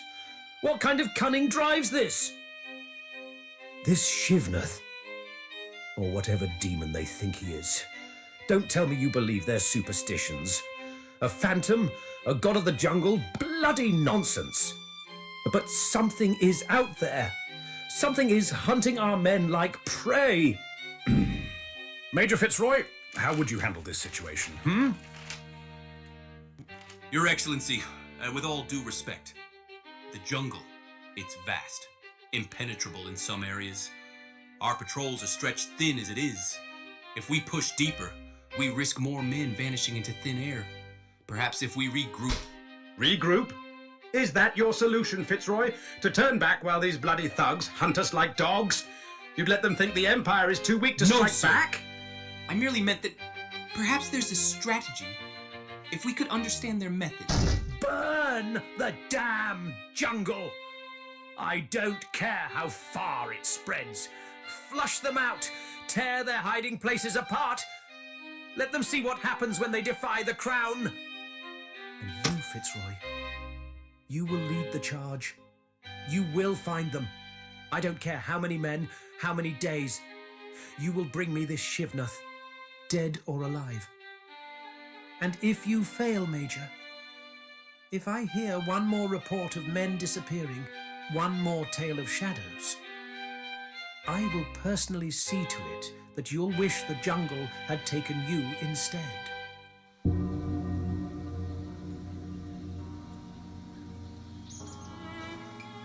Major Edward Fitzroy was not the image of a soldier one might conjure in the mind's eye. His frame was slight, his features fine, and his uniform, though impeccably kept, seemed almost to weigh him down. Among his peers, he had earned a reputation for precision over brute force, for strategy over spectacle. He did not bark commands like the others.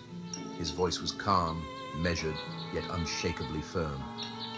It was said he preferred the pen to the sword, maps to musket fire, and it was in this quiet competence that his superiors found value, even if they might not admit it aloud. But there was something else too, something that set Fitzroy apart in ways that were harder to articulate. He carried himself with a careful grace, as if he moved through the world both aware of its harshness and determined not to let it crush him. The roughness of the military world often chafed against his quiet reserve, and yet he endured it, finding ways to navigate its unspoken rules while avoiding its sharpest edges.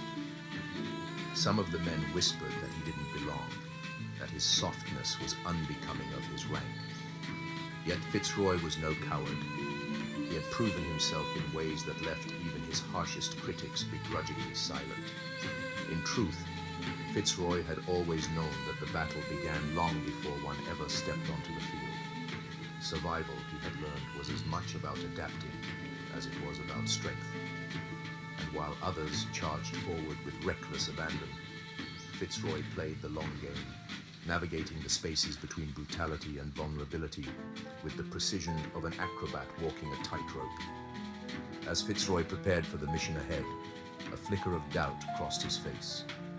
But he pushed it aside, straightened his back, and stepped forward. He had his orders, and he would carry them out to the letter.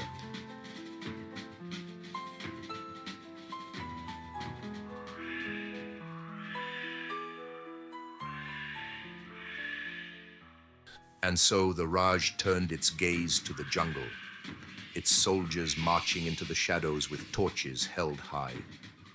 But for every fire they lit, the Thuggee extinguished two more. The jungle was not theirs to tame, and for every knot they unraveled, another was tied in silence. The conflict had begun, not a war of armies, but of shadows and survival. It was into this tension that Shivnath stepped. To the Raj, he was an enigma, a phantom who turned shadows into weapons. To the Thuggee, he was a leader who could outmaneuver an empire. And as the first caravans fell under his command, the Raj realized that their enemy was no longer bound by ritual alone. He was a force of precision, a shadow they could not catch. The caravan moved slowly, its wagons creaking under the weight of treasure bound for the colonial magistrate. Armed guards marched alongside, their eyes darting toward the shadows of the jungle. They had heard stories of the Thuggee, whispers of phantoms who struck without warning, leaving nothing behind but silence. What they did not know was that Shivnath watched them from the trees, his plans already in motion.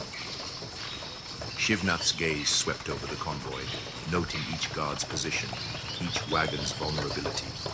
He had divided his men into 3 groups, each tasked with a precise role. There would be no chaos, no uncertainty. Every shadow, every sound, every step was accounted for. The jungle itself seemed to hold its breath, waiting for his command.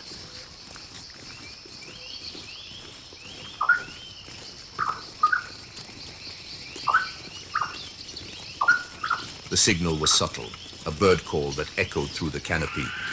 The guards stiffened, their hands tightening on their weapons, and then, without warning, the first shadow moved.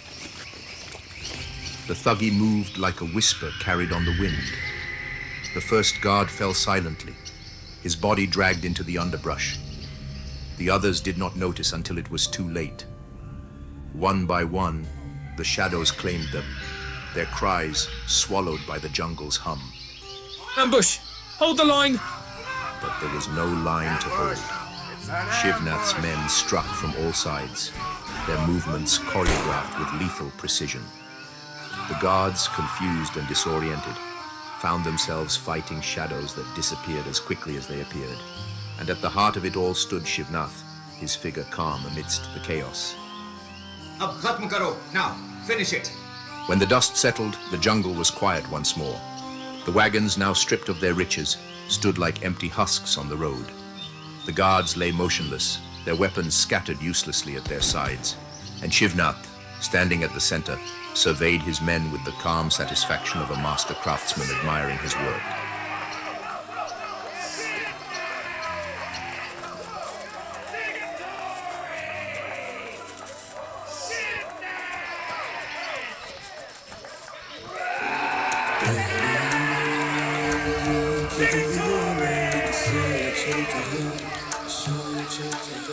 In the streets of Delhi, a shadow walks. Eski aankhon mein raaz, eski chalni kahani. Mystery in his eyes, a story in his stride. Guruon ki zameen mein isne apna naam banaya. In the land of thugs, he made his name. Heard the rap, heard the laughs, iski ke sikhaya. Ishra ko saye andhere ko jamjo. Iski awaaz mein jaadoo, iski chaal mein raaz. Magic in his voice, mystery in his watch. Your pahu always sapodu havu is.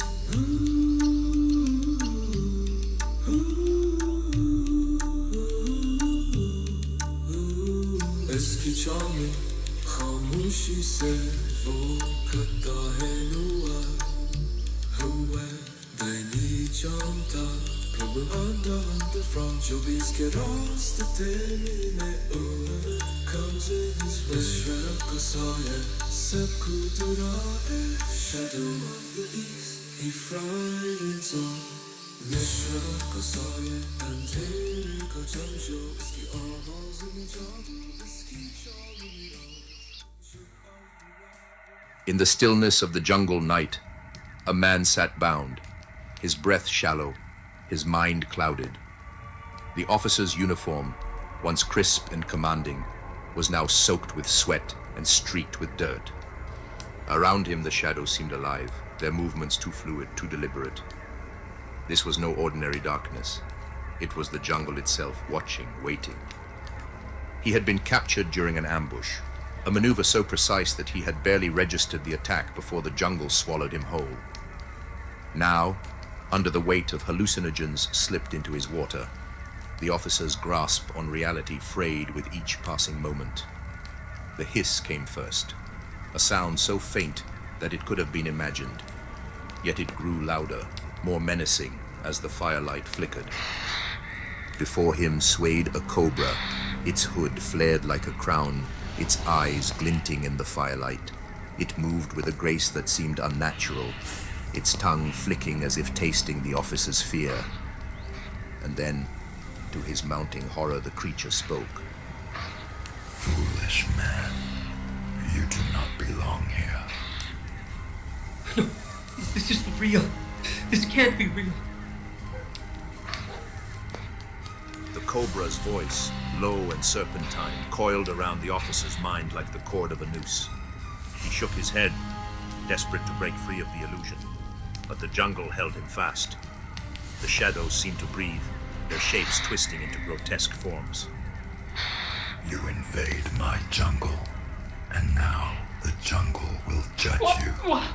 What are you? A demon? The devil? Something worse? So many names for death. But you are nothing. The jungle obeys no crown. The colonel's sobs grew louder as the shadows began to move. Faces appeared in the darkness, their eyes glowing, their mouths whispering words that he could not understand. The drumbeat, faint at first, began to echo through the clearing, its rhythm matching the frantic pounding of his heart. I can't take it. Stop it. Stop the voices. They're everywhere. Please, just make it stop.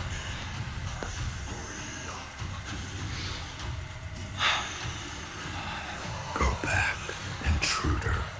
The jungle is not yours. Leave now, before it claims you. And then, as the fire roared to life, the cobra vanished. In its place stood Shivnath, his figure rising from the flames as if born of the fire itself. To the colonel, this was no man. This was a god of the jungle, a force beyond comprehension. You stand before Shivnath, Lord of Shadows.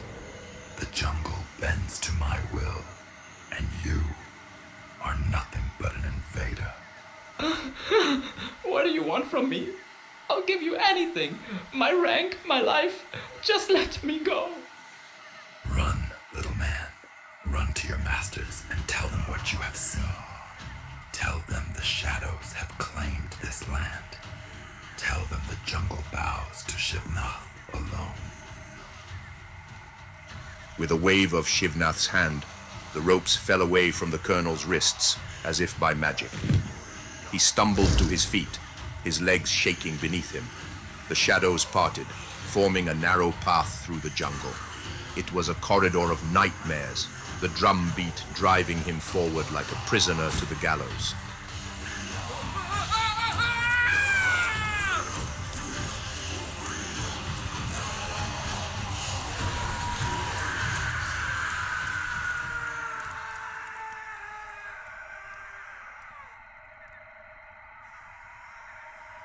The jungle swallowed him whole, its whispers chasing him into the night.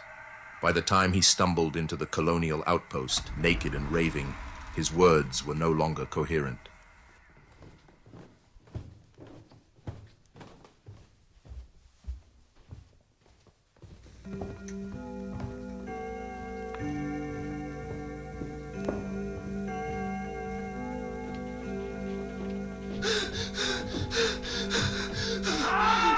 Fitzroy! My God, man! What happened to you? Where are the others? Who did this to you? Someone fetch the doctor now! This man needs help! Fitzroy, please. Where are the others? We need to find them. Are they alive? Tell me, man. What happened out there? Who did this to you? The jungle. It wasn't just there. It knew me. It saw me. Eyes, endless eyes, staring, burning. The cobra. It spoke. Not with words, but inside me. Twisting my thoughts, tearing at my sanity. And then it became him. Not a man, no. Something more, something the jungle bends to. Something it worships. He wasn't just in the shadows, he was the shadow. God in heaven, someone find them. Search the jungle. We can't leave them out there. Search the jungle? For what? For corpses? For madness? Do you think anyone could survive this? Look at him. Fitzroy's barely holding on, and you want to send more men into that damned jungle? It's suicide. And for what, sir? For your bloody pride? You've already sent them to their deaths once. What more do you want? Do you hear me? They're gone. You sent them to die, and they're gone.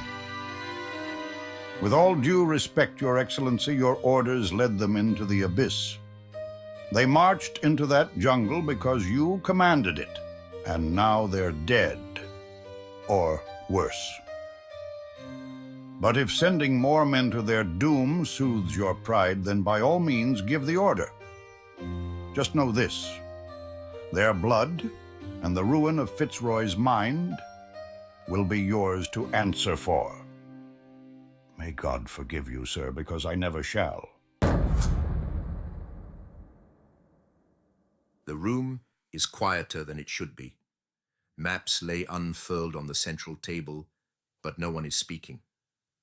The men gathered, the officers of the Raj, are not discussing strategies or issuing commands. They are staring at a man seated in the corner, his uniform disheveled, his eyes wide with terror.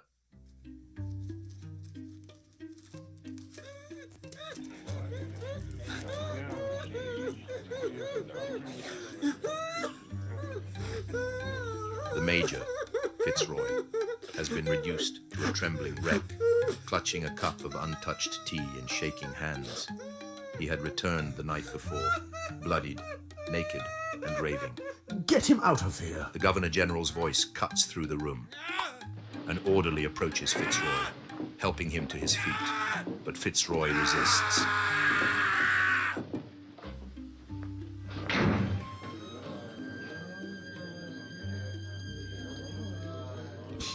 For God's sake! One of the officers breathes, glancing nervously at the others as Fitzroy is escorted out. This Shivnath has turned my men into cowards. Whispers of shadows and gods? Nonsense. We are the crown. And yet here we are, crippled by fear. With all due respect, Your Excellency, every man under your command knows what happened to Major Fitzroy. They know because they saw what was left of him, what the jungle, and more importantly you, did to him. Are you suggesting we give weight to these myths?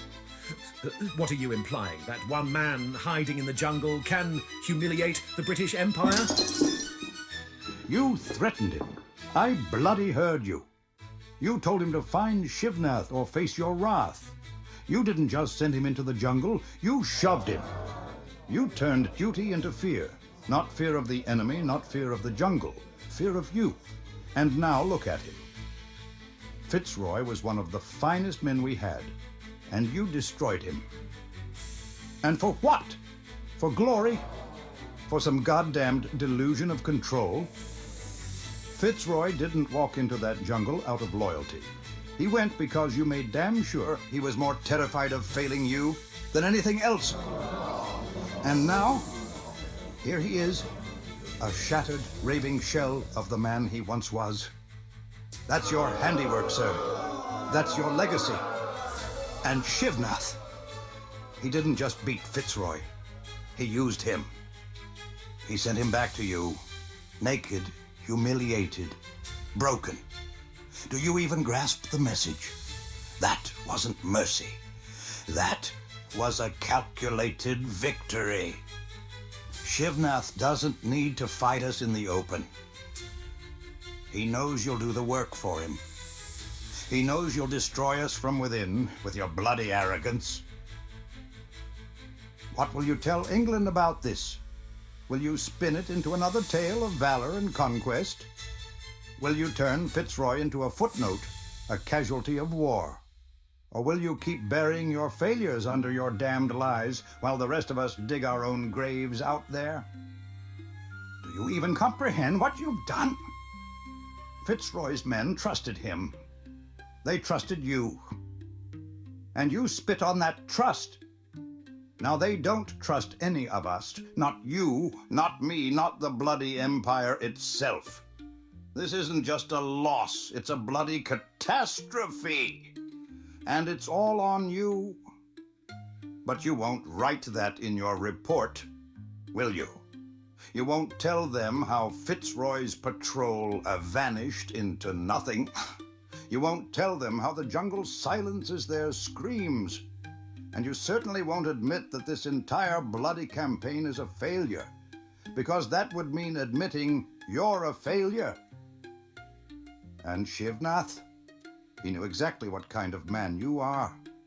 He knew Fitzroy's state would unravel everything.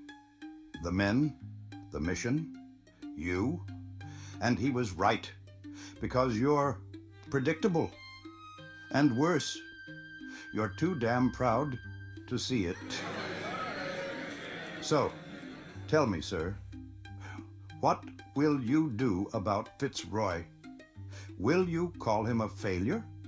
Will you court-martial him for coming back alive? Or will you finally own up to the fact that this entire campaign is a bloody joke? That you're sending men to die for your pride? I will write their famine. You'll write home again, of course you will. Glorious tales of the Empire's triumph. But you won't mention the men you broke. You won't mention Fitzroy. You'll leave out the screams and the silence. Because you don't want the truth to follow you back home. But it will, sir. It always does. So no, sir, I won't send another man into that hellhole for you. If you want Shivnath, if you want your bloody victory, then pick up a rifle and earn it yourself. Because as far as I'm concerned, you're on your own.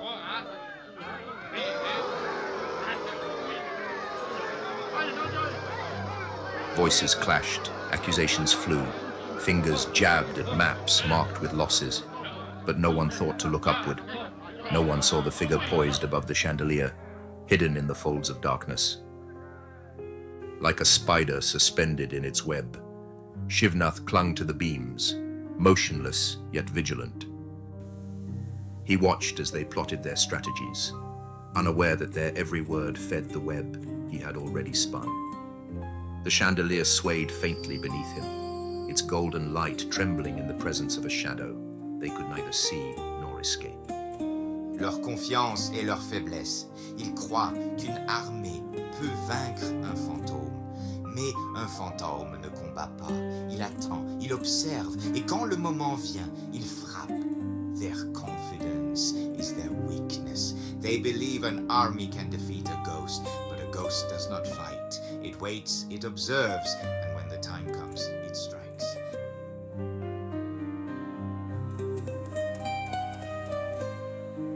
Blasted jungle. Can't see a damn thing out here. The British outpost stood at the edge of the jungle like an arrogant beacon, its walls meant to keep the wilderness at bay. To those inside, the jungle was nothing more than an inconvenience, a wild expanse to be subdued. But to Shivnath, the jungle was alive, a force of nature biding its time, and tonight it would strike. Shivnath's genius lay in his ability to turn the elements of the jungle into weapons. For weeks, he had gathered what he needed: resin to create choking smoke, quicklime to blind and scald, and henbane to poison the minds of his enemies. These were no ordinary tools. They were instruments of terror, crafted to make the jungle itself seem sentient. ये सिर्फ सामग्री नहीं है, ये जंगल का बदला है, ये हमारी छाया है. This is not just material. This is the jungle's revenge. This is our shadow. Tuhadi Yojna Puri Trahan Svel Hu Vegi Shivnath. Your plan will succeed completely, Shivnath. Quicklime, a simple compound of calcium oxide, became a deadly ally in Shivnath's hands. When mixed with water, it reacted violently, producing intense heat and bursts of caustic steam. The resin, sticky and slow burning, would create thick, suffocating smoke, while the henbane, steeped in legends of madness, would bring hallucinations with every breath. Together, they would transform the jungle into a nightmare. At first, it was just a sound, a single drumbeat, faint and distant. Then came the mist, rolling in like an ocean tide. The British soldiers, confident in their walls, could not see what waited beyond them. Do you hear that? It's coming closer. Just the jungle. The fog rolls in this time of night, nothing to panic over. The quicklime came next, scattered along the damp jungle ground. It hissed and roared as it met the moisture. Thick bursts of steam rose into the air, mingling with the mist until the outpost was enveloped in an opaque fog. It burns my eyes. I can't see anything. Then came the fire. Resin, ignited by flaming arrows, sent smoke curling through the air like a living thing. It wrapped around the outpost, choking the lungs of the soldiers and reducing their world to a haze of suffocating darkness. The henbane was Shivnath's masterpiece. Scattered into the air, its toxic fumes turned even the most disciplined soldiers into trembling wrecks. The hallucinations began slowly. Shadows moved where none should. Whispers echoed where there was only silence. Everywhere, shadows. They're alive. The soldiers fired wildly into the mist, their bullets finding only emptiness. The Thuggee moved like ghosts, their presence felt but never seen. Each step brought the British closer to despair, closer to their inevitable end.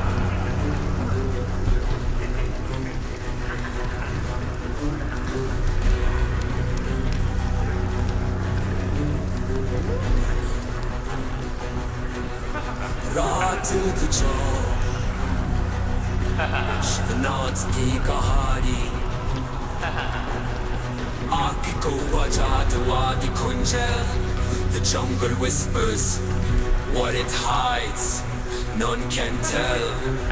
अंधेरे के नीचे शिवनाथ चलता है लाल जादू. The night holds secrets. आधिकाधिकार थावा आसमान को छूता है.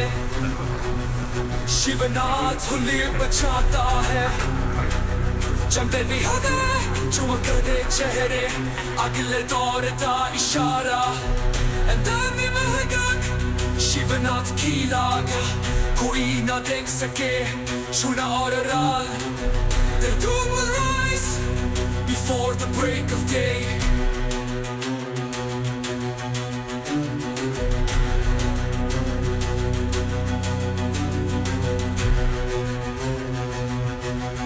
खामोशी से हम चलते हैं हुआ जहर भरती है ये शिवनाथ की रात है तारे रखते ने हम शिवनाथ के साथ चलते हैं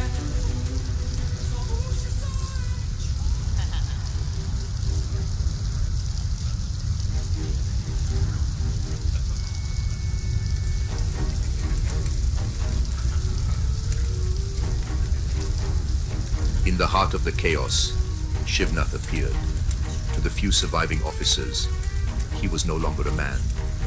He was a shadow, calm, unyielding, and unstoppable. Shivnath will leave! Let us go! No! Please! We'll leave me! Let us go! Shivnath! Oh, no! Shivnath will leave! We'll leave! Let us go! They begged for mercy, but mercy was not the jungle's way.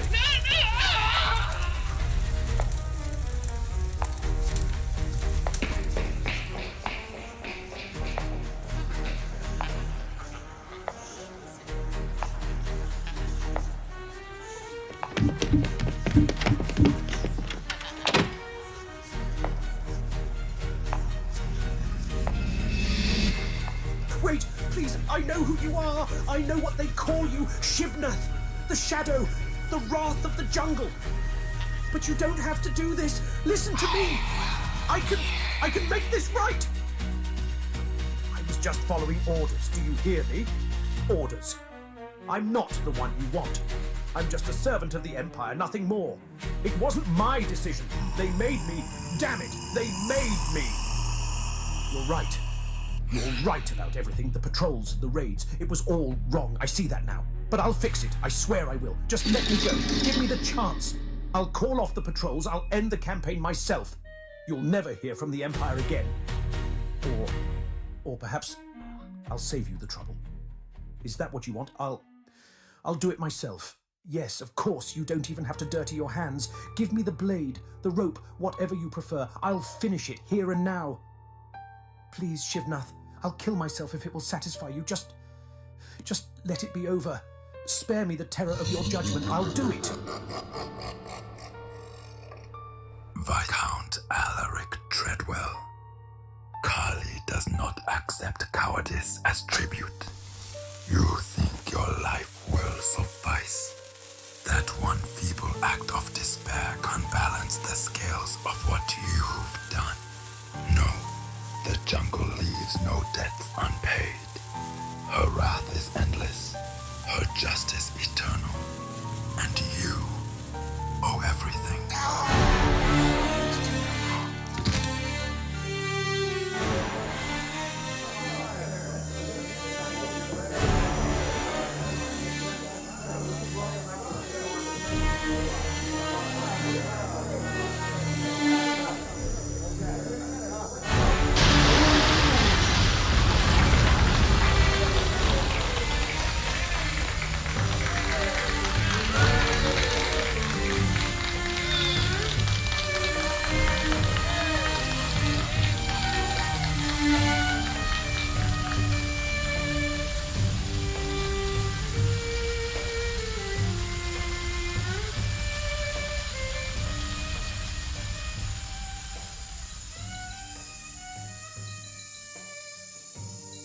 By morning, the outpost was gone, its walls reduced to ash, its soldiers vanished into the mist. For the British, it was not just a loss, it was a reckoning. And for Shivnath, it was proof that the jungle belonged to the shadows. जंगल साड़ी नाल है शिवनाथ ने सानून वब साड़ी चाया देखती है वह है The jungle is with us. Shivnath has returned our jungle to us.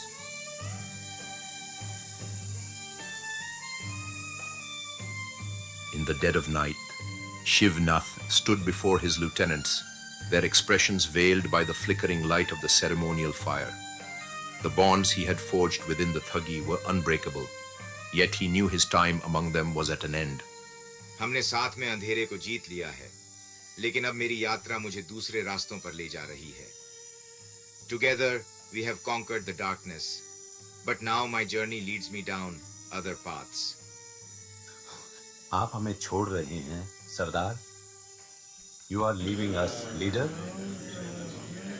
In the days leading to his departure, Erik dismantled his ties with precision, leaving no loose ends.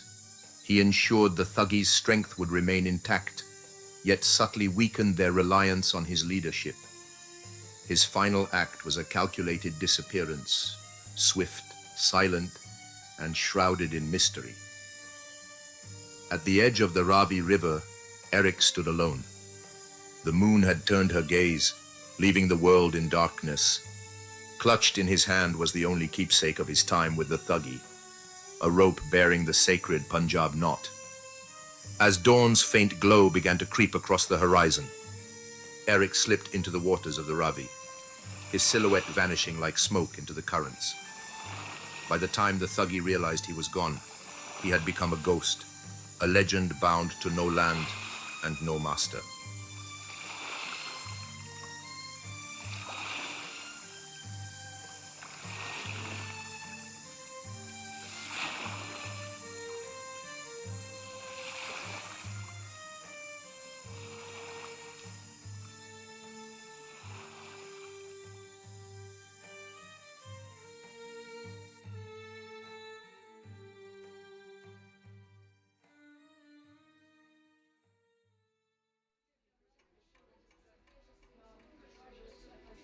Erik reappeared sometime later at the great fair of Nizhny Novgorod, a place where merchants and wanderers mingled in the exchange of goods and stories. Though not his first time at the fair, he seemed to return cloaked in an air of mystery. His understated yet magnetic presence sparked whispers that traveled far, carried along with the silks and spices traded in the bustling aisles. Amid the labyrinth of voices and treasures, his name began to stretch beyond the fair itself, carried by those who glimpsed his extraordinary skill. I must take a pause in recounting Les Voyages d'Erik, for it is at this juncture that his path intersects with one of the most intriguing figures of his life, the Persian. These were the years when Erik, restless and wandering, allowed his abilities to surface in ways both mesmerizing and perilous. His artistry, disguised as spectacle, drew the attention of those perceptive enough to see beyond the performance. To dwell on all the particulars of this period would delay us too long. Suffice it to say, Erik's unparalleled talents, veiled in illusion, reached ears he had not intended. Whispers of his mechanical marvels and otherworldly creations crossed borders, carried by traders and travelers who encountered him. Among these whispers was one that traveled to a place both distant and fateful, the court of the Shah of Persia. Here I must rely on the Persian's own words, for it is his account that offers us the thread to follow. He once told me, in his steady and deliberate tone, that he first heard Erik's name not from the man himself, but from the reverent murmur of a merchant who had traveled far. You must understand. When the Shah of Persia hears of a thing, it ceases to be a story and becomes an order. He demanded to know more, and thus began the sequence of events that would bring Erik into his presence, and into mine. It is here that I must leave behind Erik's wanderings and turn to the Persian's tale, for it is through his eyes that we see the next chapter unfold. The court of the Shah was a place of wonder and danger, of beauty and cruelty in equal measure. It was here that Erik's extraordinary gifts would find their most powerful and perilous expression.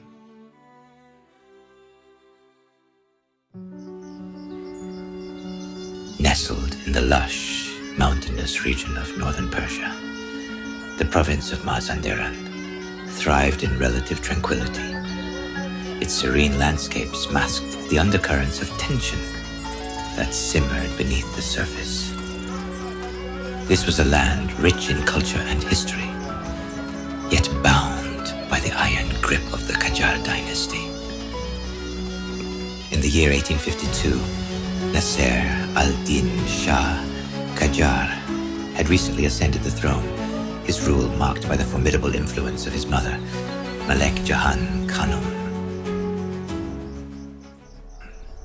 Meanwhile, in the serene village of Kusar, nestled in the Tajrish neighborhood near Shemiran in Tehran, life moved at a gentle pace. But beneath the surface, dark forces stirred, ready to engulf the land in terror and bloodshed. The tranquility of the village was a mere facade, hiding the ambitions and dreams of a young girl who would soon change the course of history. Khadija Khanum Tajrishi, born to a humble gardener in the village of Kusar, was known by many names. As a young girl, she was simply Khadija, but fate had grander plans for her. Upon entering the Shah's court and catching his eye, she was given the name Jairan, meaning gazelle, a title that reflected her large, dark, and expressive eyes. Despite the Qajar era's beauty standards favoring more masculine features in women, her eyes captivated the Shah. And from then on, she embraced this new identity, leaving behind her past and stepping into a role that would bring her both power and peril.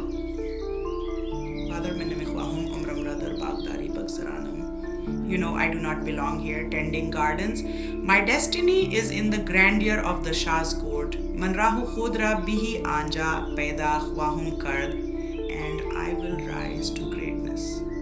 Khadija, the daughter of a humble gardener and carpenter, yearned for a life beyond the confines of her village. Her dreams were set on the splendor and power of the Shah's court, a place where she believed her true potential could be realized. Muhammad Ali Najjar, Jairan's father, was a humble and hard-working man.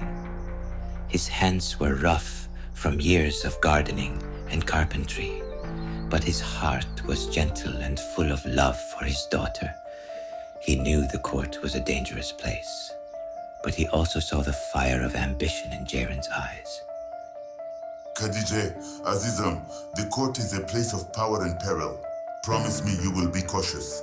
Azizam. I promise, Father. With a promise to her father, Khadija set her sights on the Shah's court. She was determined to carve out a place for herself among the powerful and the elite. Her journey would be fraught with challenges, but she was ready to face them head-on.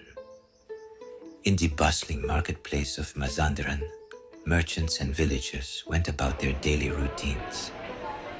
The air was filled with the sounds of haggling and the rich aromas of spices and freshly baked bread. Yet, beneath the surface, discontent simmered. How long can we endure this? The merchant's face was etched with worry, his eyes darting around to ensure no one overheard his dangerous words. The Shah's taxes were a heavy burden, crushing the spirits of those who toiled under their weight. By Chizi Tagir Shkand, we cannot live under such oppression forever. His companion nodded, a spark of defiance in his eyes. The marketplace, usually a place of lively commerce, now felt like a powder keg ready to explode. The whispers of rebellion were growing louder, and the oppressive atmosphere of the Shah's rule was becoming increasingly unbearable. These stirrings of revolt began to echo through the streets of Mazandaran, a prelude to the storm that was to come. The narrow alley was cloaked in shadows, the faint light of the moon barely penetrating the darkness. Khadija moved cautiously, her senses heightened by the eerie silence.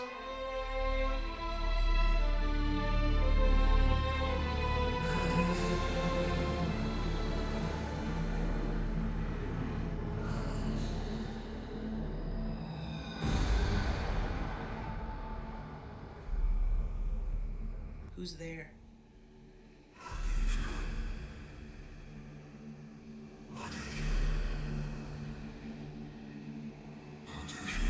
She felt a chill run down her spine as a figure emerged from the shadows, its form indistinct and shrouded in mystery.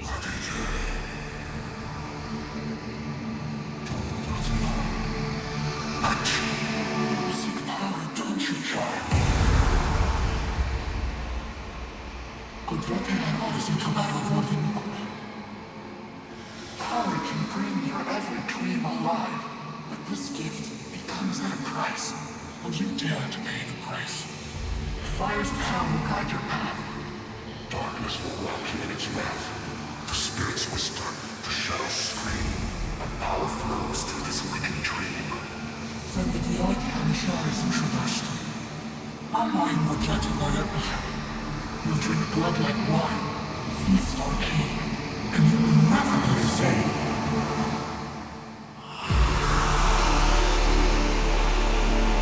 Your soul will be damned, but you will wield power beyond any mortal foe.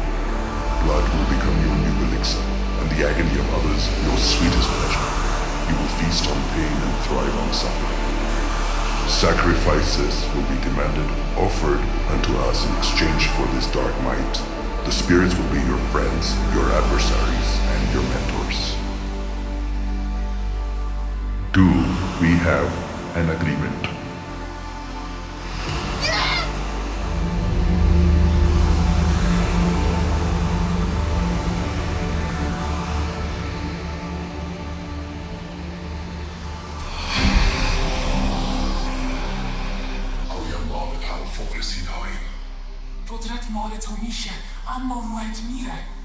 Power is yours, but your soul you lose. The earth will quake beneath your feet. The skies will bow where shadows meet.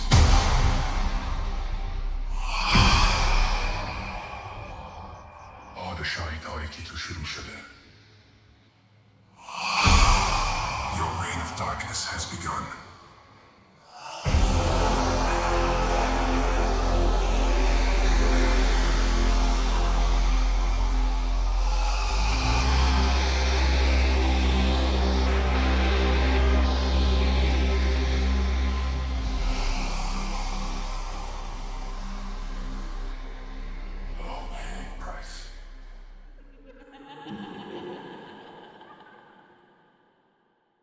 As the whispering faded into silence, Khadija stood alone, her heart pounding. Had she encountered a spirit, or was it merely a trick of the mind? The ambiguity of the encounter left her unsettled, but resolute.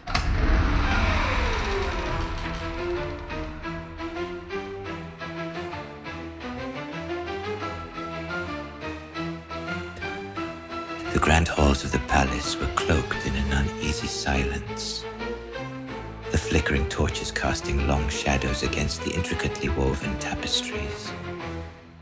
Whispers of rebellion had reached the royal court, unsettling the serenity that once reigned within these walls. Nasser al-Din Shah Qajar, a ruler both revered and burdened by his responsibilities, was a man who had ascended the throne at a young age in 1848. His rise to power was marked by the sudden death of his father, Muhammad Shah Qajar, which thrust him into the position of leadership before he had the chance to fully prepare. His dark eyes, usually sharp with determination, now reflected the weight of the crown he wore. From his earliest days, Nasser al-Din Shah had been groomed for leadership, his every action scrutinized and molded by the formidable influence of his mother, Malik Jahan Khanum, Mahat-e-Olia. She was a woman of indomitable will and fierce intellect, the true architect of his reign.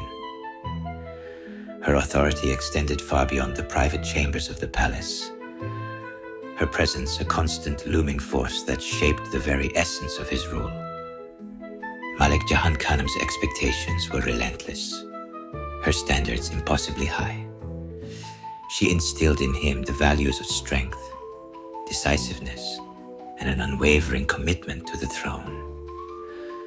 Her love, though present, was often overshadowed by her demands for perfection.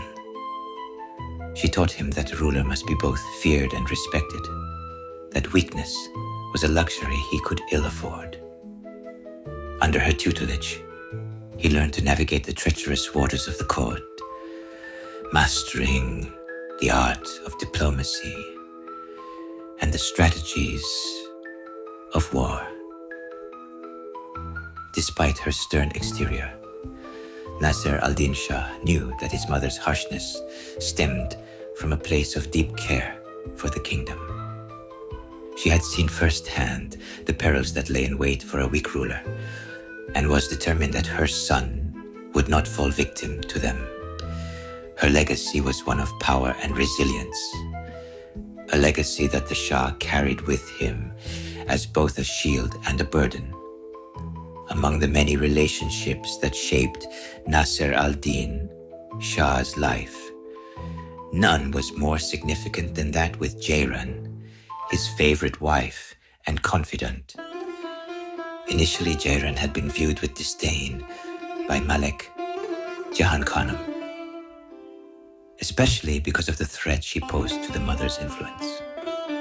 However, the birth of a son shifted the dynamics, and Jairan's status grew within the court. Jairan's influence extended beyond the confines of the harem.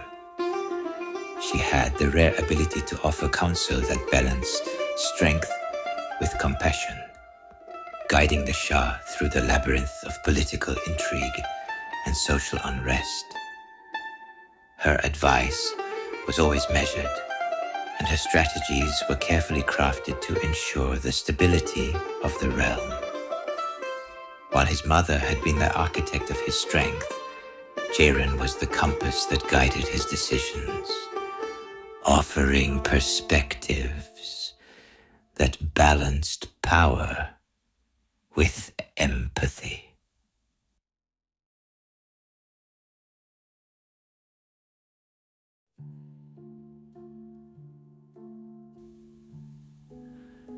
On this night, Nasser al-Din Shah Qajar stood alone by the grand fireplace, his face illuminated by the flickering flames. His dark eyes, sharp with determination, reflected the weight of the crown he wore. He spoke to the shadows, his voice low and resonant, a soliloquy meant for himself as much as for the ghosts of the past. Every day, I carry the legacy of my ancestors, the weight of Persia's crown upon my brow. From the moment I ascended the throne, I was thrust into a whirlwind of expectations and challenges. Padram rafto man mandam, ek jawan be tajarbo dar dunyai par is nearing was siyasat. My father was gone, and I remained, a young man inexperienced in a world full of deceit and politics. Mazandaran's unrest stirs not just rebellion, but echoes of past mistakes, whispers of weaknesses seen and exploited. They test me, they test the throne, yet I cannot waver. We must remember that the throne is not just a symbol. It is the heart of our land, the beacon of our strength. Our people look to us for guidance, for protection. They must see a ruler who is unyielding, a Shah who commands both respect and fear. They must understand that dissent is a path to ruin, and that the shadows they conspire within will become their tombs. As my mother taught me, Qudrat wa rahimt ba'id bahum bashand, imanahu waqti, shoresh darmiyan est. Strength and mercy must go together, but not when rebellion is at hand. In Jairan, I have found a partner in this journey, a mind as sharp and a will as strong. She navigates the intricacies of court with an elegance that belies her formidable intellect. Together, we will show Mazandaran and all of Persia that the Shah's rule is unbreakable, that our legacy is forged in fire and tempered in resolve. The heavy wooden doors creaked open and Jairan entered with her characteristic grace. The flicker of hope ignited in the Shah's gaze as he turned to face her. The Shah's voice was firm, his gaze piercing as he addressed her. The room was filled with the warmth of the fire, but the tension between them was intense. Jeran, the unrest in Mazandaran threatens our stability. Chipeshan Hat Mekni, what do you propose? Jeran met his gaze without flinching, her eyes cold and calculated. She moved closer, the soft rustle of her silk robes the only sound in the oppressive silence of the room. Mabayad bahshun yad auri, kaneem qudrat taj wa takhtro. We must remind them of the power of the throne. Crush the dissent with an iron fist. Show no mercy. Jeran's demeanor shifted slightly, a playful glint in her eye as she moved closer to the writing desk. Allow me, my Shah, let me be the hand that delivers your will. She gently took the quill from his hand, her fingers brushing against his. Nasser al-Din Shah watched her, intrigued by her sudden change in demeanor. I will write the edict, and you shall see the power of our resolve in every word. She dipped the quill in ink, her eyes never leaving his as she began to write. Her voice was a soft murmur, each word laced with authority and intent. The sound of the quill scratching on parchment was like a death knell, marking the fate of those who would oppose the Shah's rule. Jeran's cold, calculated words echoed in the chamber, sealing the destiny of many. In the name of God, the most compassionate, the most merciful, we, Nasser al-Din Shah Qajar, Shahanshah of Persia, and Mazandaran, the shadow of God on earth, protector of faith and justice. To all who dwell within our lands, from the highest nobles to the humblest servants, know that treachery and rebellion shall not be forgiven in this realm. And any who rise against the throne shall be condemned as guilty of treason. From this day forth, anyone who raises their hand against the Shah or speaks in defiance shall be sentenced to immediate death without trial. They shall not continue to live. Furthermore, the families of these traitors shall be cast out of their homes, and their wealth and lands shall be seized into the treasury of the crown. Their names will be erased from the pages of history. The blood of traitors shall flow through the streets. Their cries shall be a warning to all. The bloody hours shall descend upon Mazandaran. The sword of the Shahanshah will strike without mercy. By the royal seal of the Shahanshah, this decree is eternal. By the command of the Shah, this order shall be carried out across the land. I, Nasir al-Din Shah, have spoken. The Shah listened, captivated by her every word. Jeran's presence was magnetic, her control over the situation complete. As she finished writing, she looked up, her eyes meeting his with a mixture of triumph and seduction. There, it is done. The edict is ready. Nasser al-Din Shah nodded, his resolve bolstered by her confidence. In that moment, the bond between the Shah and Jeran was unspoken yet undeniable. Her influence, born from a pact with darkness and solidified by her sharp mind, was now steering the course of the kingdom. The unrest in Mazandaran would be met with an unyielding force, and the power of the throne would be reasserted with a vengeance. The fate of Mazandaran was sealed. The fear that Jeran instilled in Mazandaran was not without justification. Her methods of maintaining power were ruthless, and the atrocities she committed became the stuff of nightmares. Public executions, mass purges, and torture were tools she wielded with terrifying efficiency. Her cruelty knew no bounds, and she took a perverse pleasure in the suffering she inflicted upon others. It was not just about maintaining control. It was about instilling a deep, abiding fear in the hearts of her subjects. One of her most infamous acts was the systematic destruction of entire families suspected of descent. No one was spared. Men, women, children. All were dragged from their homes and publicly executed. The town squares of Mazanderan became theaters of death, with crowds forced to watch as a warning of the consequences of defiance.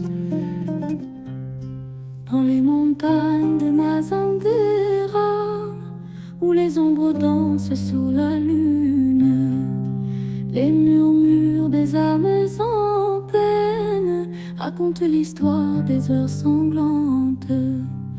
Mazanderan de Korahe, Chiamelia op ahatemura.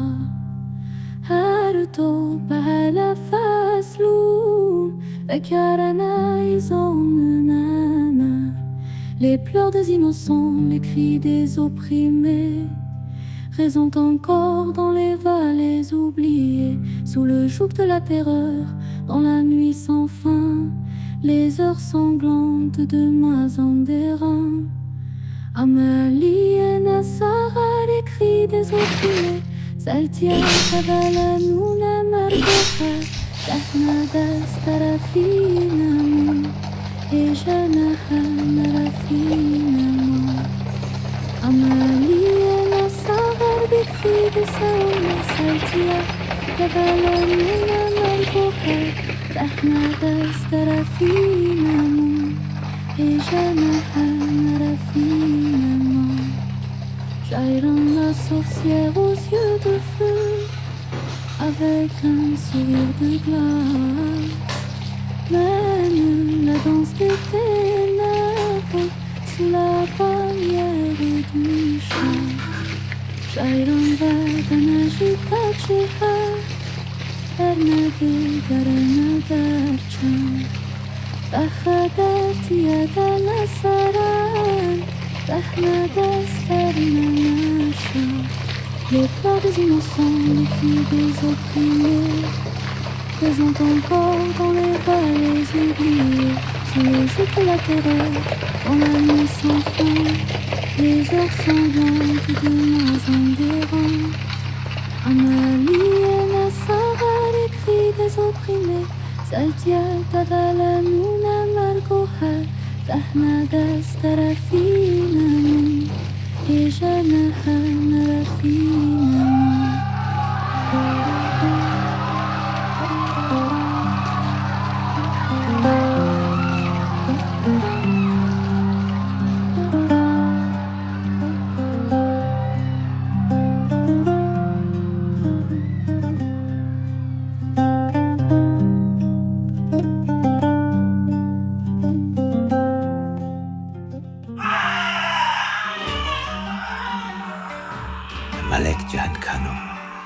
The mother of Nasser al-Din Shah Qajar, was a woman of unparalleled power and ruthlessness. Her influence over the court was absolute, her methods feared by all. She ruled not just through her son, but with an iron fist of her own. تفكر कर दी मीतोनी भी शाह खयानत करनी वो बदून मजाजात बनूनी ahmaq. You thought you could betray the Shah and go unpunished? Foolish. لطفا شاه بانو رحم كني من مجبور شتم. Please, Your Majesty, have mercy. I was coerced. فكر मेकनी रहमदर इन सरजमीन हुक्मरानी मेकनो ना इन कुदरत व तरस होके नज़्म रो नगहमेदार हो. Mercy? Do you think mercy rules this land? No.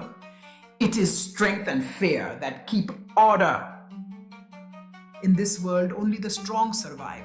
The weak perish, and their cries are but whispers lost in the wind.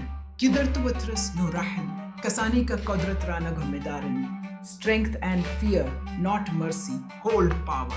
And those who dare defy the throne will learn the true meaning of pain. In cheesy istko barai khainin ittifaq mayaftat.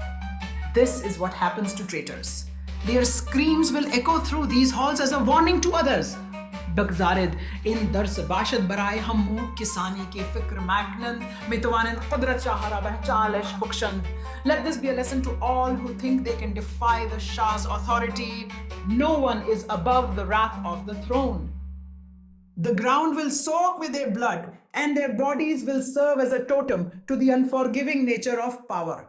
Ain sarzmeen tanha bih kisani ka qudrat wa aradahu darand ta'alluq dard. This land belongs only to those who possess strength and will. Her methods were brutal but effective. It was said that even the bravest men trembled in her presence. She was the iron hand behind the Shah's velvet glove. Shahbano, Tajar ba kalahai ke, darkhwast karda, budi damadost. Your Majesty, the merchant has arrived with the goods you requested. Aura bihi itaq min biyawrid. Mendar anjaba aw suhbat khawahum karad. Bring him to my chambers. I will deal with him there. It was in these moments of supposed calm that the true machinations of power played out. Malek Jahan Khanum's chambers were not just a place of respite, but a crucible where the fate of the kingdom was often decided. Decisions made here rippled across lands, shaping lives unseen by those gathered under its gilded roof. Tajar mi tawani kala hayatra iraihu dahi. Merchant, you may present your goods now. افتخار من است شهبانو من بهترين أدويها أبرشمها وداستانها إسفرهايم را أورده It is my honor, Your Majesty. I bring the finest spices, silks, and tales from my travels. En barcha gunjino hai avarado. A Tajar? What treasures have you brought this time, merchant? أدوية هاي از هند أبرشم هاي از چین وداستانی بهمتا از قلب روسی.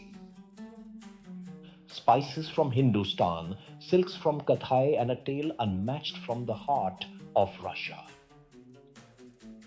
Au paras dastan est, jiran, chara gosh nami kani bihi anchahu kaha megwed. He is full of stories, Jairan. Why don't you listen to what he has to say? Dosta darim bishnum, bugu tajar ain barcha dastan hayidari. I'd love to hear. Tell me, merchant, what tales do you have this time? در آخرين سفرم چیزی فوق العاده دیدم. در قلب روسی در یک نمایشگاه بزرگ مردی بود به نام اریک معمار و جادوگری با مهارت بی نظیر. اختراعات و نمایش هایش باور نکردنی هستند. On my last journey, I witnessed something extraordinary.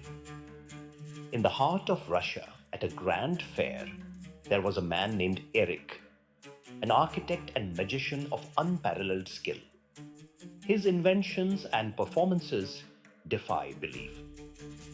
Erik, Megoi, Chanwar Namayesh Hai. Erik, you say, what kind of performances? मैं दानस्टम का इन रात में प्रसिद्ध. Oh, I knew you would ask. The merchant paused, reaching into his satchel. Behold, Your Majesty. This handbill advertises his performances. They call him Le Maître de l'Illusion, the Master of Illusion. Performances that blur the boundary between reality and dream. Puppets that seem alive, shadows that dance on stage, and music that seizes your very soul. Maraddi bachanin maharat hai me twand barai ma pasyar arzishmand bashad. Mamnoon kaha ain rabah ishtirak gzashti tajar. What are you thinking, Jairan? This Erik could be an asset to the court, Your Majesty. Imagine the wonders he could create here. I believe it is worth investigating further.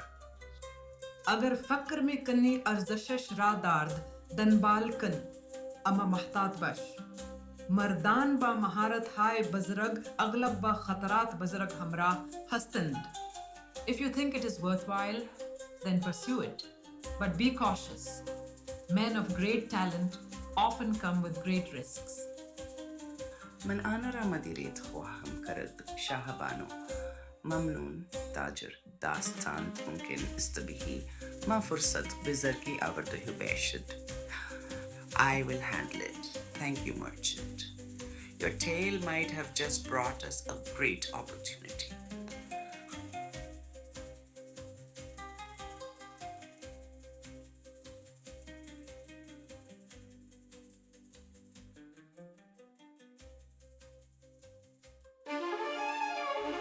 In a dimly lit chamber, adorned with luxurious Persian carpets and intricate tapestries, I stood at attention, my heart pounding in my chest.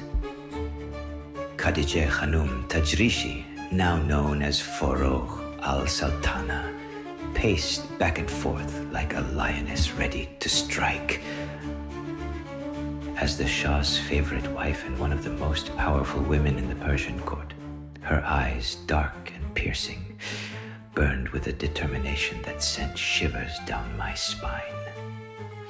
Jairan, as she was now called, was known for her ruthless ambition and keen intellect, qualities that had earned her both fear and respect in equal measure. She turned abruptly, fixing her gaze upon me, and I felt the weight of her command before she even spoke. दारोगा तो बैद वफादारी बिचोन व चरा बिही ताज व तख्त व बिही मिंदाश्ता हुबाशी. Her voice was like ice, each word cutting deeper than the last. The court's whispers of a magician, a remarkable architect, had reached her ears, and now it was my burden to bear. नाम अरीकिस्त ion Arik ion जादूगर उस चश्म बसियारी फरार कर दो अस्त और मन उम्मीदवान उस चश्म में फरार कर इस्तेदाद और जवाहरी अस्त. Erik, the elusive artist, was to be brought to her. मन तुरा फरमान में धुम की और आबियाबी बहसाए हाई के दरआन मख्फी शिद्दा अस्त बरवी वो और आने. Her words were filled with a chilling certainty. I knew there would be no mercy if I failed. The court's intrigue, the danger, and the thrill of this hunt had all coalesced into this single moment of dread. Well, Sultan. Hala bro, daroga. Zamana's ahmiyat basayari brakhordar ist. Failure, I knew, was not an option, sealing my fate.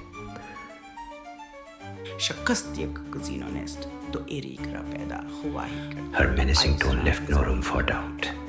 Erik's rumored madness did not faze her. In fact, it seemed to intrigue her.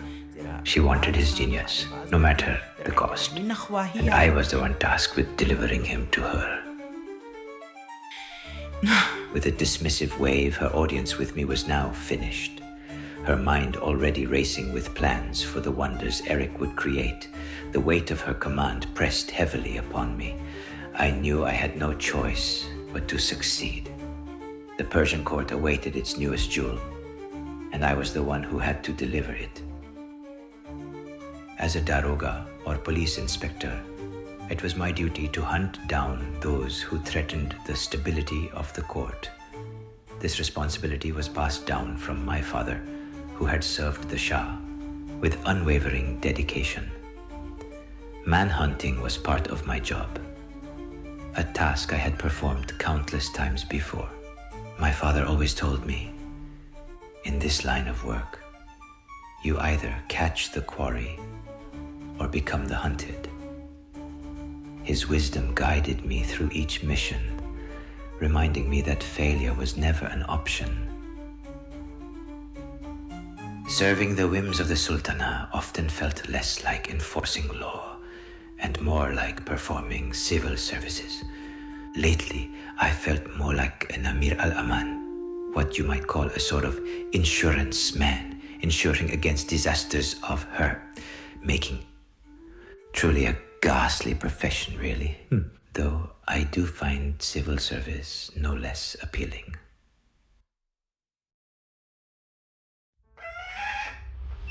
The journey from Persia to Russia was long and arduous, fraught with dangers and challenges. We traversed rugged mountains, crossed vast deserts, and navigated through dense forests.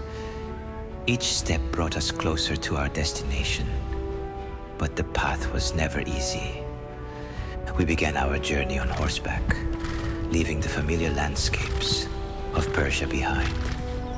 The air grew colder with each passing day, and the terrain became more unforgiving. Darius and I shared the burden of our supplies. Our conversations were often filled with a mix of apprehension and determination. Darius, ever the pragmatic one, spoke of the necessity of our mission, while I could not shake the sense of dread that clung to my thoughts. As we crossed the northern borders, the language barrier became an increasing obstacle. My knowledge of Russian was limited, but thankfully Darius was fluent. He handled all interactions with the locals, negotiating for food and shelter, and seeking directions to our final destination. I relied heavily on his linguistic skills, feeling a sense of isolation in a land where I could not understand the words spoken around me. When we reached a larger town with a railway station, we took advantage of the nascent rail system to ease part of our journey. The train ride provided a brief respite from the cold and allowed us to cover greater distances more quickly. The rhythmic clatter of the train wheels was both soothing and disconcerting as we pressed forward through the Russian landscape.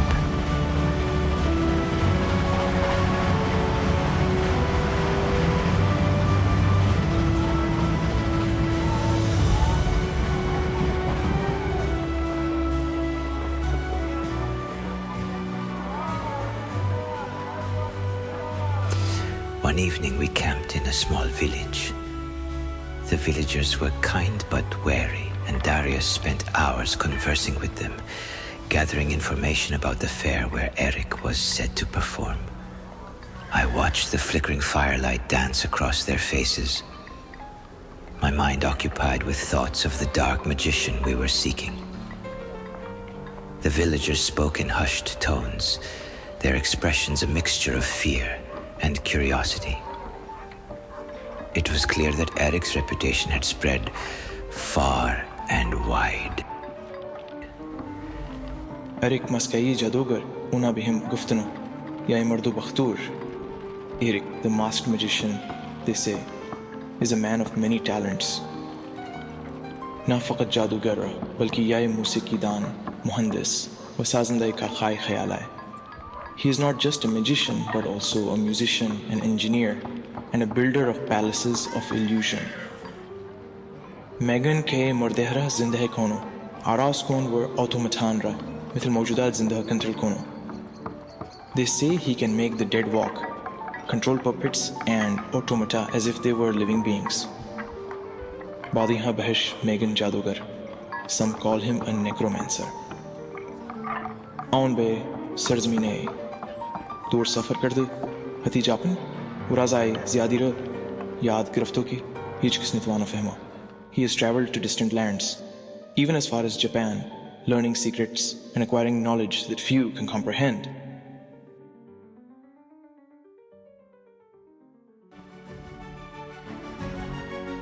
The closer we got to our destination, the more treacherous the journey became. The weather turned harsh, with icy winds cutting through our clothing and snow beginning to fall. Our horses struggled through the drifts, and we were forced to take refuge in a small cabin for a few days to wait out a particularly fierce storm. During this time, Darius continued to practice his Russian, ensuring that we would be prepared for any situation once we arrived, Finally, after weeks of travel, we reached the outskirts of the bustling fairgrounds in Nizhny Novgorod. The air was filled with the sounds of laughter and music, a stark contrast to the somber purpose of our mission.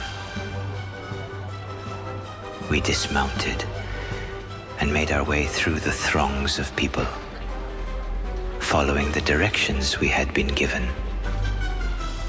The Nizhny Novgorod Fair was a sprawling wonderland of sights and sounds, a place where merchants and entertainers from all over the world gathered to showcase their goods and talents.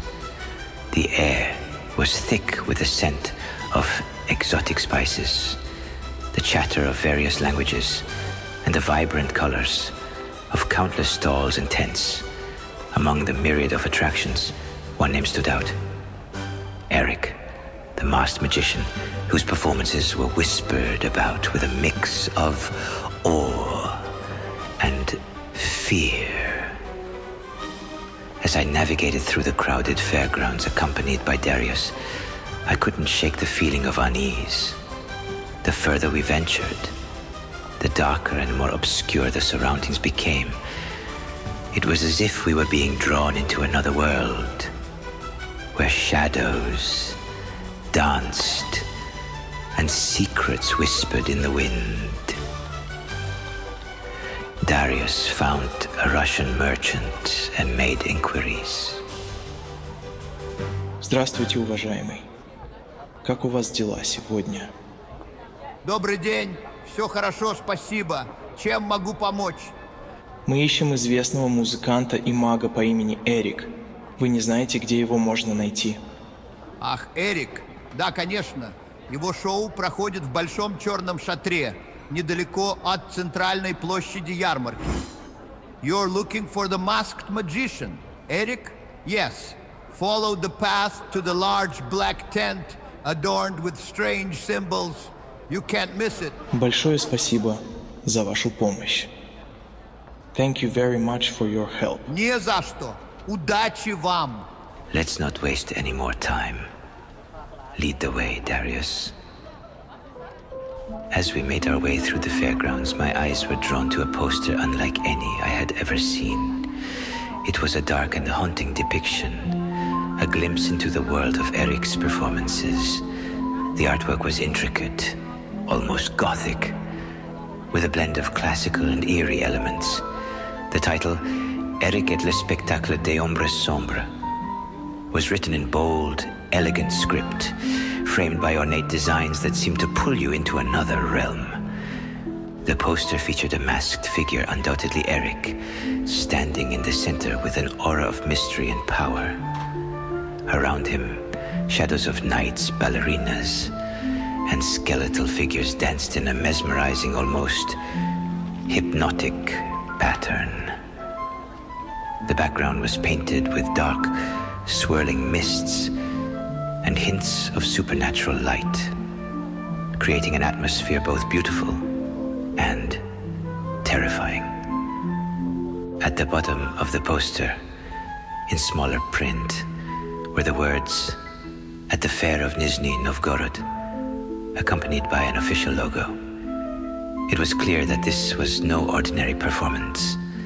The poster promised a spectacle of dark enchantment and spine-chilling wonders, a show that dared its audience to venture into the depths of the unknown. As I stood there staring at the poster, I felt a shiver run down my spine. This was the man I had come to find, the magician whose talents and dark allure had captivated so many. Erik was no ordinary performer. He was a master of shadows, a conjurer of nightmares, and I knew that my task had just become infinitely more complicated. We followed the vendor's directions, our steps leading us to a large, foreboding tent. The entrance was draped with dark fabric, and the designs of tarot cards and other mystical symbols adorned its surface. It was an imposing sight, promising both wonder and dread.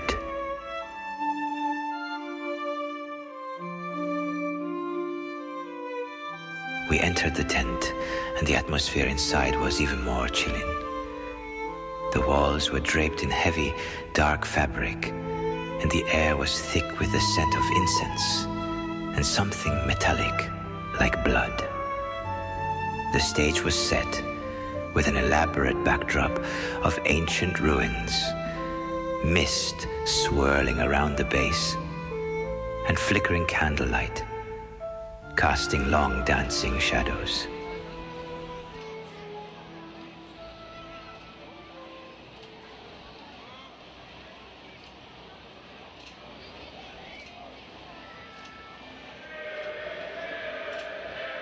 As we took our seats, the crowd erupted into a unified chant, Erik, Erik. The voices reverberated through the tent.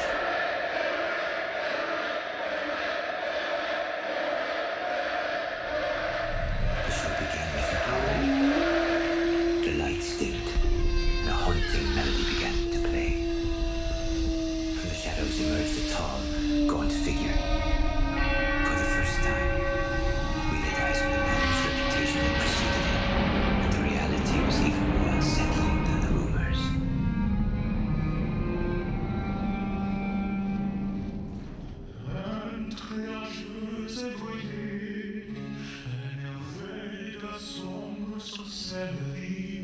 Ce soir vous souhaitez-moi de peurs inexprimées dans les ombres profondes des histoires oubliées. Behold the night in armor bright, moving with grace in the dimming light, forged from shadows, lifelike and grand, a marvel of magic by my own hand. Смотрите на кукол, снится mi такими тонкими, рассказ, который они расскажут, мрачный и старинный. Стране синей, где мечты умирают, марионетка желает знать чего. Однажды в сонной земле марионетка пожила на звезду. Жить, чувствовать, мечтать, мир, где кошмары оживают. Et tristesse s'entrelacée dans cette danse ressentie. Une maline dans un flou gracieux, grâce éphémère dans la lueur des ombres. In a realm of magic where shadows land, I'm journeying together, comes to an end. But remember this night, the wonders you've seen in the heart of men, where nightmares can be. Exil au cœur grandiose de la foi, la magie d'Erik a joué son rôle, à contre la veille, sombre et lumineux, dans les ombres de la nuit.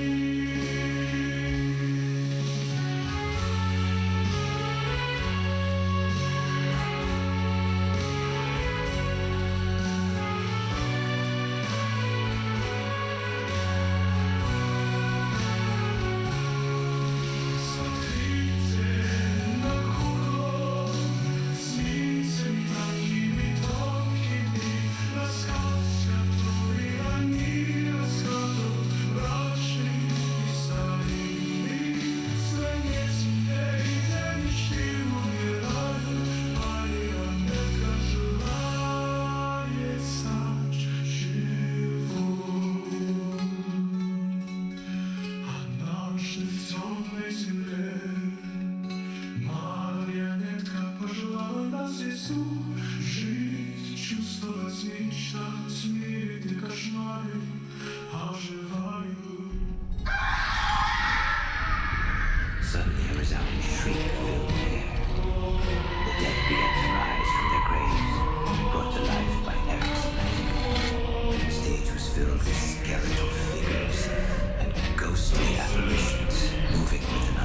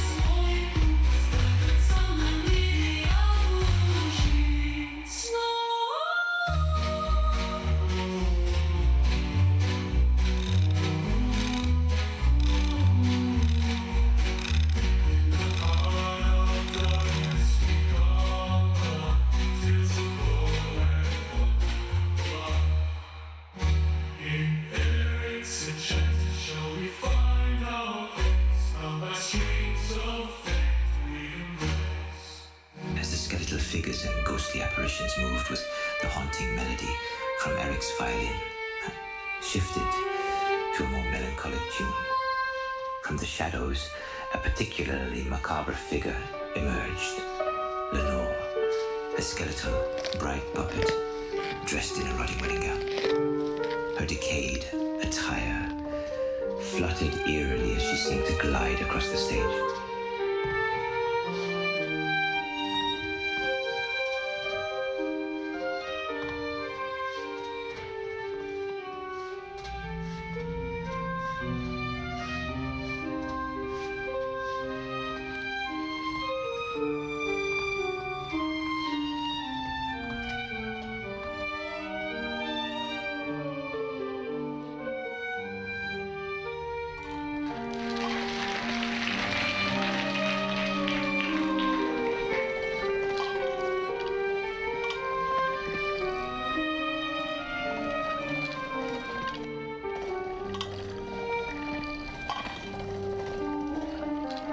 Isn't she beautiful, Lenore the bride?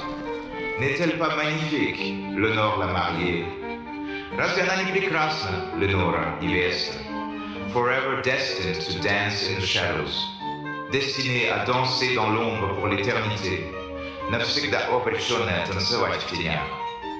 Once promised love, now forsaken, she dances not for joy, but for the sorrow that binds her spirit.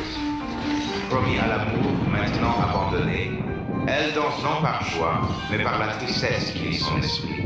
Однажды обещанная любовь, теперь оставленная, она танцует не от радости, а от печали, связывающей ее дух. Her graceful steps tell the tale of a heart betrayed, of a love that could not endure the cruelty of fate. Regardez comme c'est pas gracieux. Raconte Veston, raconte l'histoire d'un cœur trahi, d'un amour qui n'a pas pu supporter la cruauté du destin. Смотрите, как ее грациозные шаги рассказывают о разбитом сердце, о любви, не выдержавшей жестокость судьбы. Erik began to waltz, his movements fluid and hauntingly synchronized with the music. Lenore, guided by invisible strings, and Erik's commanding presence mirrored his steps perfectly.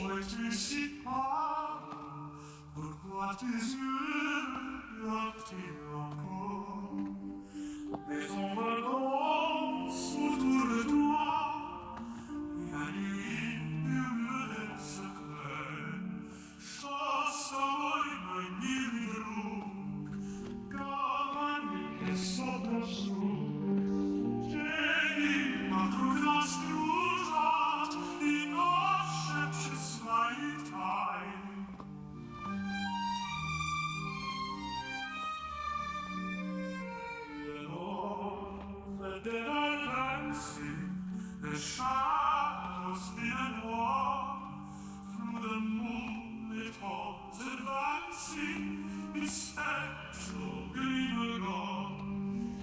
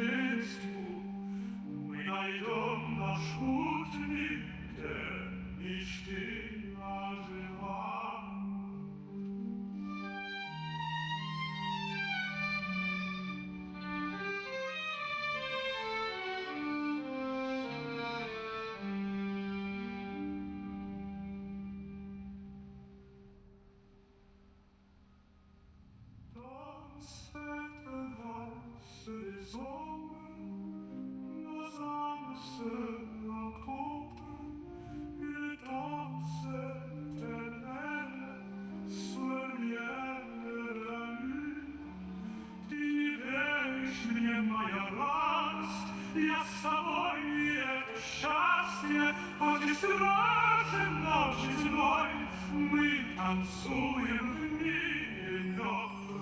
And in the silent midnight, we'll dance through halls of gloom. Our steps are haunting echo in the quiet of the tomb. L'Elonia avec moi, dans ce royaume de l'ombre, les danses pour l'éternité, nos cœurs liés dans la nuit. Tragedies and unrelentless, she's not, she's too. When I learn for the kill, then she might revive you.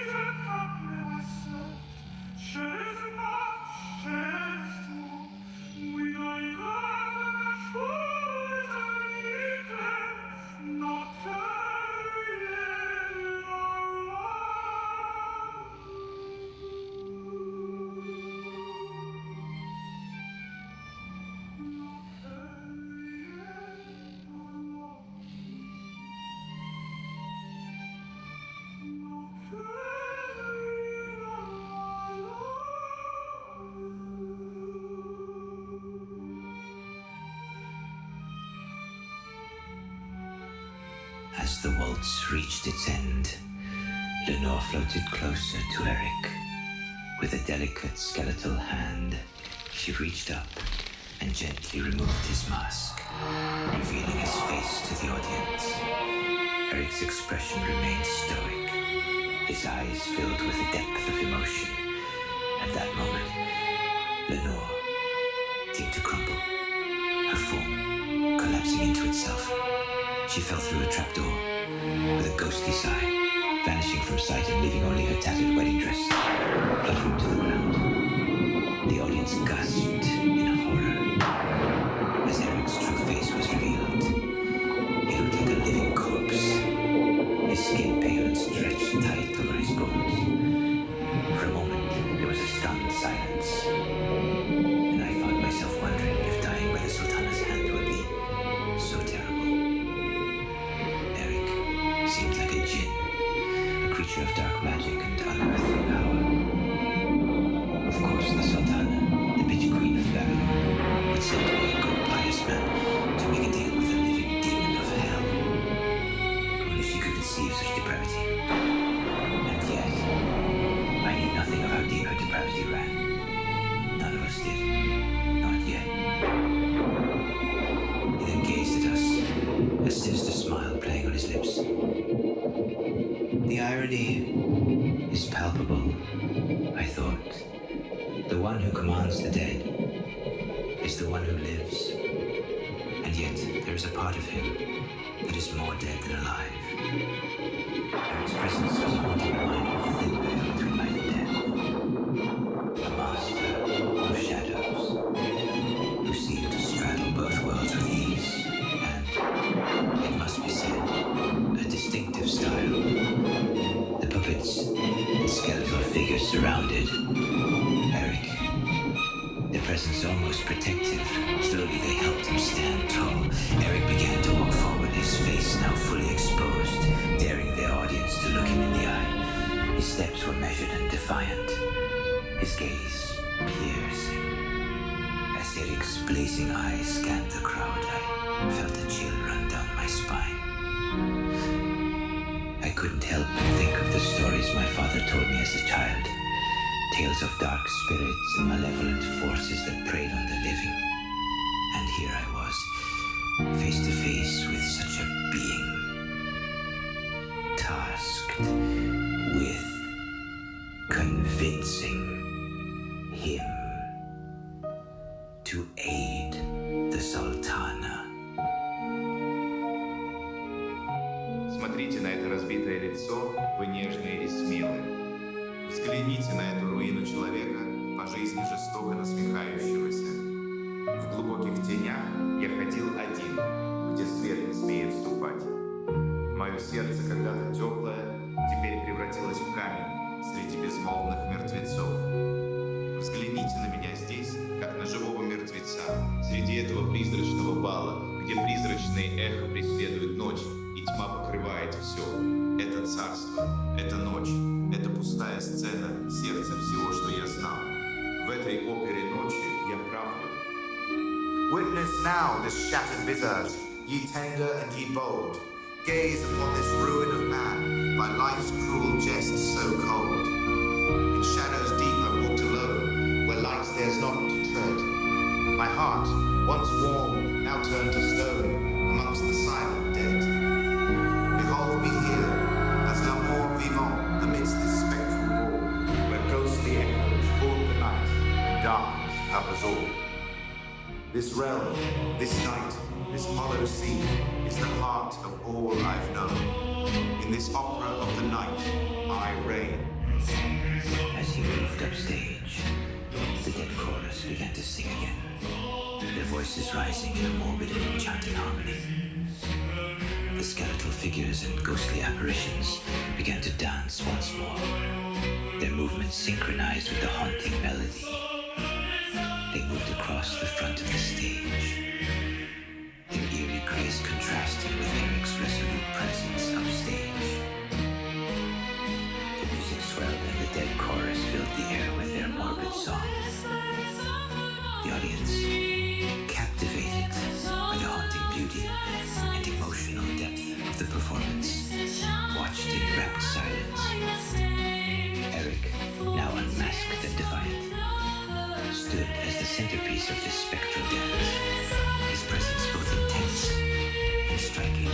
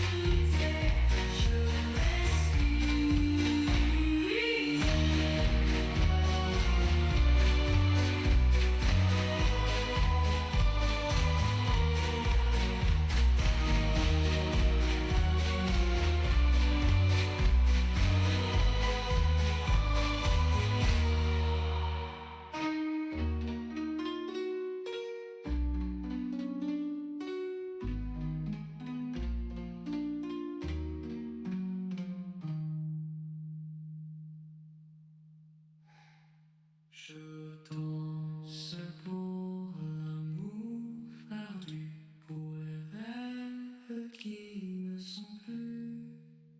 Chaque pirouette, un soupir dans ce théâtre de l'obscurité. As the dancers slowly began to return to their graves, Erik put his mask back on. The show was nearing its end, and Erik's angelic voice filled the tent, making the audience forget the horror of his face. Beauté et tristesse entrelacées dans cette danse nous laisse oublier une marine dans un flou gracieux, une grâce éphémère dans la lueur des ombres. In the realm of magic where shadows blend, our journey together comes to an end. But remember this night, the wonders you see in the heart of the fair, where nightmares convene. Et ainsi dans le cœur grandiose de la foi, la magie d'Erik a joué son rôle. Un conte de merveilles sombre et lumineux dans les ombres de la nuit.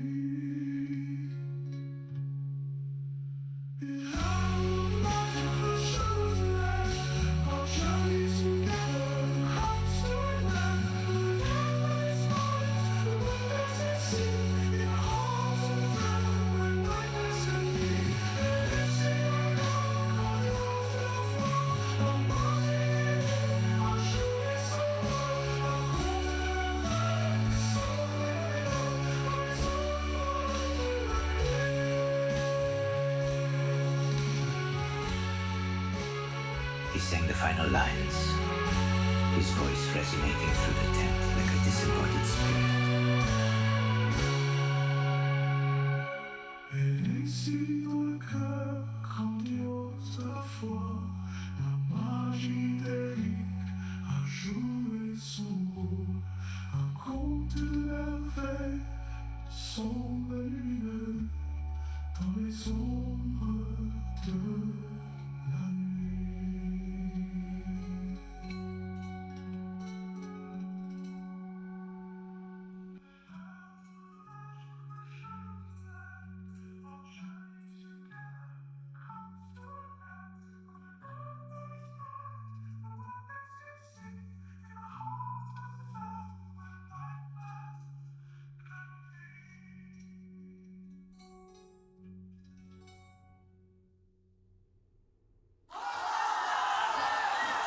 As Erik vanished like mist, another casket opened, and a skeleton appeared holding a top hat.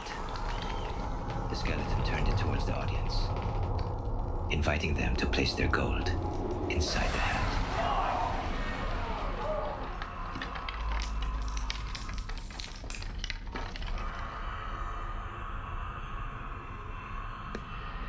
The figure remained motionless, but its eyes, or rather the dark voids, where its eyes should have been, stared into the souls of the audience members. No one dared to leave without paying. As the last child stepped away from the casket, the skeleton pulled the hat back towards its chest, its bony fingers clutching the brim with a deliberate grace. It looked down into the hat, as if counting the gold, the eerie silence amplifying the tension in the tent. Then, with a slow, almost mechanical motion, it raised its head and turned its hollow gaze toward me, creating an unsettling chill in the air. Suddenly, the skeleton collapsed back into the coffin, the bones clattering as they fell. The lid slammed shut with a resounding bang, and in the silence that followed, Darius, although I was never certain, swore he heard the distinct sound of a bolt sliding inside the casket, locking it tight. I glanced at Darius, who seemed equally entranced and unnerved by what he had seen. He, too, understood the gravity of our mission. We would have to find a way to bring this dark magician, this necromancer, to Persia.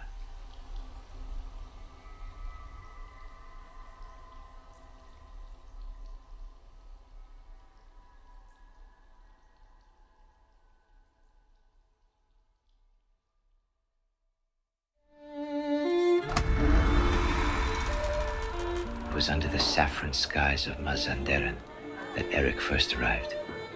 his caravan moving silently through the gates of the Shah's great palace. The palace, to an untrained eye, appeared to be the very heart of paradise, a cascade of gold and stone nestled against jagged mountains. But beneath its splendor ran the currents of intrigue and treachery. I was there when he came, and I recall the court's reaction vividly. His reputation had traveled far ahead of him, whispered in the bazaar and the palace alike. Erik, the man who could make walls speak, who turned the impossible into the inevitable. Yet, as his dark figure stepped from the caravan, those gathered could not conceal their unease.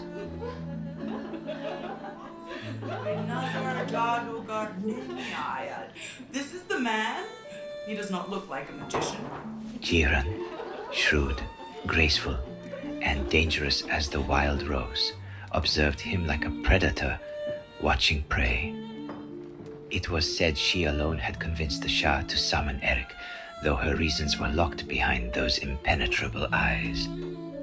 Magician or not, he will build what the Shah demands, or his head will hang above the palace gates. Erik inclined his head slightly, not in deference, but with the ease of a man unimpressed by threats. There was something in his stillness, his unshaken calm, that even the vizier seemed to notice. Je construis ce qui mérite d'exister. Rien de plus, rien de moins. I build what is worthy of existence. Nothing more, nothing less. Erik's words, delivered without a trace of arrogance, carried the weight of a man who created not out of servitude, but necessity. It was not rebellion, but precision, a measured response that neither yielded nor defied, leaving those who heard it uncertain whether to admire or mistrust him. But Jiran stood unmoved, her gaze fixed on Erik. If she regretted bringing him here, she did not show it. For me, it was the beginning of something far darker, a story that would not end until blood had soaked these golden stones.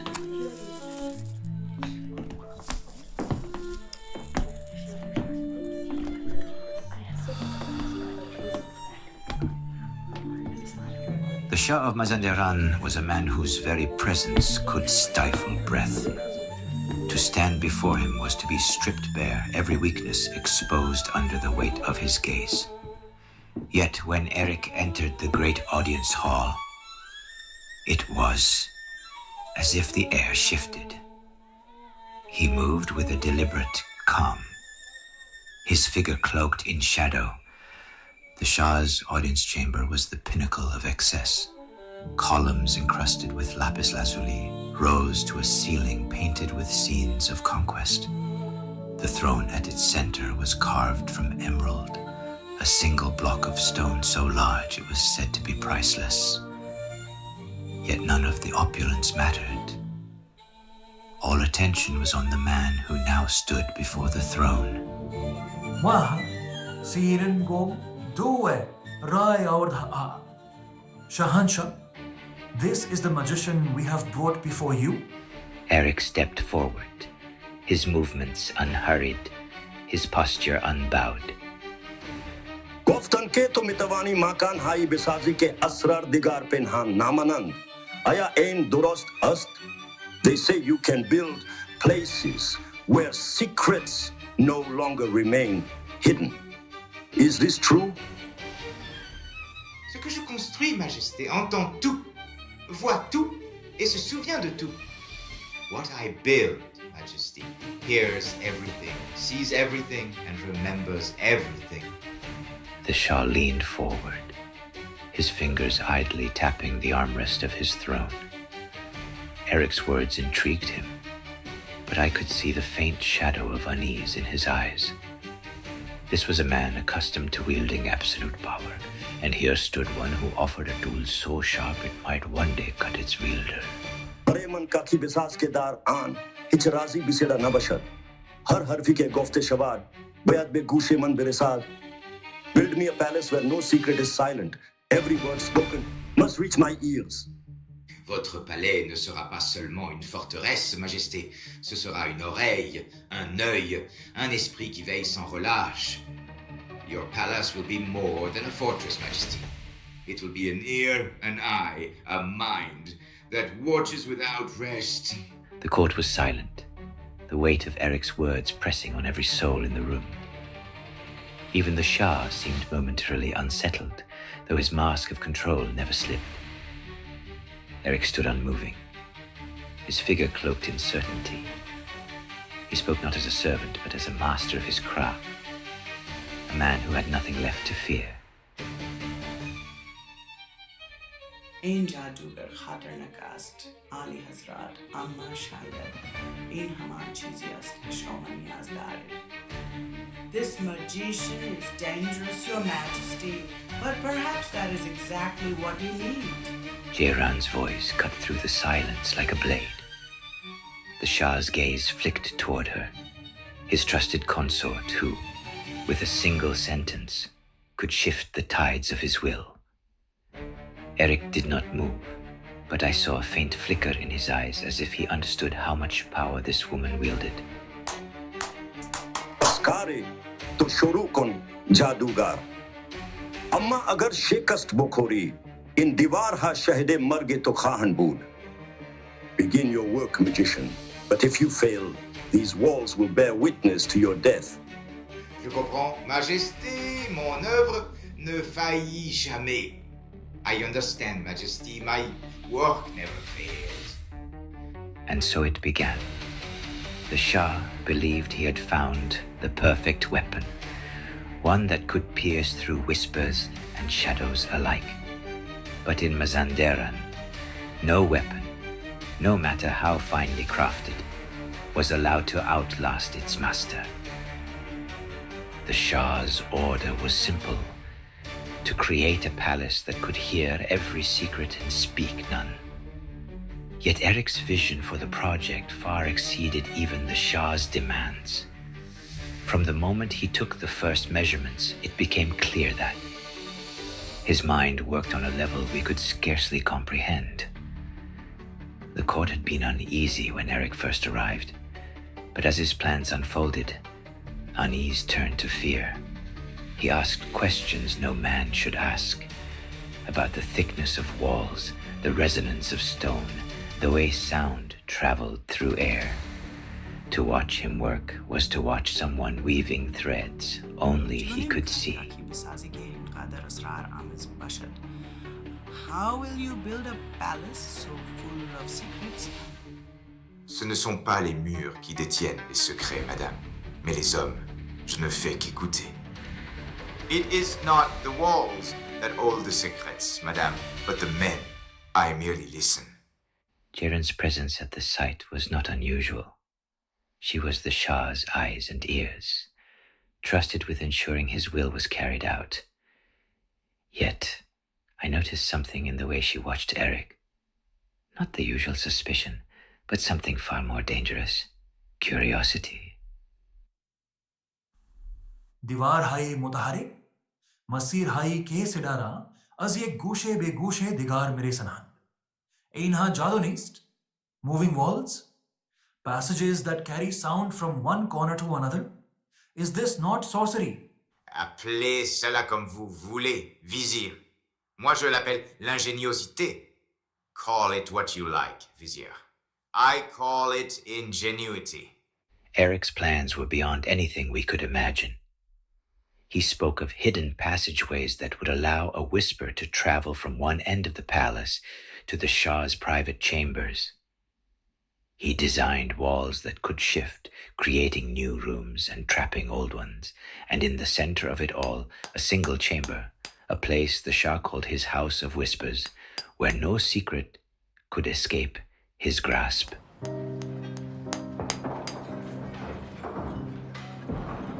Towers, columns, whispers humbled.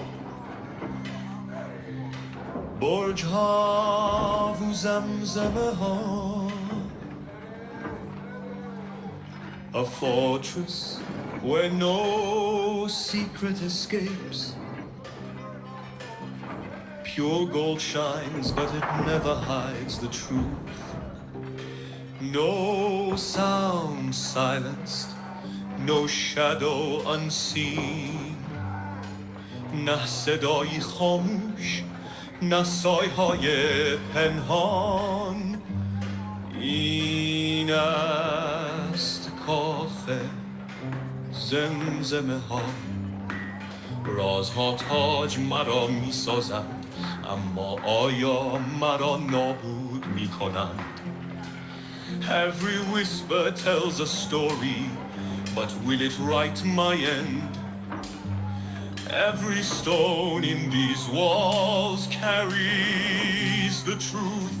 سنگ‌ها حقیقت را حمل می‌کنند، اما اگر حقیقت مرا دنبال کند چه؟ زمزمه ها دشمنان را می‌سوزانند، شاید روزی مرا بیسوزانند.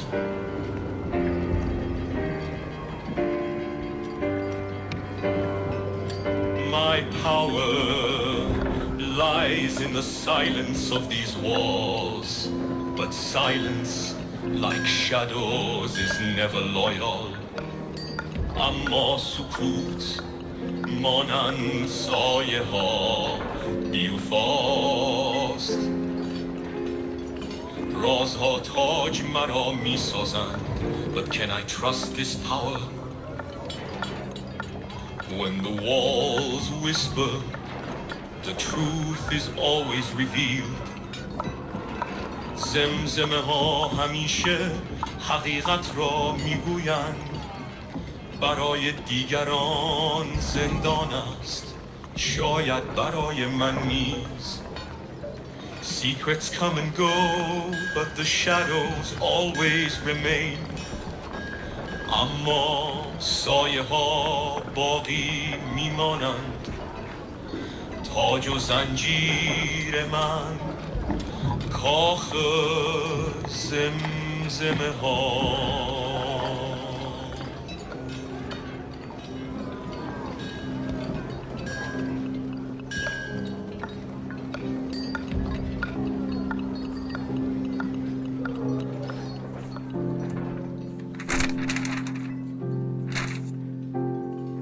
Ein Garnist, Ein Hanner Ast. This is not work, this is art.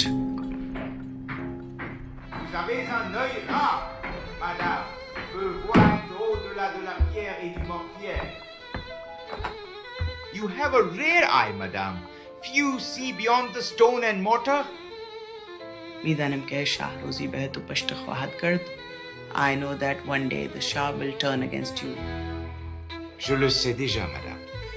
C'est une des rares certitudes dans ce monde. I already know, madame.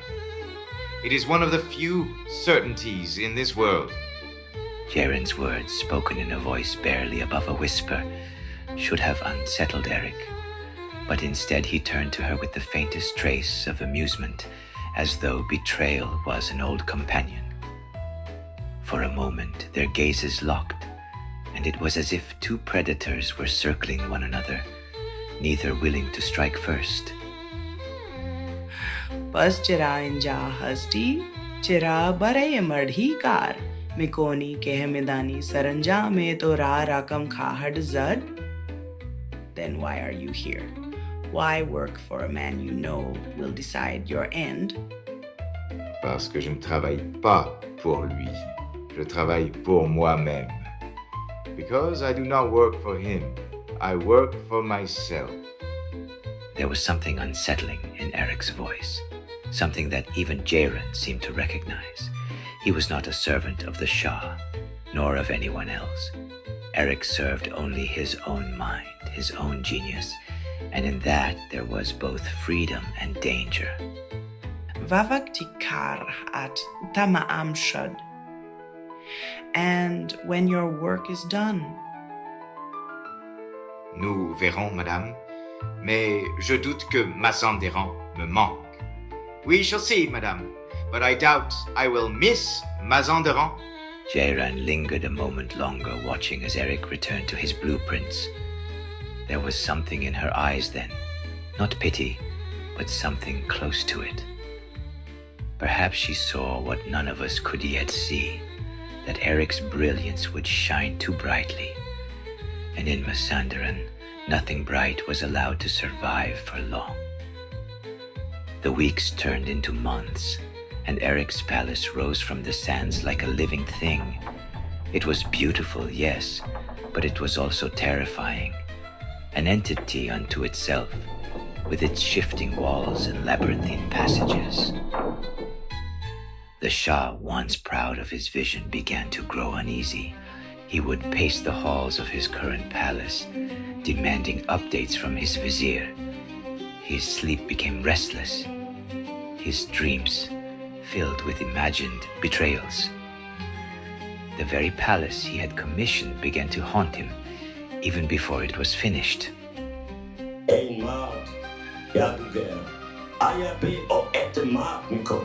This man, the magician, do you trust him? وبناظر مغرور است علی حضرت، اما تاکنون هیچ نشانه‌ای از خیانت نشان نداده. He seems proud, Your Majesty, but so far he has shown no sign of betrayal. Tamame kasani ke kiana kade end. Da zamani ke dir nashode boot. Nishane inishan nadadant. Everyone who has ever betrayed me showed no sign until it was too late. I could see the seeds of the Shah's paranoia taking root. Erik's genius, his defiance, his very presence, all of it was beginning to unnerve the man who had summoned him. And yet, the Palace of Whispers continued to rise, a monument to both Erik's brilliance and the Shah's fears. The Shah had commanded a palace like no other, a labyrinth where he could disappear, rule unseen, and bend the whispers of his enemies to his will. But Erik's creation was more than a refuge. It was alive, a creature of stone and shadow. Jairan, the Shah's most trusted consort, watched its rise with a hunger all her own. She sought not just safety, but dominion, a Pandora's box brought to life, with her as its keeper.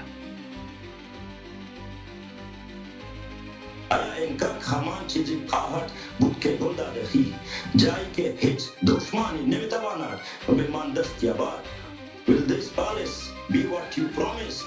A place where no enemy can reach me? Oui, Majesté. Non seulement vos ennemis ne vous trouveront jamais, mais leurs murmures, leurs secrets et leurs âmes perdues viendront à vous. Les fantômes des couloirs et les démons des cachots répondront à votre volonté. Yes, Majesty. Not only will your enemies never find you, but their whispers, their secrets, and their lost souls will come to you. The ghosts of the halls and the demons of the dungeons will answer your will. Erik's words hung in the air, heavy and unyielding. The Shah, for all his power, was a man accustomed to controlling others. Yet here stood a servant who spoke like a prophet, his promises veiled in shadows. The Shah laughed, but it was hollow, a sound born of unease.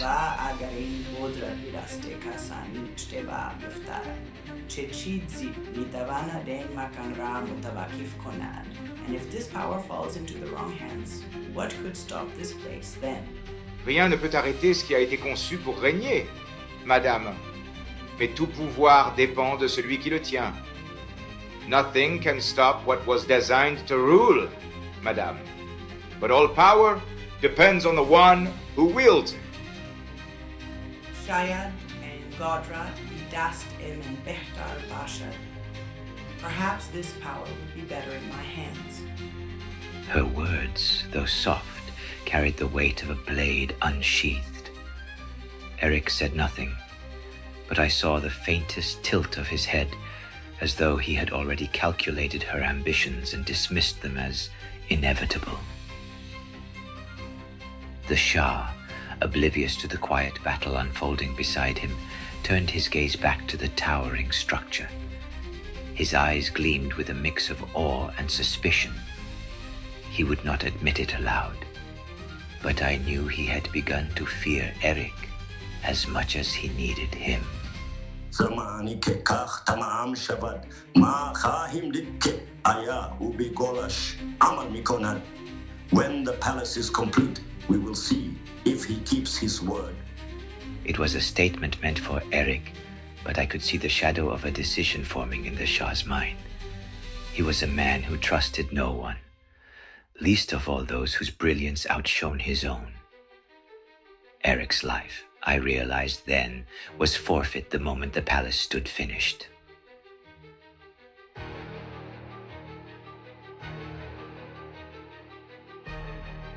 There are moments in a man's life when he is called upon to do the unspeakable. For Erik, those moments were as natural as breathing. The Shah's palace demanded genius, but Jayran demanded something far worse.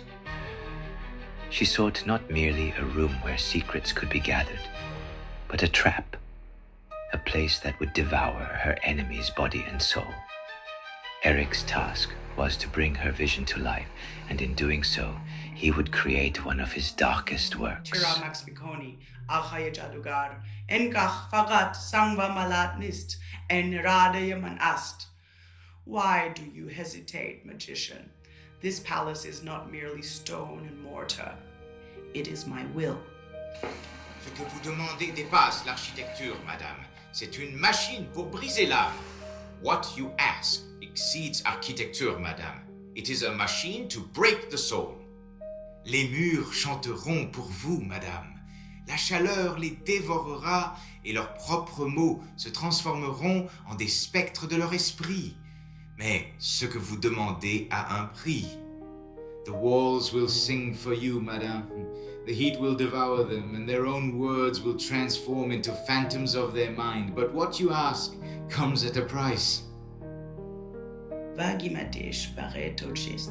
And what is its price for you?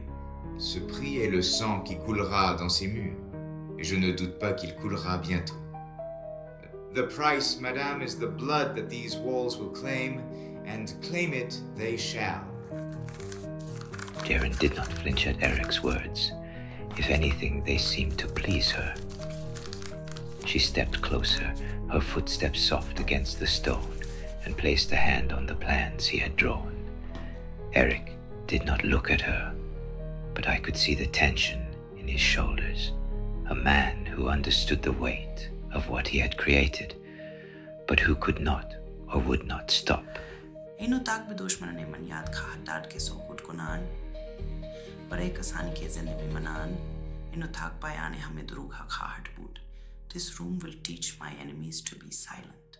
For those who survive, it will be the end of all lies. Ce ne sera pas seulement la fin des mensonges, madame. Ce sera la fin de leur humanité. It will not only be the end of lies, madame. It will be the end of their humanity. I did not see the chamber until it was finished. But even then, I felt its presence, as if the stones themselves were alive, humming with malevolence. Erik's work was flawless, every detail designed to unravel the minds of those trapped within.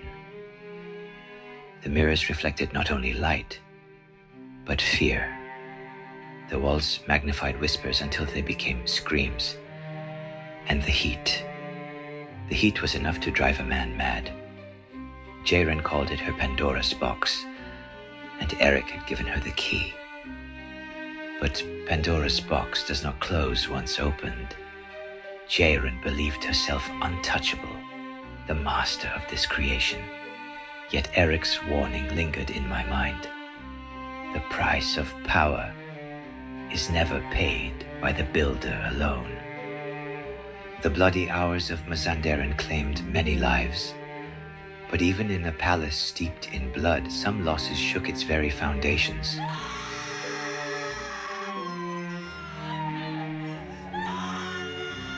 Jayran, the woman who had bent the Shah's will and wielded Erik as her blade, now knelt beside the still forms of her own children.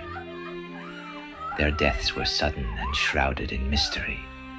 Some said it was the work of the Khanum, the Shah's mother, who had always loathed Jairan's rise from a peasant girl to queen in all but name.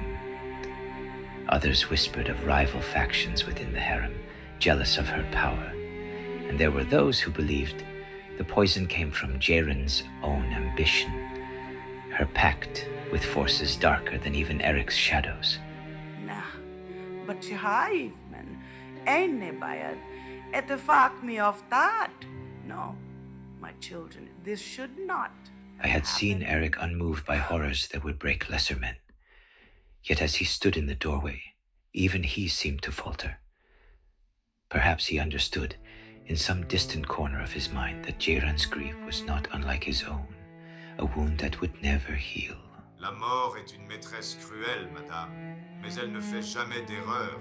Death is a cruel mistress, madame, but she makes no mistakes. Anha een karra kardang. Anha bache hai, manra gireftand. Qasam mikhuram ke intikam khaham gireft. They did this. They took my children. I swear, I will have my revenge. Tu baraye man kar khahi kar aghaye jadugar. To intikam e anhara khahi grift. You will work for me, magician. You will take their revenge. Jairan's grief had hardened into something unyielding, a weapon sharper than any blade. Erik, who had always carried the weight of others' sins, now faced a command he could not refuse. But in his silence, I saw the faintest flicker of defiance, a man who knew the limits of even his own darkness. Je construirai vos pièges, madame, mais je ne choisis pas qui y tombe. I will build your traps, madame, but I do not choose who falls into them. Kubast. Man tazmim megiram. Va khune anharuye dastaye tu khahad bud. Good. I will decide, and their blood will be on your hands. Even in her grief, Jairan's ambitions burned brighter than ever. She would not rest until her enemies were buried beneath the palace she had built through Erik's genius. But as I watched him leave the chamber, I wondered if Erik had already begun planning his own escape from her grasp. The Khanum had shaped the Shah's life since his first breath. Her influence was silent but suffocating, her whispers shaping every decision he made. To her, Jairan was an aberration, a disruption to the order she had worked so carefully to maintain. Yet Jairan was not merely a consort. She was the Shah's favorite wife, the one who gave him a strength the Khanum could never understand. The palace was divided between the mother who had raised him and the woman who had captivated him. And the Shah, he was caught between them, a king trapped by his crown. Jairan to ra zaif mikonad, u fikr mikonad ke to ra be khaste khod mikhara khar. En pesaram khatarnak ast. Jairan makes you weak. She believes she bends you to her will. This, my son, is dangerous.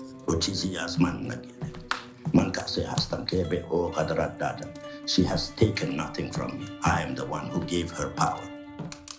The Shah's words were meant to end the conversation, but the Khanum knew better than to press directly. She did not argue. She planted seeds, waiting for doubt to grow. Va agar u beghadarat e bishtari bekahad che. Agar rozi bekahad to rah ke narbezanai. And if she wants more power, if one day she seeks to replace you,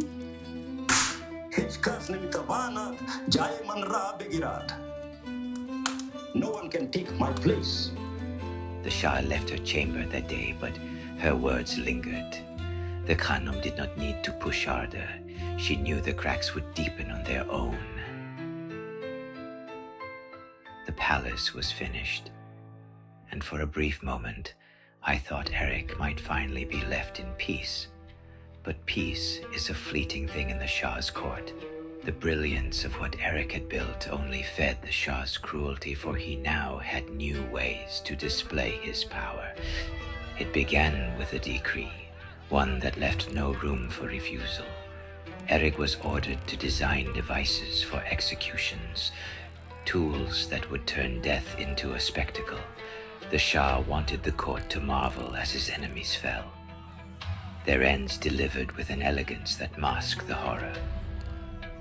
Erik, as always, had no choice but to obey. In the weeks that followed, the palace courtyard became a theater of death. I stood among the courtiers as prisoners were brought forth, their faces pale with terror. Erik's machines stood gleaming in the sunlight, their precision betraying none of the agony they were about to deliver. The court cheered as each device performed flawlessly, as though the act of killing could somehow be made noble by its perfection. But I saw Erik. I saw the stillness in his hands as he adjusted each mechanism, the silence that cloaked him as the Shah applauded his work. He did not look at the prisoners. He did not look at the court. He simply endured. I do not know what tormented me more, what I saw in the courtyard, or the knowledge that I had done nothing to stop it. That night, as the fires burned low, I stood alone, wrestling with what I had witnessed. I have seen death in many forms. A soldier grows used to the sound of it, the sharp crack of a neck, the dull thud of a body hitting the ground. But today, I saw something I cannot unsee. Today, death did not come as a thief in the night, quick and silent. It came as a spectacle, a performance. And at the heart of it, his creations stood like monuments. Monuments to a genius I cannot begin to fathom, and to a cruelty I wish I did not understand. The Shah called it justice. The court called it power. But I called it horror. I watched them drag the condemned into the courtyard. Men, women, even a boy barely old enough to carry the weight of his own guilt. Their faces were pale, their eyes wide with the knowledge of what awaited them. Erik's machines, gleaming in the harsh sunlight, stood ready, merciless in their precision. Erik himself was a figure of silence, his mask gleaming faintly as he moved with the unerring precision of one who had done this 100 times before.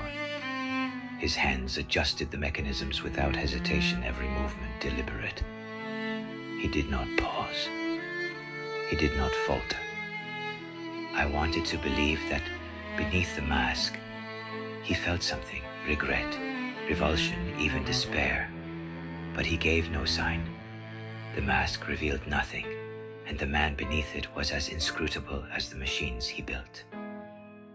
How does a man reconcile himself to such a fate? To create knowing that his creations will bring only suffering. It was then I thought of the first time I compared him to a jinn, a being of immense power yet bound, trapped. What is a jinn, after all, but a force chained to the whims of its master? I thought it a clever observation then. Now I see the truth of it. Erik is bound, yes, but not to a master. He is bound to survival, to the endless need to create, to prove that his life is worth sparing. And yet, I cannot absolve myself. I brought him here. I had plucked him from obscurity in Russia and delivered him to the Shah's court, like some servant carrying a lamp to his master, unaware of the jinn within. Am I not as guilty as the Shah? Erik's hands built the machines, but my silence, my complicity, it allows them to be used. I told myself once that I served the Shah for order, for stability, but today I felt none of those things. I felt only shame. Shame that I stood there, watching as a man's brilliance was twisted into something monstrous. Shame that I did not stop it. And yet, I cannot leave him. Erik, the man is a paradox, so full of darkness, yet capable of creating things that touch the heavens. What would he be if left to his own devices? What wonders would he build if the weight of survival were not pressing down on him? I do not know what the future holds for him, or for me. But I do know this. We are both trapped, he and I. And today I saw the bars of his cage made visible. I saw them gleam in the sunlight, sharp and cold, and I felt the sting of their edges on my own soul. When the Shah summoned me that night, I knew it was not for advice or counsel. It was for a command that could not be refused. Erik had completed his masterpiece, a palace of whispers that would shield the Shah from every enemy. But the very genius that built it had become a threat, one the Shah could not allow to live. I entered the chamber knowing what would be asked of me, but I was not prepared for the weight of his words.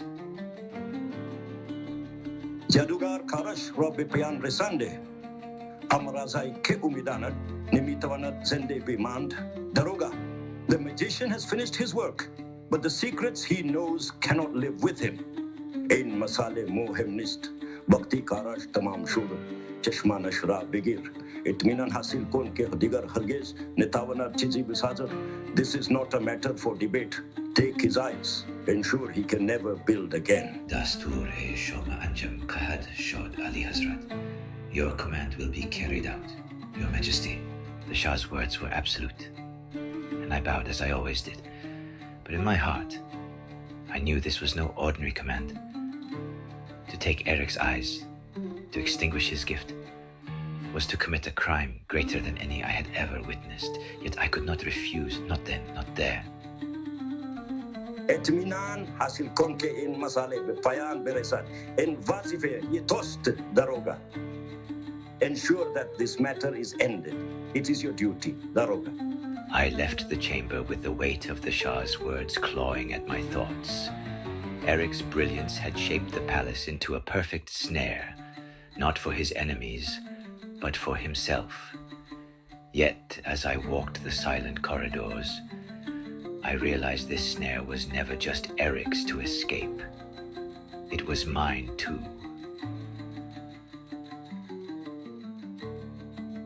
The Daroga was charged with carrying out Erik's execution. But Erik had done the Daroga a few favors and had made him laugh in dark times. By helping Erik to escape, the Daroga risked everything. But this act of generosity nearly cost his head. To cover Erik's disappearance, a corpse was found on the shore of the Caspian Sea, half eaten by seabirds. Friends of the Daroga had dressed the body in Erik's clothing, successfully passing it off as his remains. This deception satisfied the Shah, but the Daroga had failed at his duty, and this did not go unnoticed. Stripped of his favor, his property, and his position, he was exiled. However, the Daroga was of royal descent, which spared him from complete ruin, as the Persian treasury continued to grant him a small pension of a few hundred francs a month. With nothing left, he fled to Paris, seeking refuge from the ghosts of his past and the secrets he still carried. Erik had fled from Persia in 1858, and according to the Daroga, he had spent some time in Asia Minor, then went on to Constantinople, where he entered the service of the Sultan. Erik's journal stated that the Sultan at the time, Abdul-Mejid, was fluent in French and received a European education. He was very well educated and liberal-minded. He made educational reforms and built the Dolmabahce Palace in Constantinople, where he founded the first French theater. However, madness sadly ran in his family. The Sultan saw Erik's ingenuity and shared his love of music and literature. He had almost become like a father figure to him. Erik had gotten to know his whole family, who had the same interests in music, many of them being composers themselves. He got to know the Sultan's younger brother, Prince Abdulaziz Khan bin Mahmud, whose cousin was Prince Abdul Hamid II, and his half-brother Prince Murad V, who were also well-educated and spoke fluent French. During this time, Erik was working on perfecting his automatons and often would perform great illusions and tricks for the royal family, providing them with much amusement.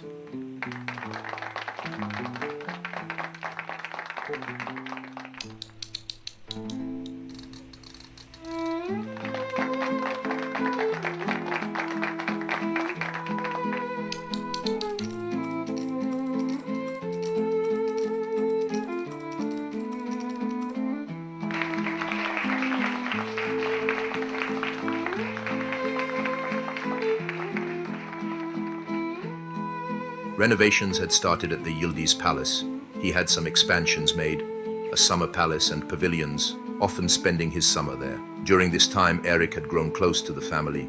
He noticed that Prince Abdul Hamid II had developed some paranoia, and Prince Murad V was prone to fits of madness.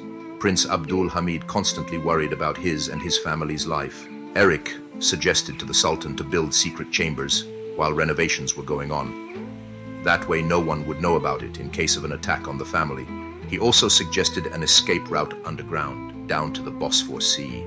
Prince Abdul Hamid had grown closest to Erik, for they shared a love of opera, and he was fascinated with his automatons.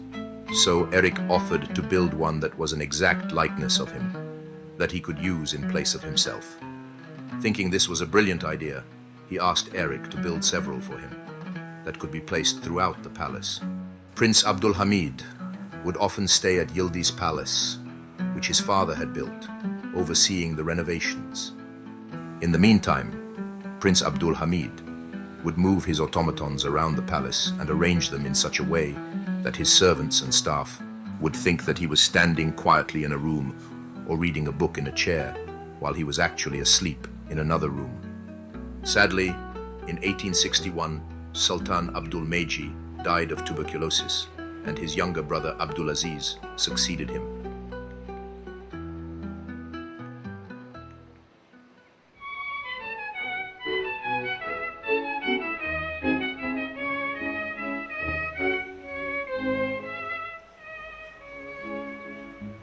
Under the minarets and marble skies, Erik finds a palace where secret lies, charmed by the Sultan's myriad arts, in Constantinople where destiny starts, boiled and free. Erik and the prince would spend their days designing complex hidden chambers.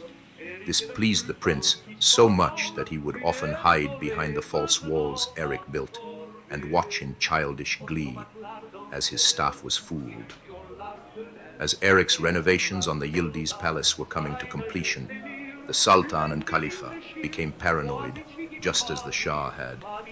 He felt Erik knew too much, and he wanted to keep the hidden chambers a secret that only he knew of. Le génie d'Erik, autrefois admiré, maintenant le menace, tandis que l'esprit du sultan prend un chemin plus sombre.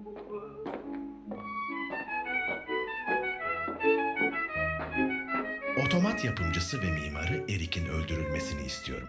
Emirül Müminine düşman oldu. I want the automata builder and architect to be put to death. Erik has become an enemy of the commander of the faithful. Evet sultanım. And so he had to flee from Turkey, the same as he did in Persia. As illness and fear outspread, Erik est le sultan qui sort au devers, une ère dorée maintenant absorbée, Yıldız Sarayı'nda sonsuza dek. Otomatlar dans eder, yüzyıllar döner, Erik sırlar fısıldar, sarayda yükselir, güven derinleşir, boğaziçi gibi mavi, padişah göklerinde dostluklar çiçek açar. Les shadows lengthening, yıldız falls, dans le cœur du palais la méfiance guerre, le génie d'Erik autrefois admiré, maintenant une menace. Tandis que l'esprit du sultan prend un chemin plus sombre. After the last Turkish revolution in 1909, as reported by the Le Temps and Le Matin, Sultan Abdul Hamid was found hidden in a secret chamber in the Yildiz Palace, surrounded by his automatons, which were exact replicas of him. It appears the Sultan did not reset the pin properly to the secret room. A pin, Erik often had warned him to reset, and as a result left the hidden door slightly cracked. When the passage of air was felt, the secret door was discovered, ultimately leading his enemies right to him. Another newspaper had reposted that there were 1,000 secret rooms in the place, some filled with treasure, others meant for torture, and some for recreation. The palace was found to be honeycombed with dungeons, trapdoors, false passageways, mysterious chambers, and labyrinths.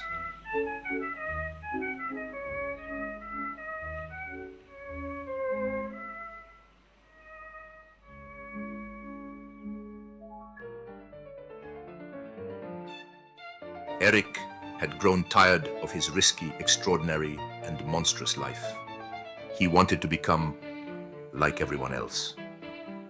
So he fled back to the place of his birth, where he became an ordinary contractor who built ordinary houses with ordinary bricks.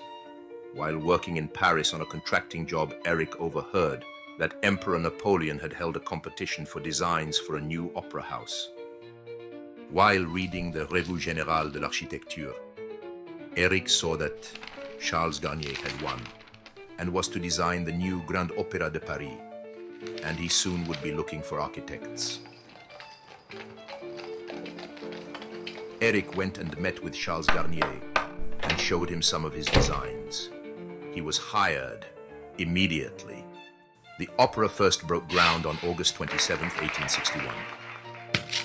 In 1862, while excavating, an ancient underground water source was discovered, halting their progress. Erik, with his ingenuity and knowledge, offered a brilliant solution: to pump the water out of the ground, then build a double envelope around the entire foundation to protect the opera from moisture and water damage, and then to pump the water back into vaults to produce an artificial lake 5 cellars below ground, to use for opera fountain sets and in case of a fire.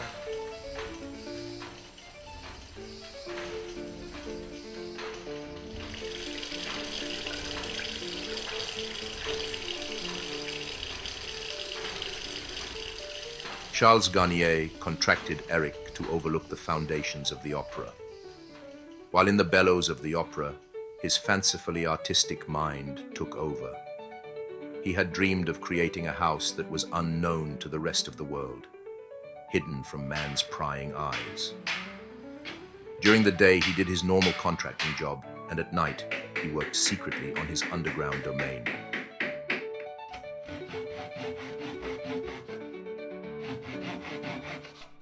Work had to be halted once more on the opera.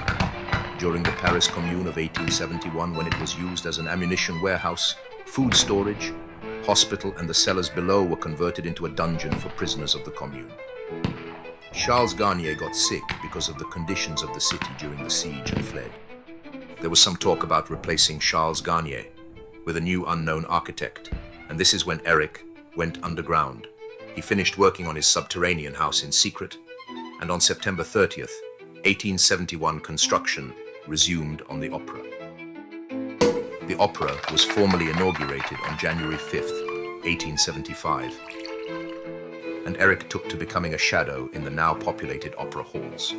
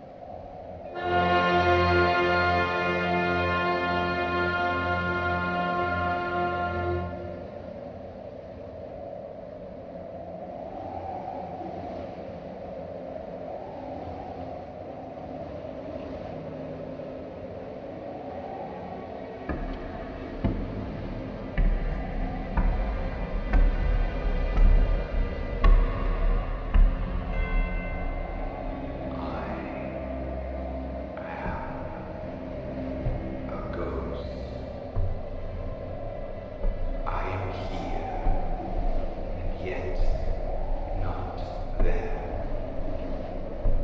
I am a ghost.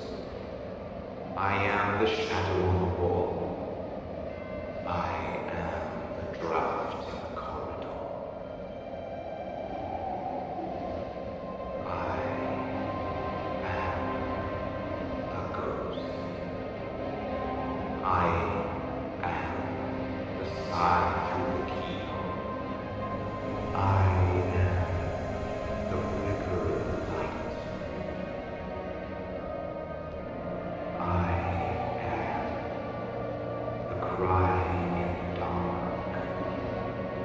My soul, alive, lies hidden beneath the mask of death. And if you should ever see the face of a ghost, you will be haunted forever.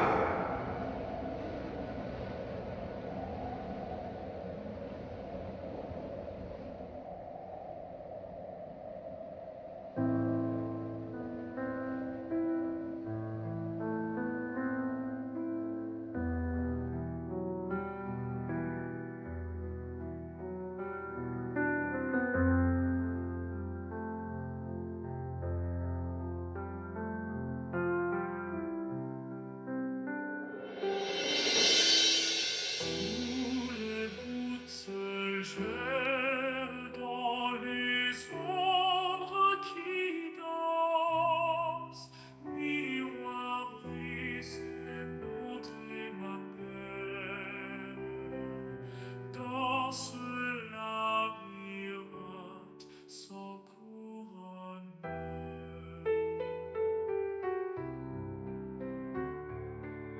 Et qui murmure tes secrets, mon chant, leur seul espoir. Miroir brisé, montrer ma peine. Dans ce labyrinthe sans couronne.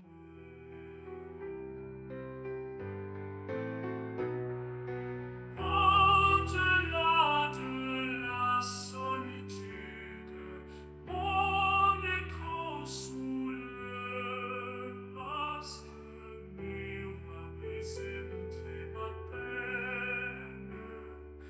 Dans ce labyrinthe sans couronne.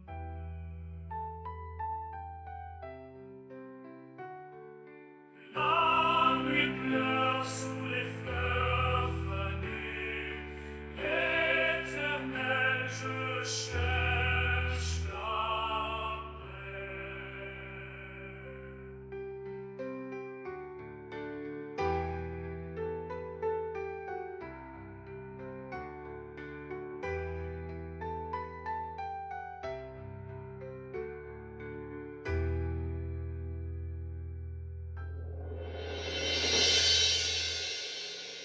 Scocciube sarade,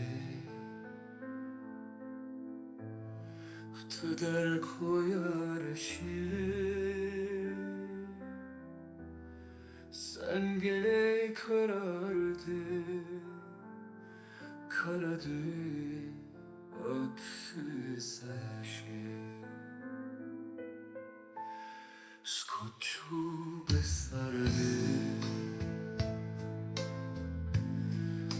der koyarışı. Sen gene karardı, karadı, öksüz aşk.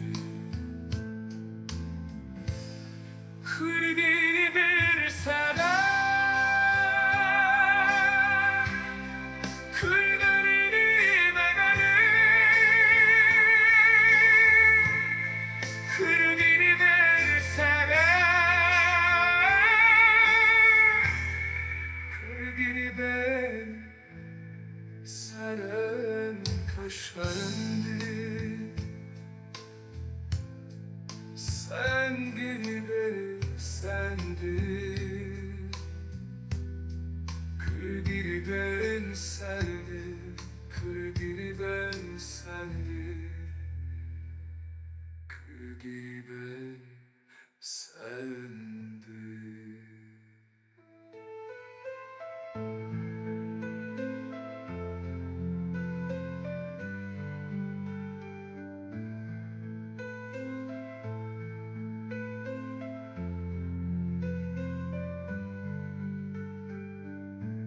Sen gibi ben sendim, kır dili ben sendim, kır dili ben sendim.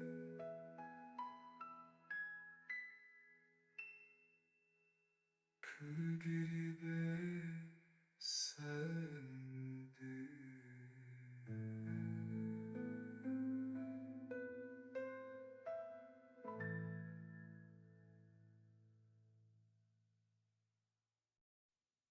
I struggled with how to end the novel. For weeks I pored over several drafts. Some were closer to what the Persian had told me, while others aligned with Erik's journal that Darius had given me. Sometimes Erik was like a shadow, obscure and hard to understand. And at other times, I had insight into who he truly was. I thought it best to obscure some of the dates and real names of the characters the story was based on. I read through the journal again, and Darius's words echoed in my mind. My master is a good man, but he often saw Erik as a monster. He was also a remarkable person, possessing a heart that could have very well held the empire of the world, if only he had not been born so ugly. But despite everything, I believe he deserved better. He was capable of monstrous things, yes, but aren't we all? And then I sat down to write the end.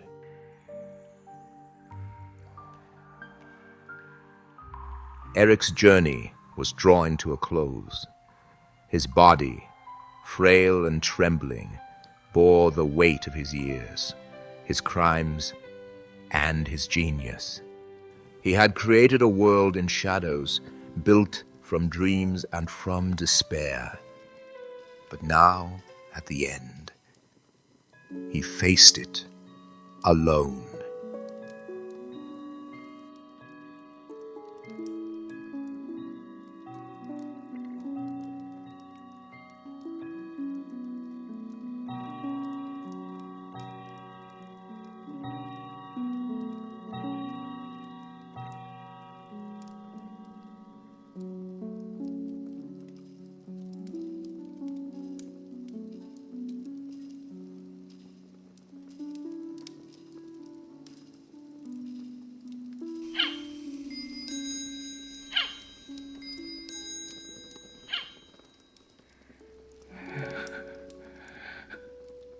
What is this?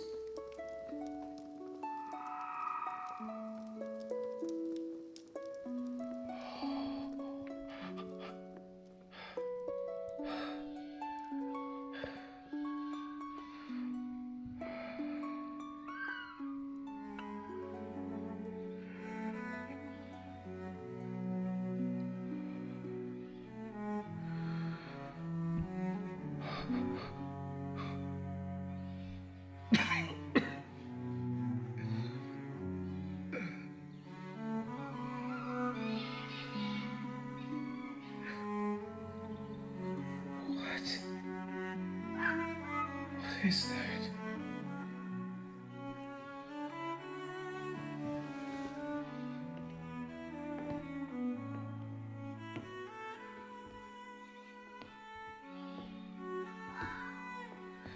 No.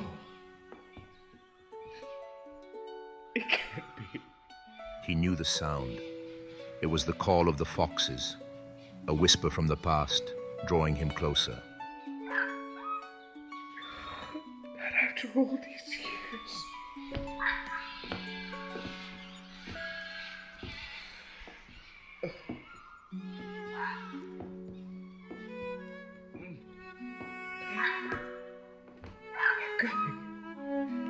I'm coming.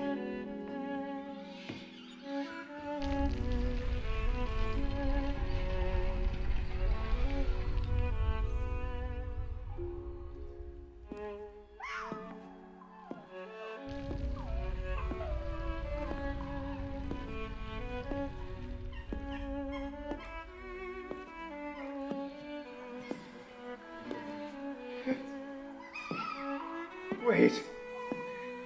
Wait.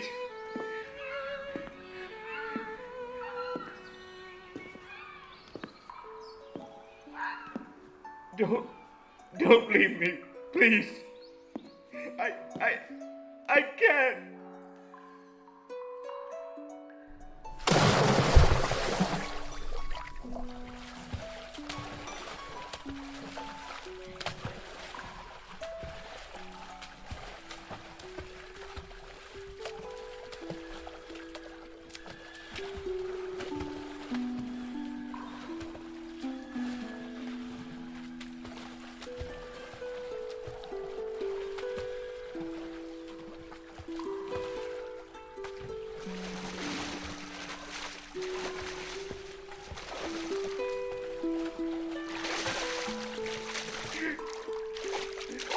No! Wait! Please, wait! Don't go!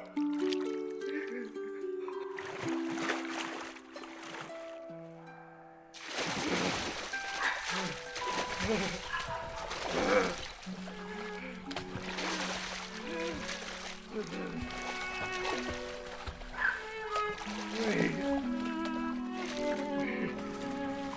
Where are you? Where? Wait. Please wait. I can't. I can't follow. I can't keep up. Please. I'm trying. Right now. Why are you calling me? Leave me alone. What do you want from me?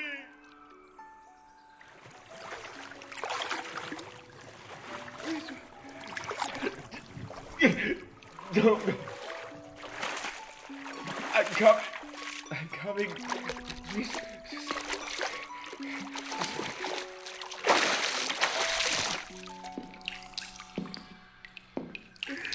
Don't leave me alone. Not now. Not now. Please.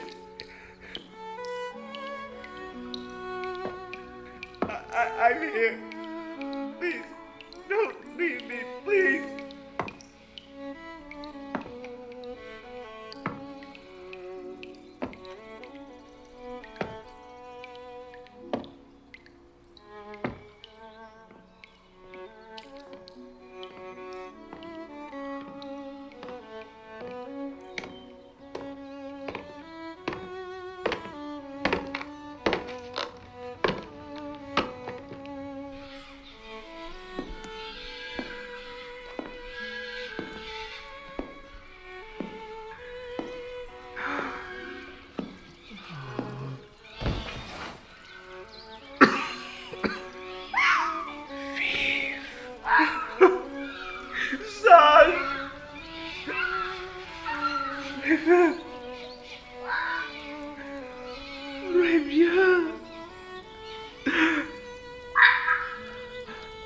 Rehearse.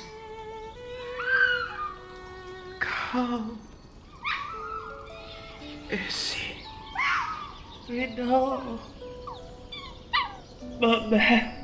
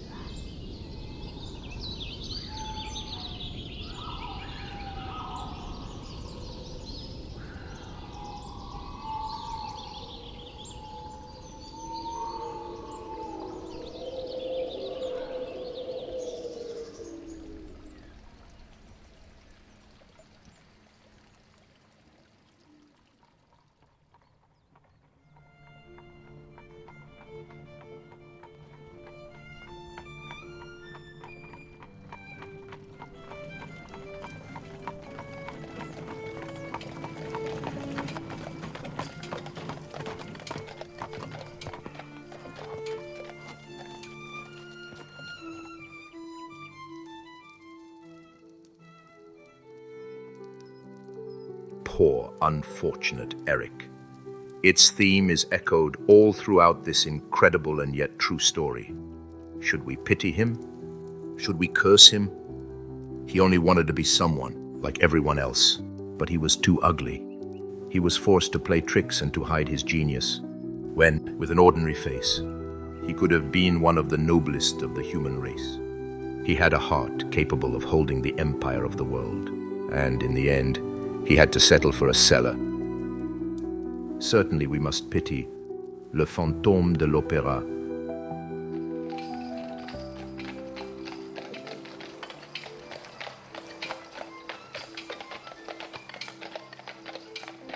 It just so happened that Monsieur Alfred Clark, head of a gramophone company in London, wished to make a time capsule of famous opera singers and place it in the cellars of the Palais Garnier to be opened in 100 years' time. When they started to dig out the space where the records were to be placed, they discovered a skeleton. But the men who found it dismissed it as a corpse from the Commune. While doing some research at the National Academy of Music, I overheard that a skeleton had been found. Naturally, I went to investigate.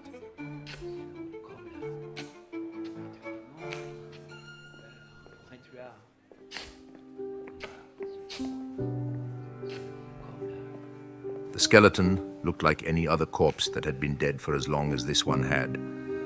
For in death, all men are rendered equal, are they not? Death, the thief of beauty and identity. However, I did notice a gold ring on the skeleton.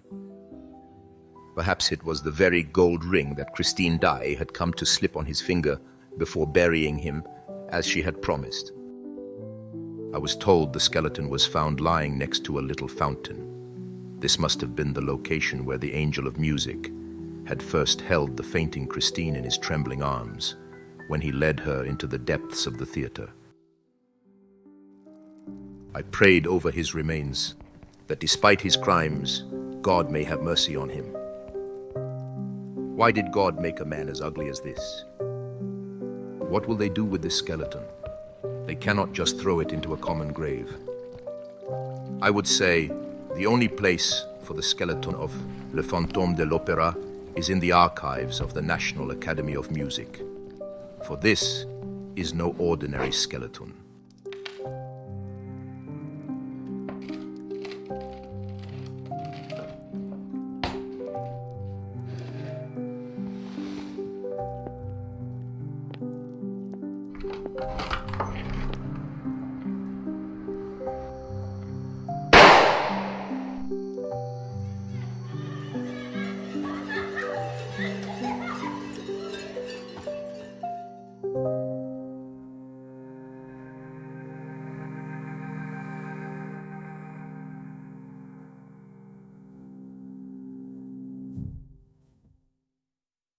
In the autumn of 1924, the ever-vibrant streets of Paris were graced by the presence of two figures whose meeting would forever change the course of cinematic history. They stood before the majestic Palais Garnier, a marvel of Second Empire architecture, its opulent facade a monument to the grandeur and artistic ambition of an earlier age. This opera house, such magnificence, Monsieur Leroux. I've never encountered anything quite so grand. Ah, Monsieur Lemley, the Palais Garnier holds many stories within its walls, tales entwined with both grandeur and ghostly shadows. It's a place of profound inspiration. Do you know of any particular tale that might capture the imagination? Perhaps something worthy of the silver screen? Yes, I know of a tale. A haunting tale kept secret behind these walls. A tale that many here believe, yet few truly understand. It is the story of an interesting figure who lived and wandered the halls and the depths below.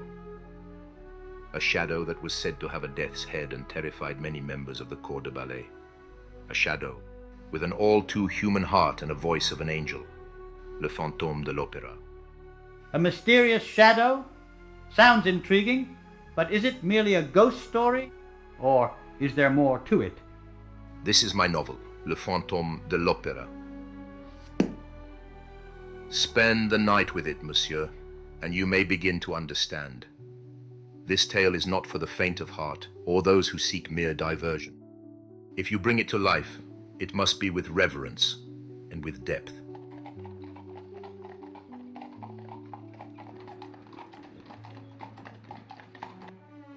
Lamely took the book, intrigued. That night, he sat in his dimly lit hotel room, turning page after page.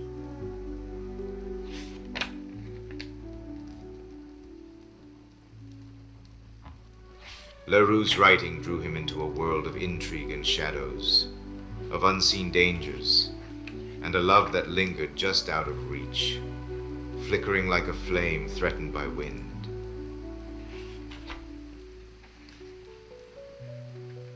The story captivated him, and he spent all night reading it. He had finished it by the time the sun had started to come up.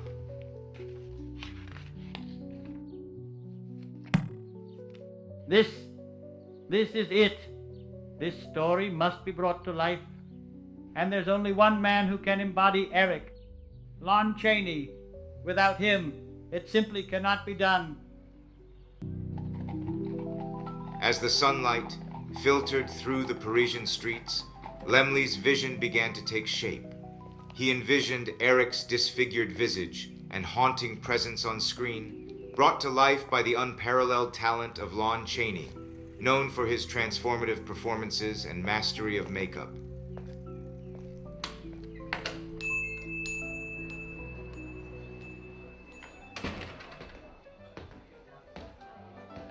Bonjour, Monsieur Lemley.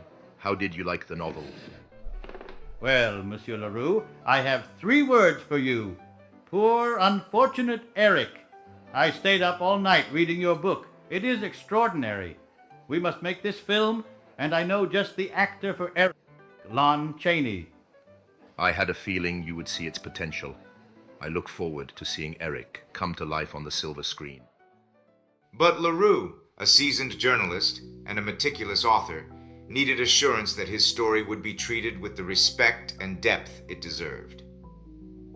He had heard tales of Hollywood's penchant for sensationalism and was wary of his beloved characters being reduced to mere caricatures.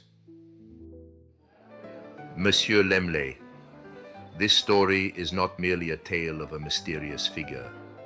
It is a narrative of profound human emotions, of love and despair, of the beauty and the darkness within us all. How do you intend to capture this essence on film? I understand your concern, Monsieur Leroux. I promise you, we will treat your story with the utmost respect. Lon Chaney is not just any actor. He is a master of his craft. He can convey the depth and complexity of Erik's character with sympathy and dignity. But he is also capable of being frightening, and Universal Pictures will spare no effort in bringing the world of the Paris Opera House to life with all its grandeur and mystery. Very well, monsieur. I trust you will do justice to Le Fantôme de l'Opéra. I will be watching with great interest.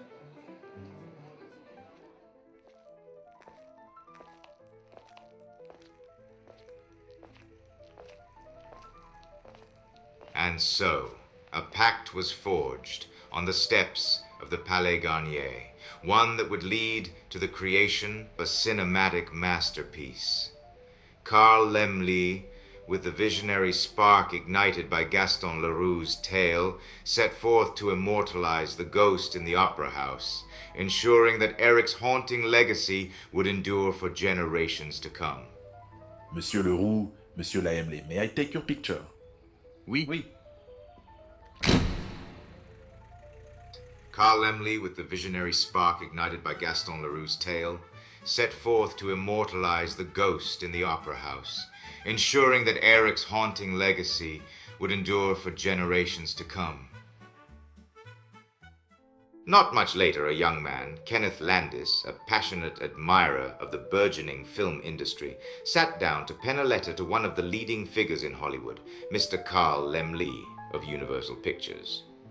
Kenneth's words were filled with admiration and curiosity, sparked by the recent release of The Hunchback of Notre Dame. September 27th, 1924. to Mr. Carl Laemmle, Universal Pictures Corporation, 1600 Broadway, New York. I recently had the pleasure of watching The Hunchback of Notre Dame, and I must express my profound admiration for this remarkable film. It captivated my attention every moment, compelling me to reflect deeply on its themes and artistic execution. Your dedication to producing such an inspiring picture is truly commendable. I am an avid enthusiast of cinema and greatly admire Universal's contributions to the industry. If possible, I would love to learn more about upcoming projects and any behind-the-scenes insights you could share. Thank you for your time and consideration. I eagerly await your response. Sincerely, Kenneth Landis, Keystone State Normal School, Kutztown, Pennsylvania. Mr. Laemmle's response, penned with equal sincerity, was swift and enthusiastic. Dear Mr. Landis, it was a very real pleasure to read your letter of September 27th. Thank you for your sincere appreciation of our picture, The Hunchback of Notre Dame. Any picture that can make you think every minute, as you say this one did, is worthwhile, isn't it? At least when it inspires thoughts similar to yours. If you do not already know it, I am sure it will interest you to learn that we are planning another picture for our program next year, similar in magnitude to The Hunchback of Notre Dame. We are going to picturize Gaston Leroux's famous story, The Phantom of the Opera, with Lon Chaney in the leading role. Other members of the cast have not yet been chosen, but work has already started on the great sets for the picture, which, by the way, are to be built of structural steel. This is the first time that such a set has ever been built at Universal City, and as far as I know, the first anywhere. Just a few days ago, I received an interesting studio note on this picture, a copy of which I am going to enclose because I believe it will prove of real interest to you. I am returning the Oddcraft card. Thank you again for your letter. Cordially yours, Carl Laemmle. Now one might wonder, what could this intriguing studio note contain? Imagine the anticipation and curiosity that Kenneth Landis must have felt upon receiving such a cryptic mention.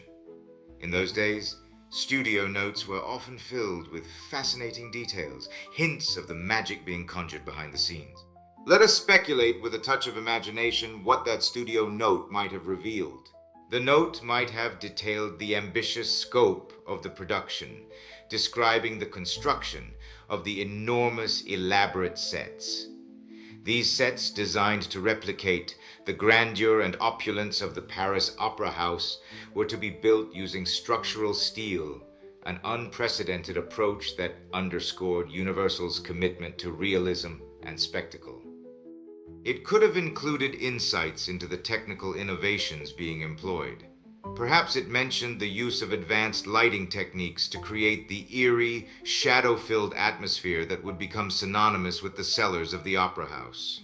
The note might have highlighted the meticulous attention to detail, from the intricate costumes to the atmospheric set designs, each element contributing to the film's immersive experience. There was also the possibility of an intriguing mention of Lon Chaney's involvement. Known for his transformative makeup skills, the note might have hinted at the lengths to which Chaney would go to bring the Phantom to life. Details about his makeup process, the hours spent perfecting the ghastly appearance, and the physical toll it took on him could have provided a glimpse into the dedication and artistry behind his performance.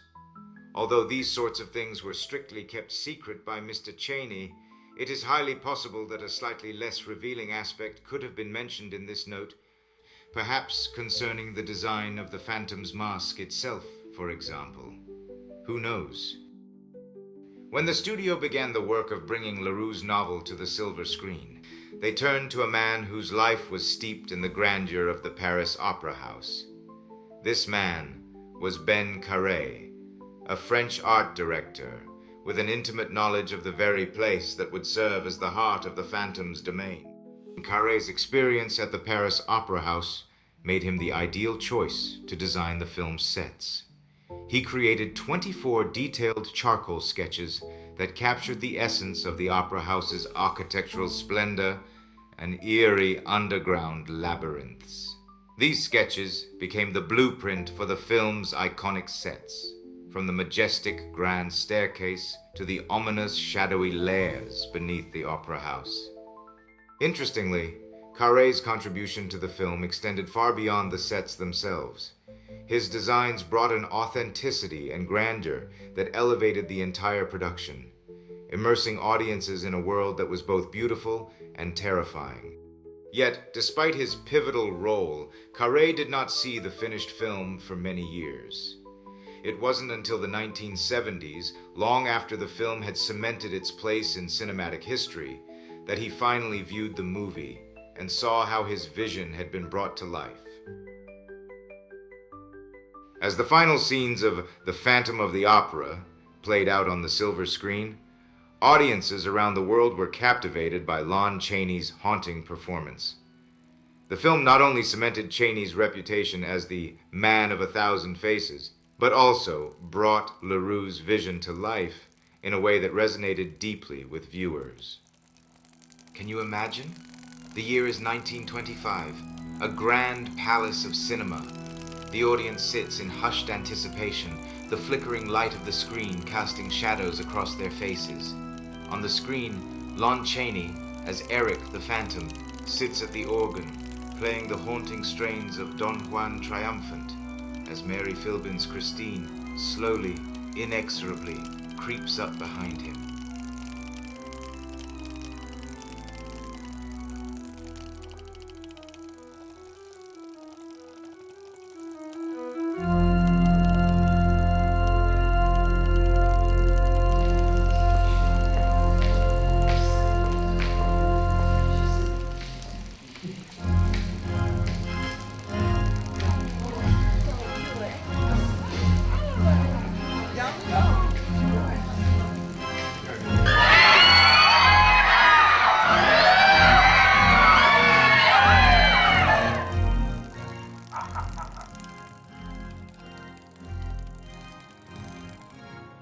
Though Hollywood has often shaped the tale to its own design, the story endures.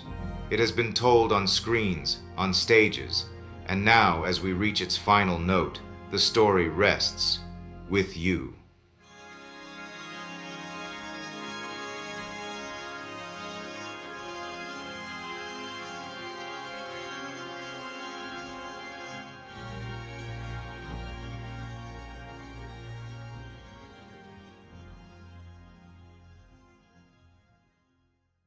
You have been listening to The Ghost in the Opera House, presented by Zariya Hollow, a horror anthology. Our cast included Noël Rosen as Gaston Leroux, Alexiel de Ravenswood as Erik, le fantôme de l'opéra, Mia Thompson as Christine Daae, Victor Spencer as Raoul de Chagny, Nathan Wade as Comte Philippe de Chagny, Russell Cobbay as Monsieur Armand Moncharmont, Andrew Fields as Monsieur Firmin Richard, Ellen Gibson as Madame Giry, Arieh Bagheri as the Persian, Charles Early as Monsieur Remy, Aidan Winter as Inspector Henri, Rosaline Dupont as Meg Giry, Danielle White as La Carlotta, Amber Grusi as Doña Garcia, La Carlotta's mother, and the Khanum of Persia, Natalie Wheeler as La Sorelli, Michael Rogers as Monsieur Debienne, Monsieur Mercier and Nasser al-Din Shah Qajar, the Shah of Persia, Jack Chandler as Monsieur Poligny, Madge Honoré as Madame Valerius, Christopher Gomez as Monsieur Lachenel, Jimmy Pontier as Papin, the fireman, Andy Jackson as the librarian at the National Academy of Music, Greg Stute as Monsieur Millefoy, Harold W. Fernkin as Father Dae, Suzanne Pamphile as Madame Sinibaldi, the ballet mistress, Martin Durd as Joseph Bouquet, Leo Spider as the stagehand, trapdoor shutter, and the pallbearer, Joseph Farkas as Darius and other voices, Mars Teres as the elder Romani lady, and Sultana Khadija Jairan, George Shule as the rat killer and your closing announcer. Additional voices provided by members of the company. Original music composed by Alexiel de Ravenswood and Arya Bagheri. Sound design by the Zariya Hollow staff. Violin played by Ali Bello. Operatic selections were produced by the cast and crew of Zariya Hollow. The Ghost in the Opera House, presented over 5 episodes, was adapted by Joseph Farkas, Alexiel de Ravenswood, and Clark Wren, based on the Phantoms Theatre translation of Gaston Leroux's novel and its original 1909 serialization in Le Gaulois newspaper. As the shadows lengthen and the echo of our tale fades into the chilling winds of Witchcrest Peak, we invoke the names of those spectral guardians who have guided our venture through the veiled mists of creation. With profound reverence, we extend our deepest gratitude to the venerable houses of Leroux and Cheney. Your legacy fuels our courage and kindles a fire of enthusiasm that lit our darkest nights with ghostly glows. To the myriad spirits who lingered by our side, your whispers have woven the very fabric of this phantasmal saga. Your unseen hands, ever present in the cobwebbed corners of our stage, have sculpted our endeavors into something truly otherworldly. And now, as the spectral moon rises high and our gathering nears its end, let us part with a solemn vow to meet again at the stroke of the midnight bell in this forsaken hollow. Until next time, farewell, dear friends. May the spirits of Zariya Hollow haunt your dreams until we once again traverse the realms of the forgotten and the forlorn. Good night.